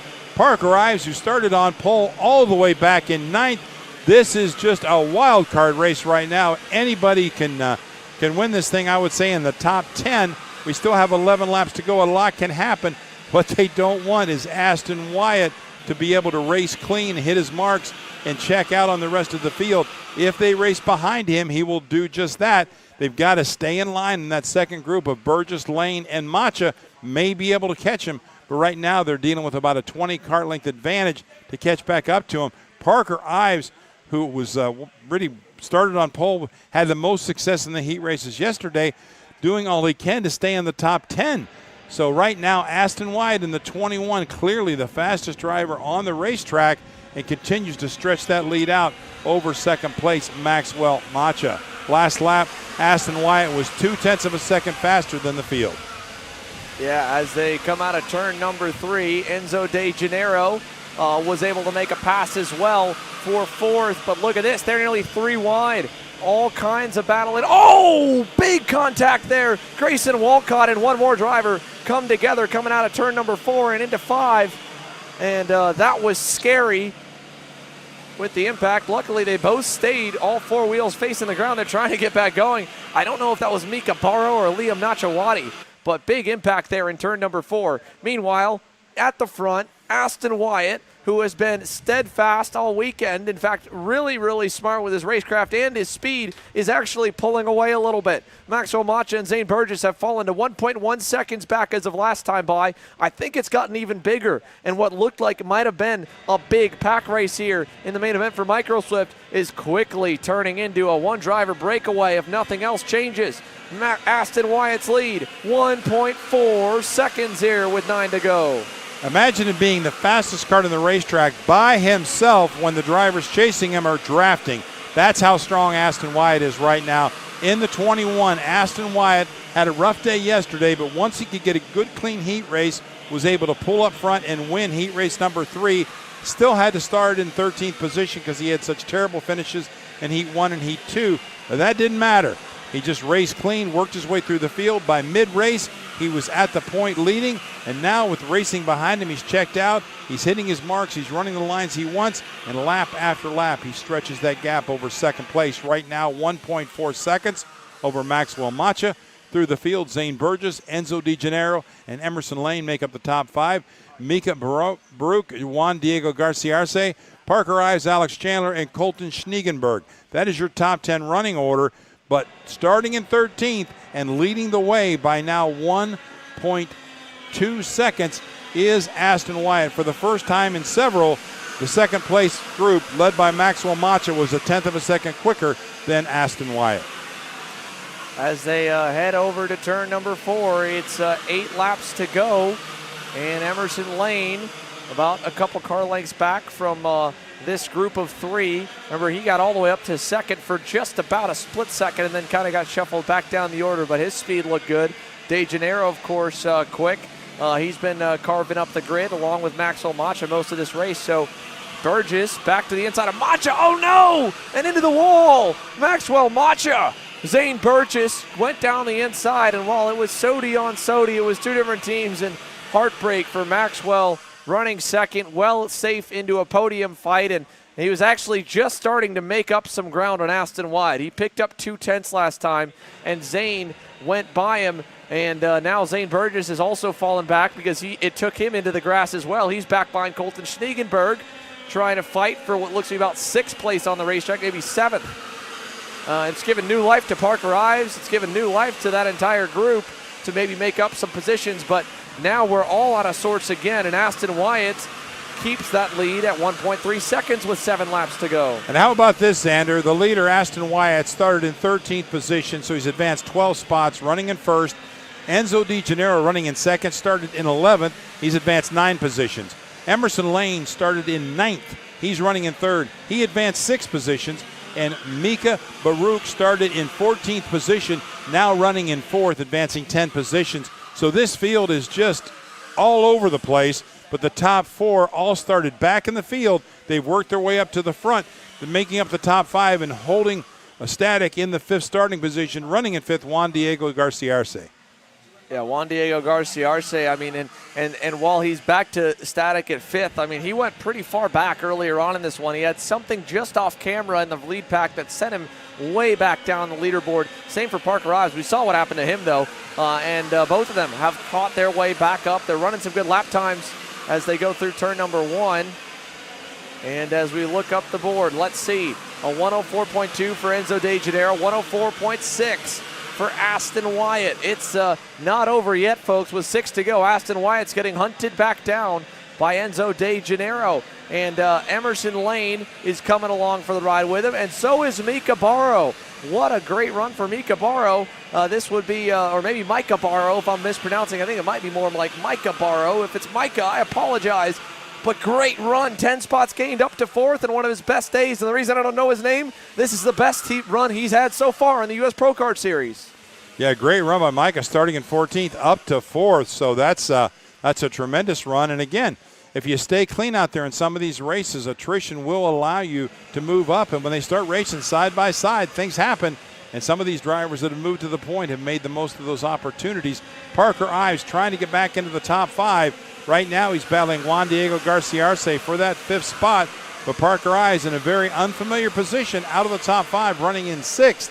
Zane Burgess back all the way to 7th after his excursion off track. In 8th is Jake Manalio, Colton Schniegenberg 9th, and Alex Chandler in 10th. So they're all chasing Aston Wyatt, and right now that gap from Aston Wyatt back to Enzo Di Gennaro is only a half a second. We have got a race on our hands, Xander, as that half a second gap was a second the lap before. Di Gennaro quite a bit faster now than Aston Wyatt. It's a battle for the lead. Yeah, De Janeiro looked to the inside, couldn't make it stick that time, but he luckily still has plenty of laps to pull it off. Enzo De Janeiro, a car length back, 4 laps to go. Aston Wyatt tapped his helmet. He wants some help. I don't know if he'll get it, and I don't know if he expected to as he moves to the outside finally, and he'll be okay for the moment, and that's a smart move by Enzo because Micah Barrow just went by on Emerson Lane for 3rd. Parker Ives passing Juan Diego Garcia Arce for the 5th spot, while 3rd and 5th traded. The lead did not. And so if they do stay single file, it work, but we can see at the top of the screen, the black and blue Team Ferris Racing Kart Republic has gone to the point. It's Enzo De Janeiro leading the way out of turn number 6. Enzo Di Gennaro, starting in 11th spot, has now made his way to the front. I didn't think anybody was going to chase down Aston Wyatt, but once Di Gennaro got some clean racetrack, he really cut some good laps, hit his marks, and now leads the way about 2 kart lengths over Aston Wyatt. Emerson Lane, Mika Barrow, and Juan Diego Garcia Arce still make up your top 5. Parker Ives still nipping at the heels of Garcia Arce, trying to make the top 5 finishing position, but right now Ives hasn't been able to do it. As they come down the front straightaway, Enzo De Janeiro and Aston Wyatt a car length apart. Aston stayed with him since losing the lead. 3 to go, and Enzo's going to go center track to slightly defend the spot to turn 2, but he'll leave the door open there. And that was just enough for Micah Barrow and Emerson Lane to really get close. Let's see it as they head to turn number 4. I think back to the normal line for Enzo. He's not going to do anything crazy just yet. He's going to try and maybe open that gap back up, at least from the back bumper of Aston Wyatt, maybe from the back bumper of himself, because they're on the verge of being too far away for 3rd and 4th to get there, Randy. If they, battle now 3rd and 4th, they'll be there in about 3 corners. But if they stay single file, they have a chance to kind of, delay that to the last little bit of the race. Yeah, I think that Wyatt really has to wait till that last lap. If those two start going too wide, racing each other, it's going to be a 4-kart battle. So show some patience and wait till that last lap and then get aggressive and try to make the move. And I think there's going to be a move as they come down now. It'll be 2 to go this time by. Still a little bit early, I think, to start racing because 3rd and 4th are not that far back. But I stand corrected because he swings wide to do the over and under, and that's going to help the gap a little bit as Baruch and Elaine close in ever so slightly, and Parker Ives has moved to the top 5 around. Garcia Arce, don't rule out Parker Ives. If they start racing in front of him, anything's possible. Well, that's right. Again, that group in 5th and 6th of Garcia Arce and Ives, they're only a second away from Emerson Lane and Micah Barrow. So for all of them, as they go up the S's with a lap and a half remaining, 2 seconds covering the top 6, could quickly come down to 2/10. Enzo De Janeiro, Aston Wyatt, though, part of the reason you're seeing them fight so hard so early, neither one has won a national, I believe, in the entire season, but we know for a fact in the US Pro Kart Series season because Parker Ives has won all 3 thus far. We are looking at 2 kids fighting for what could be their biggest win in their young careers thus far. There's a lot of pressure. It's a big stage, and now it is time to dance. White flag in the air, boys. 1 to go. Enzo De Janeiro, your leader, down to turn number 1, Randy. Does a swing wide, tries to do the over and under, but coming down just enough. Oh, no, not enough. Leaves the door open, and Aston Wyatt makes the pass. New leader, Aston Wyatt. I thought that De Janeiro might protect, but he didn't. And now De Janeiro to the high side. He does the over-under. Can he make the move on Wyatt? Not able to do it. Wyatt comes down low and protects through the right-hander down the hill. Now Wyatt defends low. Here comes De Janeiro to the outside. Now the over and under. Can't do it there. And they go through the kinks up the hill towards the back end of the circuit. It'll be the checkered flag next time by. Aston Wyatt trying to hang on. Enzo De Janeiro wants to close in and take the win. Down the hill, one final time. Through the left-hander, closing in 3rd and 4th, Mika Baruch and Emerson Lane. Will they be close enough to do anything about this? Oh, to the inside. Here comes De Janeiro. He makes the pass around Wyatt. Coming to the stripe, Xander. It looks like it's going to be Aston Wyatt. Aston Wyatt trying to get one last run. Can he get it back around Enzo De Janeiro? At the line, De Janeiro celebrates. Here comes Aston Wyatt, side by side, and he just hangs on. Aston Wyatt comes up 500 shy. Enzo De Janeiro might have been just a little bit early with the fist pumping, but what a dive bomb with 2 corners to go. Aston Wyatt left the door open, didn't think Enzo was going to go that early, and Enzo De Janeiro caught him sleeping. And welcome to the National Winner's Circle, Enzo De Janeiro. Aston Wyatt is at a crawl right now over to turn number 3. I know that the young kid out of Texas, out of Houston, is probably absolutely gutted for that one. So close to his first national win, and it always hurts to lose it that way, but the one point to remember, that's always been a long time saying in sports, you have to lose one to win one, right, Randy? And for a lot of kids, sometimes it's a lot more than one loss, and that's what our sport's about. It's 36 drivers entering, only one gets to hoist the trophy at the top step of the podium. Today, though, a huge congratulations are in order for Enzo De Janeiro. A big congratulations to him and the entire Team Ferris Racing Group. 10 spots gained. Aston Wyatt still did an awesome job. 11 spots picked up to second. Yeah, Aston Wyatt has nothing to be ashamed of. Coming from 13th to the point, had a nice lead, but eventually got hung out to dry. Had nobody to draft with. They caught up to him, and De Janeiro made the move around him. And then had a great race those last couple laps. Mika Barrow finishes 3rd. Emerson Lane 4th. Wando Diego Garcia Arce gets around Parker Ives on that last lap to get the 5th position. So top 5 for Juan Diego Garcia Arce. Parker Ives all the way back to 6th. Let's go down to the KC pit box here. Well, we got a couple more moments before the final race of the afternoon. Pro Shifter standing by. We tried this earlier this weekend. Let's see if we can get it right today. I got trust in our boys. Let's send it to Alex and Emery and a few more guests. Fellas? All right, thanks, Xander. There we go. The mic's actually working this time. All right, we have Marin and AJ, the 2 fastest guys all weekend, really all year long in the Pro Shifter class. I'm going to start it off with a bit of an unrelated shifter question. Both you guys watched the Pro Senior race. I got to know, what's your take on that? I didn't get a good enough watch myself. My take is it sucks to be fast for Norberg, but I don't know. That's it. I mean, I know Harley. I know the way he races. He's hard but fair, but yeah, he made it work this time. He wasn't the quickest, but he was aggressive in the right moments, and he did his job. Yeah, and shifting focus to this race, I mean, obviously completely different discipline for you two. Marian, we've seen you cut AJ a couple of breaks in turn 1 over the first 3 heats. Is that going to happen here in the final? Hopefully not. I mean, if I can get a good jump and no wheel spin, I I might lead into the first corner for once, but we'll see how we go. Yeah, and I mean, both of you guys, I know in a few weeks' time, we're going to head over to Worlds. You guys are rivals here over in America on different chassis, right? In the Worlds, you're both coming here from America. Are we going to see maybe a bit of a friendship over there or what? Personally, I hope I'm in the front and he's in the back, but I know we're going to race each other clean, and I hope that we're all fast. Marian, are you the biggest AJ Myers fan over there?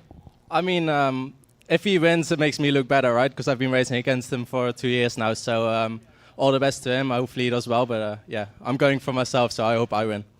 All right, back to this race, talking about, again, 20 laps of distance here on brand new tires. Again, the first time since qualifying. How does it make you feel to be back on tires, and do you think that gives either one of you guys an advantage heading into this one? I'm not too sure. My tires yesterday looked pretty bad, but they ended up being pretty fast, and then this morning I was on good tires and wasn't as quick anymore. So yeah, we're on the same tires right now, so we'll see how we go. What about you, AJ? Yeah, same thing. We don't know what we're going to get. We were on no holes yesterday by the end of the race. We got fresh rubber. Wasn't even on new this morning, so same setup, see what we got. All right, one more question here. I mean, AJ, you were on the outside in all 3 heats yesterday. This time, I believe you're going to choose the inside. Maybe you're going to still say the outside. Why change now? No, I'm going to the outside. I know if Marian gets a start, there's a chance he's there. I know it's risky on the outside. But faith in myself, if I have that outside momentum, it makes it easy in the 2. All right, I mean, there you go. You hear it from the 2 classes of the pro shifter category here. They're rolling off P1, P2. Let's see if Kremers doesn't leave him a break this time heading to turn 1. Back to you, Xander. Thanks, fellas. We go back to the on-track action here in a few more moments. One final word from our partners here at the US Pro Kart Series and live on Kart Chaser. It's the main event for Pro Shifter presented by SRP Engines when we come back.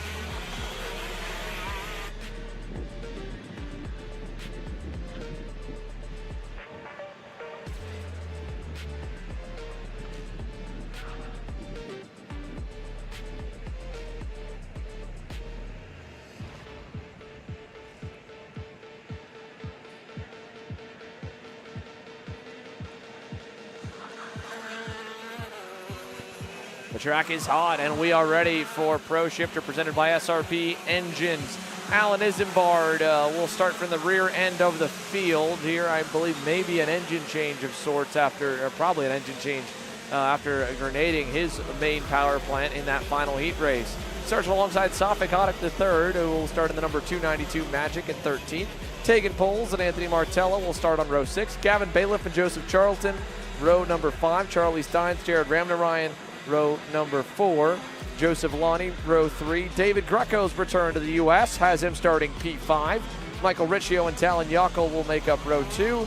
Marin Kremers and A.J. Myers, your front row. A.J. Myers has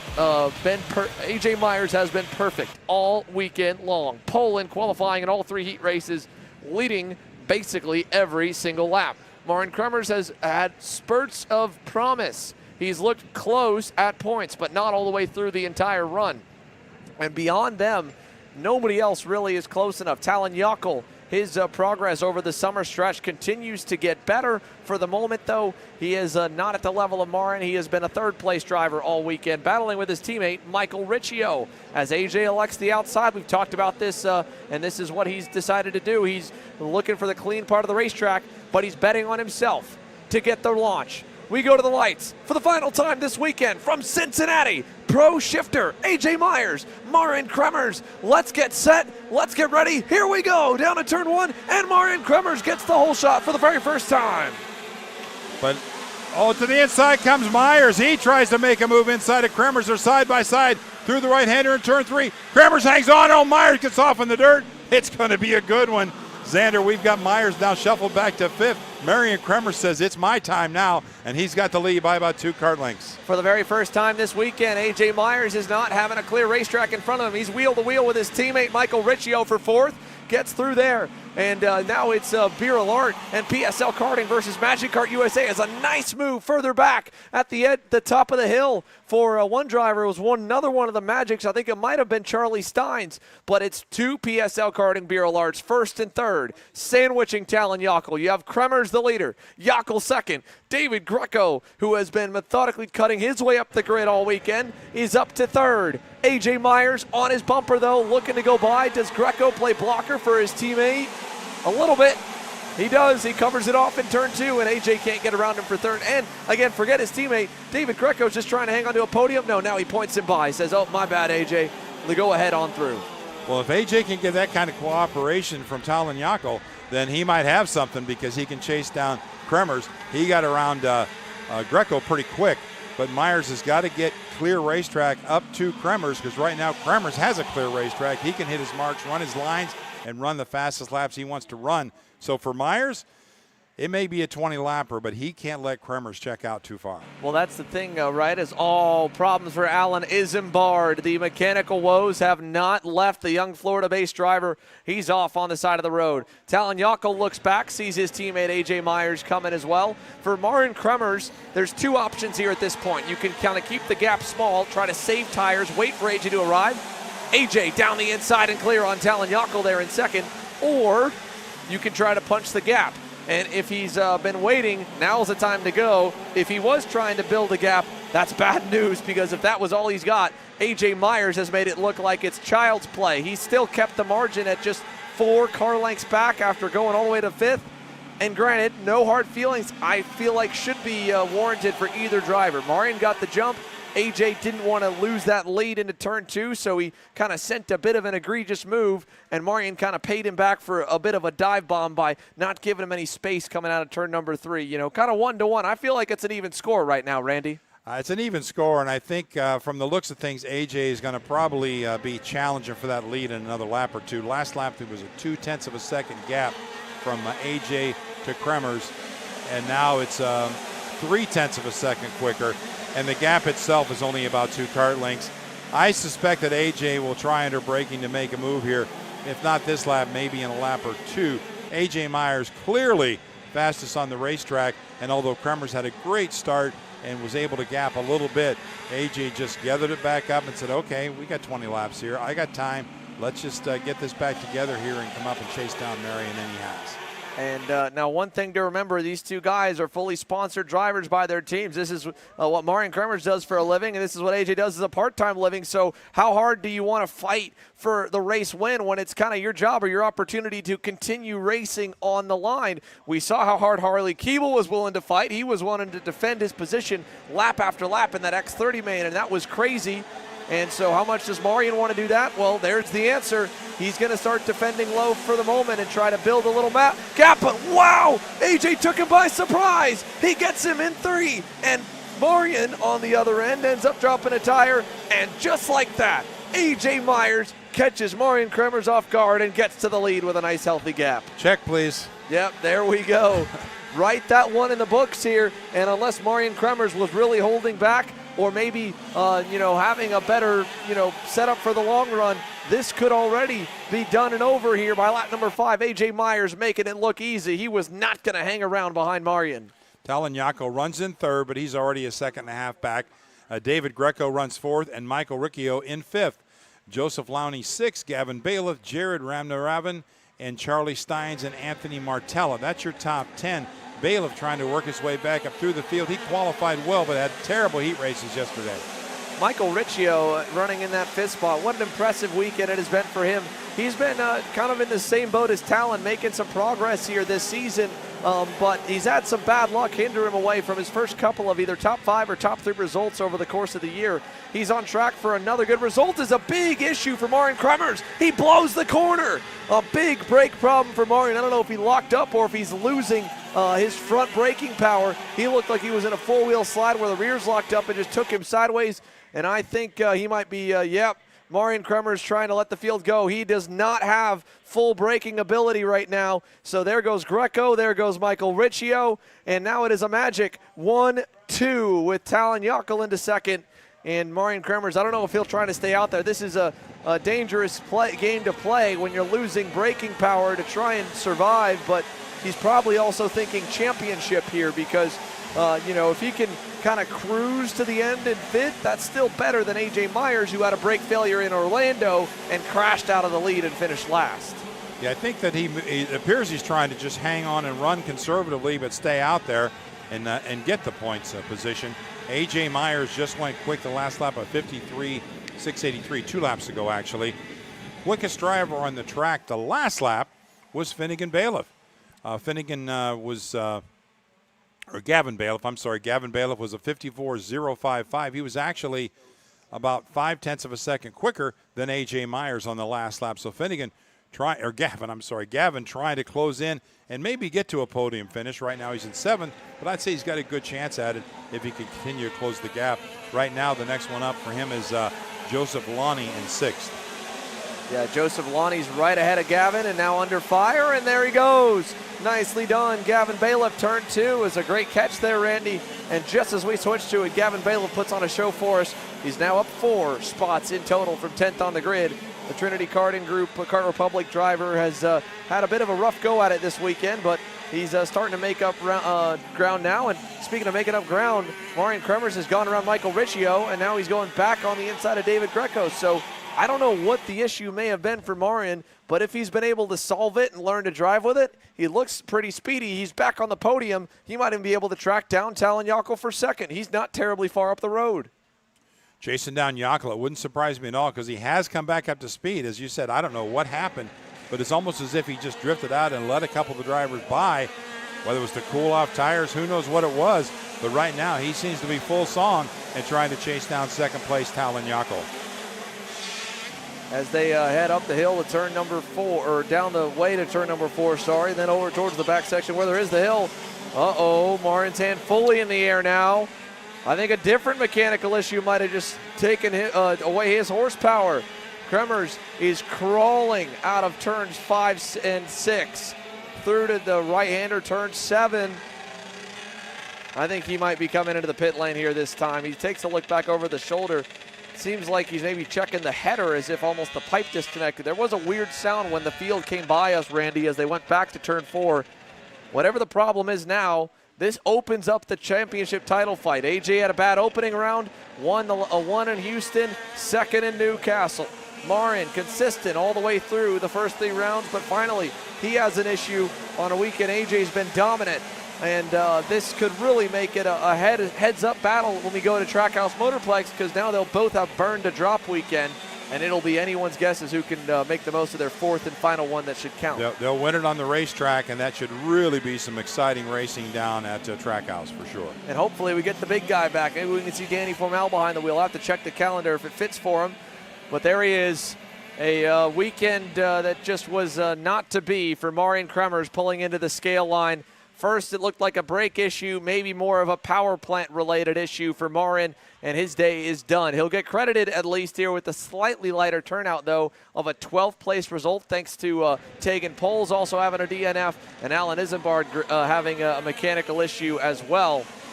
But that's only for the points lost back to 12th. It's still going to be a maximum points weekend if things stay the same for AJ Myers. He's halfway in and halfway home to pitching what I would consider a perfect game, or darn near it, with a full clean sweep of the weekend and nearly leading every single lap in the process, Randy.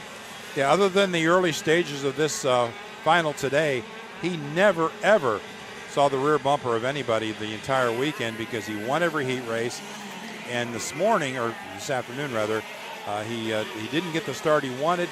Kremers was ready for him, got a good start to the inside, got shuffled back to 5th, but was methodical, chipping away, position after position. And when he caught Kremers, it was only a matter of time, and within about 2 laps, he made the pass unsuspectingly out of turn 2 on the outside to take over the top spot. And now Kremers on the sidelines with a mechanical failure. So right now the battle is for 3rd between David Greco and Michael Riccio, and Gavin Bailiff trying to close in a little bit on those two for a battle for 3rd. So still some good battles out there, but up front, it's AJ Myers by over 3 seconds over the field. Talon Yako runs 2nd, David Greco 3rd, Michael Riccio 4th, Gavin Bailiff 5th. Through the top 10, Joseph Lowney, Jared Remnarayan, Anthony Martella 8th, Charlie Steins, and Joseph Charlton. That is your top 10 running order, with AJ Myers leading the way. Car number 222, and he has now got almost a 4-second advantage on the field as it continues to grow. Yeah, it is just a big AJ Myers Driving Academy session right now on the racetrack here, Randy Kugler. He's showing everybody how to make it happen. Now, that said, the battles behind might open up a little bit more for 3rd and 4th. We've got Gavin Bailiff closing in on Riccio. That's for P4. Last time by, he was 0.2 better than both Michael Riccio, he was 1/10 slower actually. The laps before he was tracking him down. That time by, Riccio opened the gap back up. They both were 0.2 better than 2nd and 3rd, Talon Yockel and David Greco. So we'll see if they tighten up at all. It's always a bit of a rubber band effect when you look at the lap times. It's harder to be consistent. I mean, you think of the amount of times they're taking their hand off the wheel, basically driving 50% of the lap one-handed with the gear shift lever. And between everything that's all in the driver's toolbox, you see a lot more mistakes than in the single-speed classes. So you have to be really on your game to consistently be gaining a 10th a lap on someone, because it's so hard to put a bunch of laps together in that same 10th bracket when you're at the limit. When you break down the demand, the challenge, the requirement of a shifter racer to go fast on a track like this, when a lot of the circuit, the lap is going to be one-handed while he's making the shifts, and not just making the shifts, but making them at the proper time, accelerating at the proper time, it's phenomenal. And to see somebody like an AJ Myers or a Marian Kremers, they're just masters at it. It is really just racing, just the beauty of racing when they can do that and do it consistently and almost do it in harmony with what's needed to go fast around this circuit here at Cincinnati. So AJ Myers right now putting on a clinic, a gap now over 4 seconds on Talon Yockel. Yeah, as they go into the corner here, let's see. We've got a info as well. Side by side back down to the KC pit box. He was there just a few moments ago. We were hoping to have him here as well in about 8 more laps. Unfortunately, Marian Kremers, his day ends early. Emery? Thanks, Sander. Marian, looked like you were off to a strong start, then went wide a couple times and eventually had what looked like an exhaust issue. What happened there? I'm not too sure. I mean, the start was really good. I drove AJ aggressive. He drove me aggressive in 2, so I went aggressive in 3. And I knew that was my only way to get away from him. So, yeah, I had my elbows out in the beginning, then I was just slow. I mean, I couldn't keep it on track. I didn't have the grip, and then he got around me, Talon and Davide got around me. I started get going again, but then the exhaust spring broke and my exhaust came off, so had to retire, unfortunately. Thanks, Marian. There you go. Unfortunate for Marian Kremers, an exhaust spring failure. Now, while we went away to him, look at this. Michael Riccio is feeling the pressure from Gavin Bailiff for the 4th position. He's been defending for a couple of moments. Gavin's trying to get around him, and now Gavin is getting backed up into a Magic Kart sandwich because here comes Joseph Lonnie in 6th to make it 3 cars battling for 4th. It's also allowed David Greco to put another 2nd on him. Yeah, David Greco loves this because he can settle into 3rd spot now, and I don't know that he's going to be challenged with only 4 laps to go next time by. A.J. Myers 4.5 seconds over Talon Yako. Talon Yako with a 2-second advantage over David Greco, but it's Riccio, Bailiff, and now Joseph Lonnie, and those 3 are battling out for that 4th spot, and it is any one of those 3 right now. They're awfully close. Riccio with the 4th spot, but Bailiff has been knocking on the door, left, right, inside, outside, trying to get around him. Hasn't quite been able to complete the pass. As they head down the straightaway, we've only got a few more laps where Gavin's going to have a chance to get by him. 4 to go, headed down to turn number 2, and it's still Riccio holding on over Bailiff. Gavin Bailiff, granted a top 5 here is a podium with the single main event format. It would still give him something to walk away from a weekend where he probably was hoping to have a little bit more, maybe to be up with the likes of David Greco and Talon Yako, considering this is his home racetrack, his home property, where him and his brother and his mom and his dad take care of the facility and live on property and manage the team. It's where he's learned to drive a shifter kart, and he would have liked to maybe be a little bit further up, but at least a bittersweet ending could maybe be 4th if he can just find a way around Michael Riccio. And then again, on the flip side, for Michael Riccio, he is trying to hang on to his best career result to date. 4th place in this kind of field would be a huge step forward in the progression of Michael Riccio's shifter career. Crossing the stripe now, 3 laps to go in this shifter kart final. Gap now 5.2 seconds. A.J. Myers over Talon Yako. David Greco, Michael Riccio, and Gavin Bailiff. Those 3rd, 4th, and 5th, and primarily it's Riccio, Bailiff, and Lowney. That's where the battle is, as Greco has been able to settle in 3rd and gap about a 3-second advantage over Riccio in 4th. So the battle right now is for 4th, 5th, and 6th. Jared Ramnaravan in 7th, Anthony Martella 8th, Charlie Steins and Safet Haddock in 10th. That is your top 10 running order. But once again, out front, A.J. Myers is literally on a Sunday drive, just cruising with 2 laps to go this time by for A.J. Myers. Final time around for everyone else as well when they come to, or final 2 times around for everybody else. Michael Riccio's gap back to Gavin Bailiff is holding. We'll keep a tab on that battle, but let's go up and highlight the top 3 here in this moment. We go up from 4th and 5th. Let's go find, of course, A.J. Myers. We've watched him all race. He's been amazing as he gets ready for the KZ World Championship. Back to 2nd, Talon Yako. His progression this year to be a part of another kind of 1-2 punch for the Magic Kart crew and to continue his progress. He would have liked to rightfully get it away from Marian and have a good battle with him, but I think he'll still hold his head high with a best career pro shifter main event finish. And back to 3rd for David Greco in his first U.S. start, I think, all year, or at least in quite some time since maybe the Florida Winter Tour. David Greco, who has launched his own driving coaching academy up in Canada. It's kept him busy with the Canadian national schedule. And at the white flag, David Greco is going to go back across the border with some hardware here as he stares down a 3rd place potential result. And we'll check in with that battle for 4th one more time, but I don't think much will happen because A.J. Myers' lead is big, and the battle between 4th, it's about a half second from Riccio back to Bailiff, and another 0.8 back to Joseph Lonnie. So all the way to the S's for the final time today. A.J. Myers, the Magic Man, is headed over the hill here, Randy, and let's bring him on home as he is going to get his 2nd win of the US Pro Kart season, 2 weeks away from going to represent the United States. A.J. Myers making his last 2 corners. Final right-hand turn down the straight. A perfect weekend for A.J. Myers. Wins every heat, wins the final, fast qualifier. Your champion, A.J. Myers. A.J. Myers wins in Cincinnati. And just again, 2 weeks away from A.J. Myers returning to the FIA KZ Karting World Championship.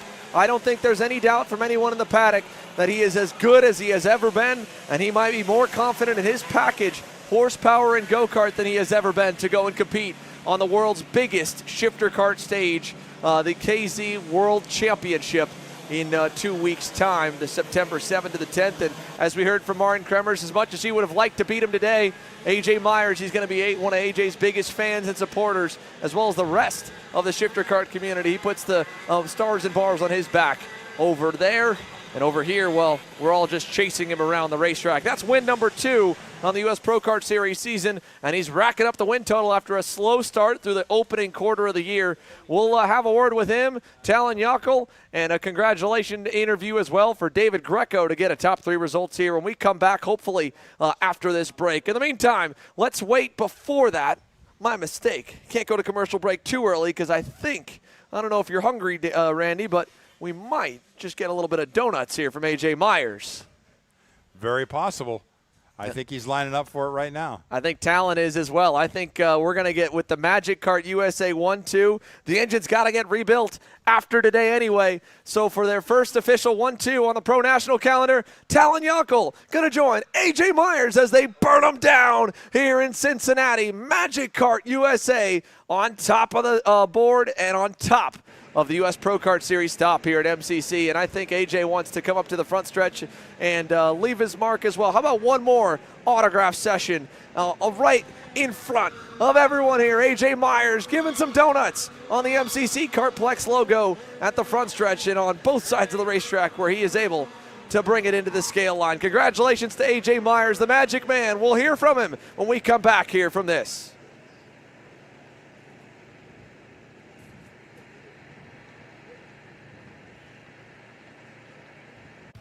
Kart Store USA is a kart parts supplier that racers and retailers can count on when they need reliable advice and service. We focus on servicing all racers with honesty and pride while maintaining customer satisfaction. We carry a full stock of Kart Republic and Tony Kart chassis, as well as IAMI and Vortex Rock engines. We've also got a host of other parts available and in stock, such as products from Rev Performance Materials, Jecco Racing Seats, and more. We have a 100% satisfaction guarantee. And on top of that, if your order exceeds $200, shipping is on us. Check out all we have to offer today by visiting us online at kartstore-usa.com.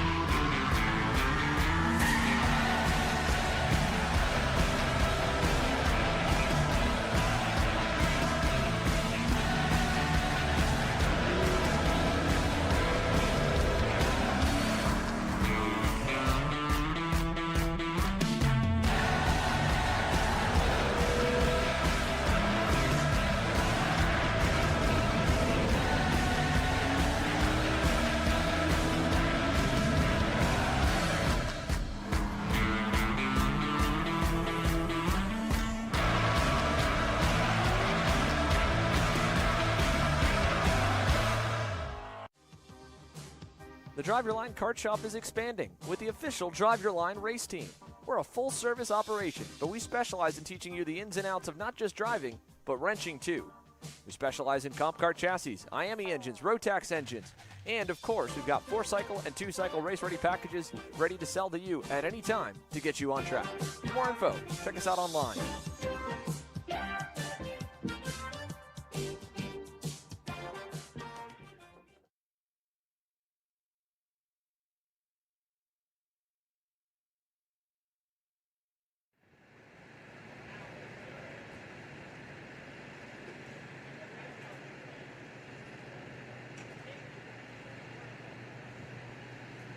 No, dude.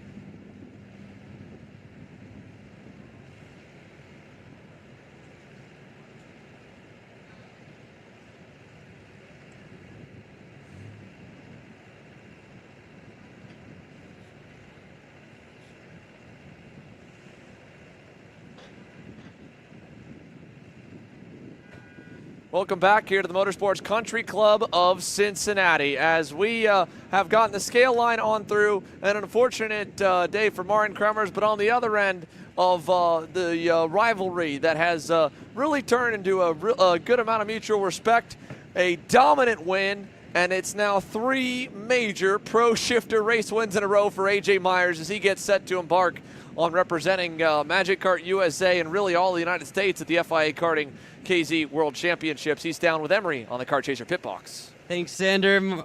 AJ, at the start there, Marian looked like he had you a little bit. He got the whole shot.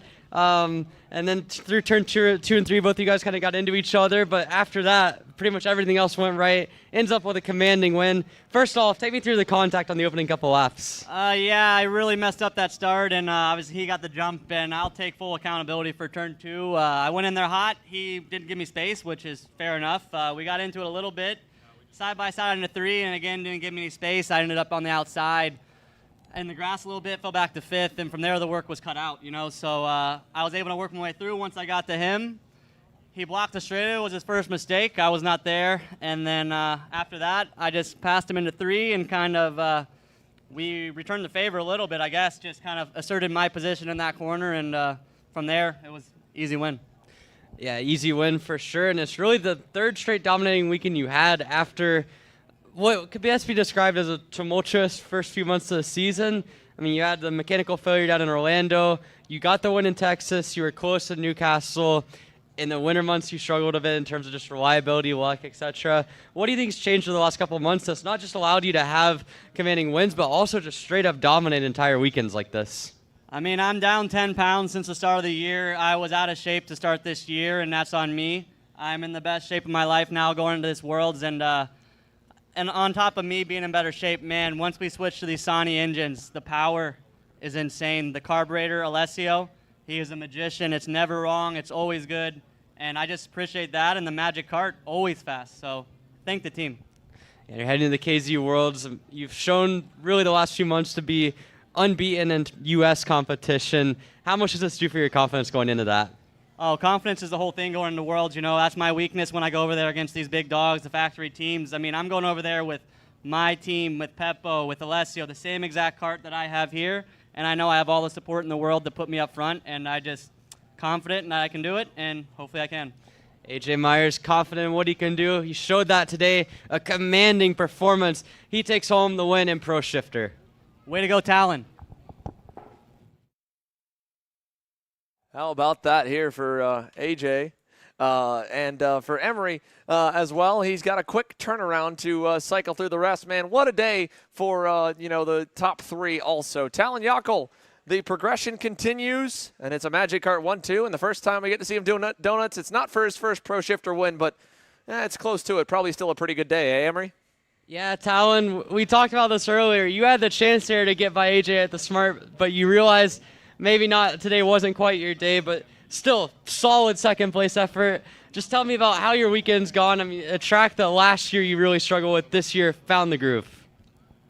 Well, it's definitely nice to finally find like the proper rhythm around this track. It's pretty difficult, a lot of elevation and everything.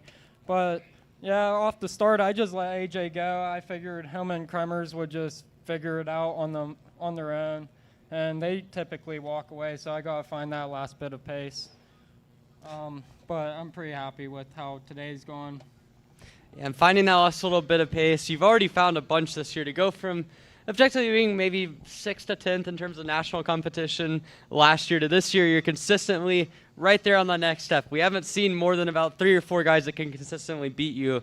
As you look ahead, you got Trackhouse Motorflex. Sorry about that one. You got Trackhouse coming up next in terms of the US PKS schedule. Your home race. It's a track you've got a lot of laps, a lot of testing around. Do you think that's where you have the chance to make the next step? Yeah, I think I can step up most definitely. I'm very familiar with the track, but AJ's going to be faster. It's his home track too, and we practice there all the time. But we'll see how it goes in the meantime. Yeah, and again, last thing for the day, you have a 1-2-4 for Magic Kart. It's a really good effort for you guys. We've spoken a bunch about how much AJ's data and just doing the track walks, being able to have someone with his level of experience has helped you out. But now you're kind of getting to see maybe the other side of it, where you have other teammates that are still kind of catching on. You saw Michael Riccio today with a good effort in the final. Show me about what it means to have teammates that are continuously improving each other and what you're looking forward to as you continue to build the Magic operation. Well, first of all, I'm very proud of Michael this weekend. He's really stepped up his pace. I was hoping he could get 3rd place, but, the competition's very tight. It's always going to be pretty tight, so you got to find that last bit. I think he'll be good at GoPro for the next round. But it's just very useful having AJ as a teammate. I honestly wouldn't be here like without him, because he's taught me so much. Even just this weekend, it's it's very valuable.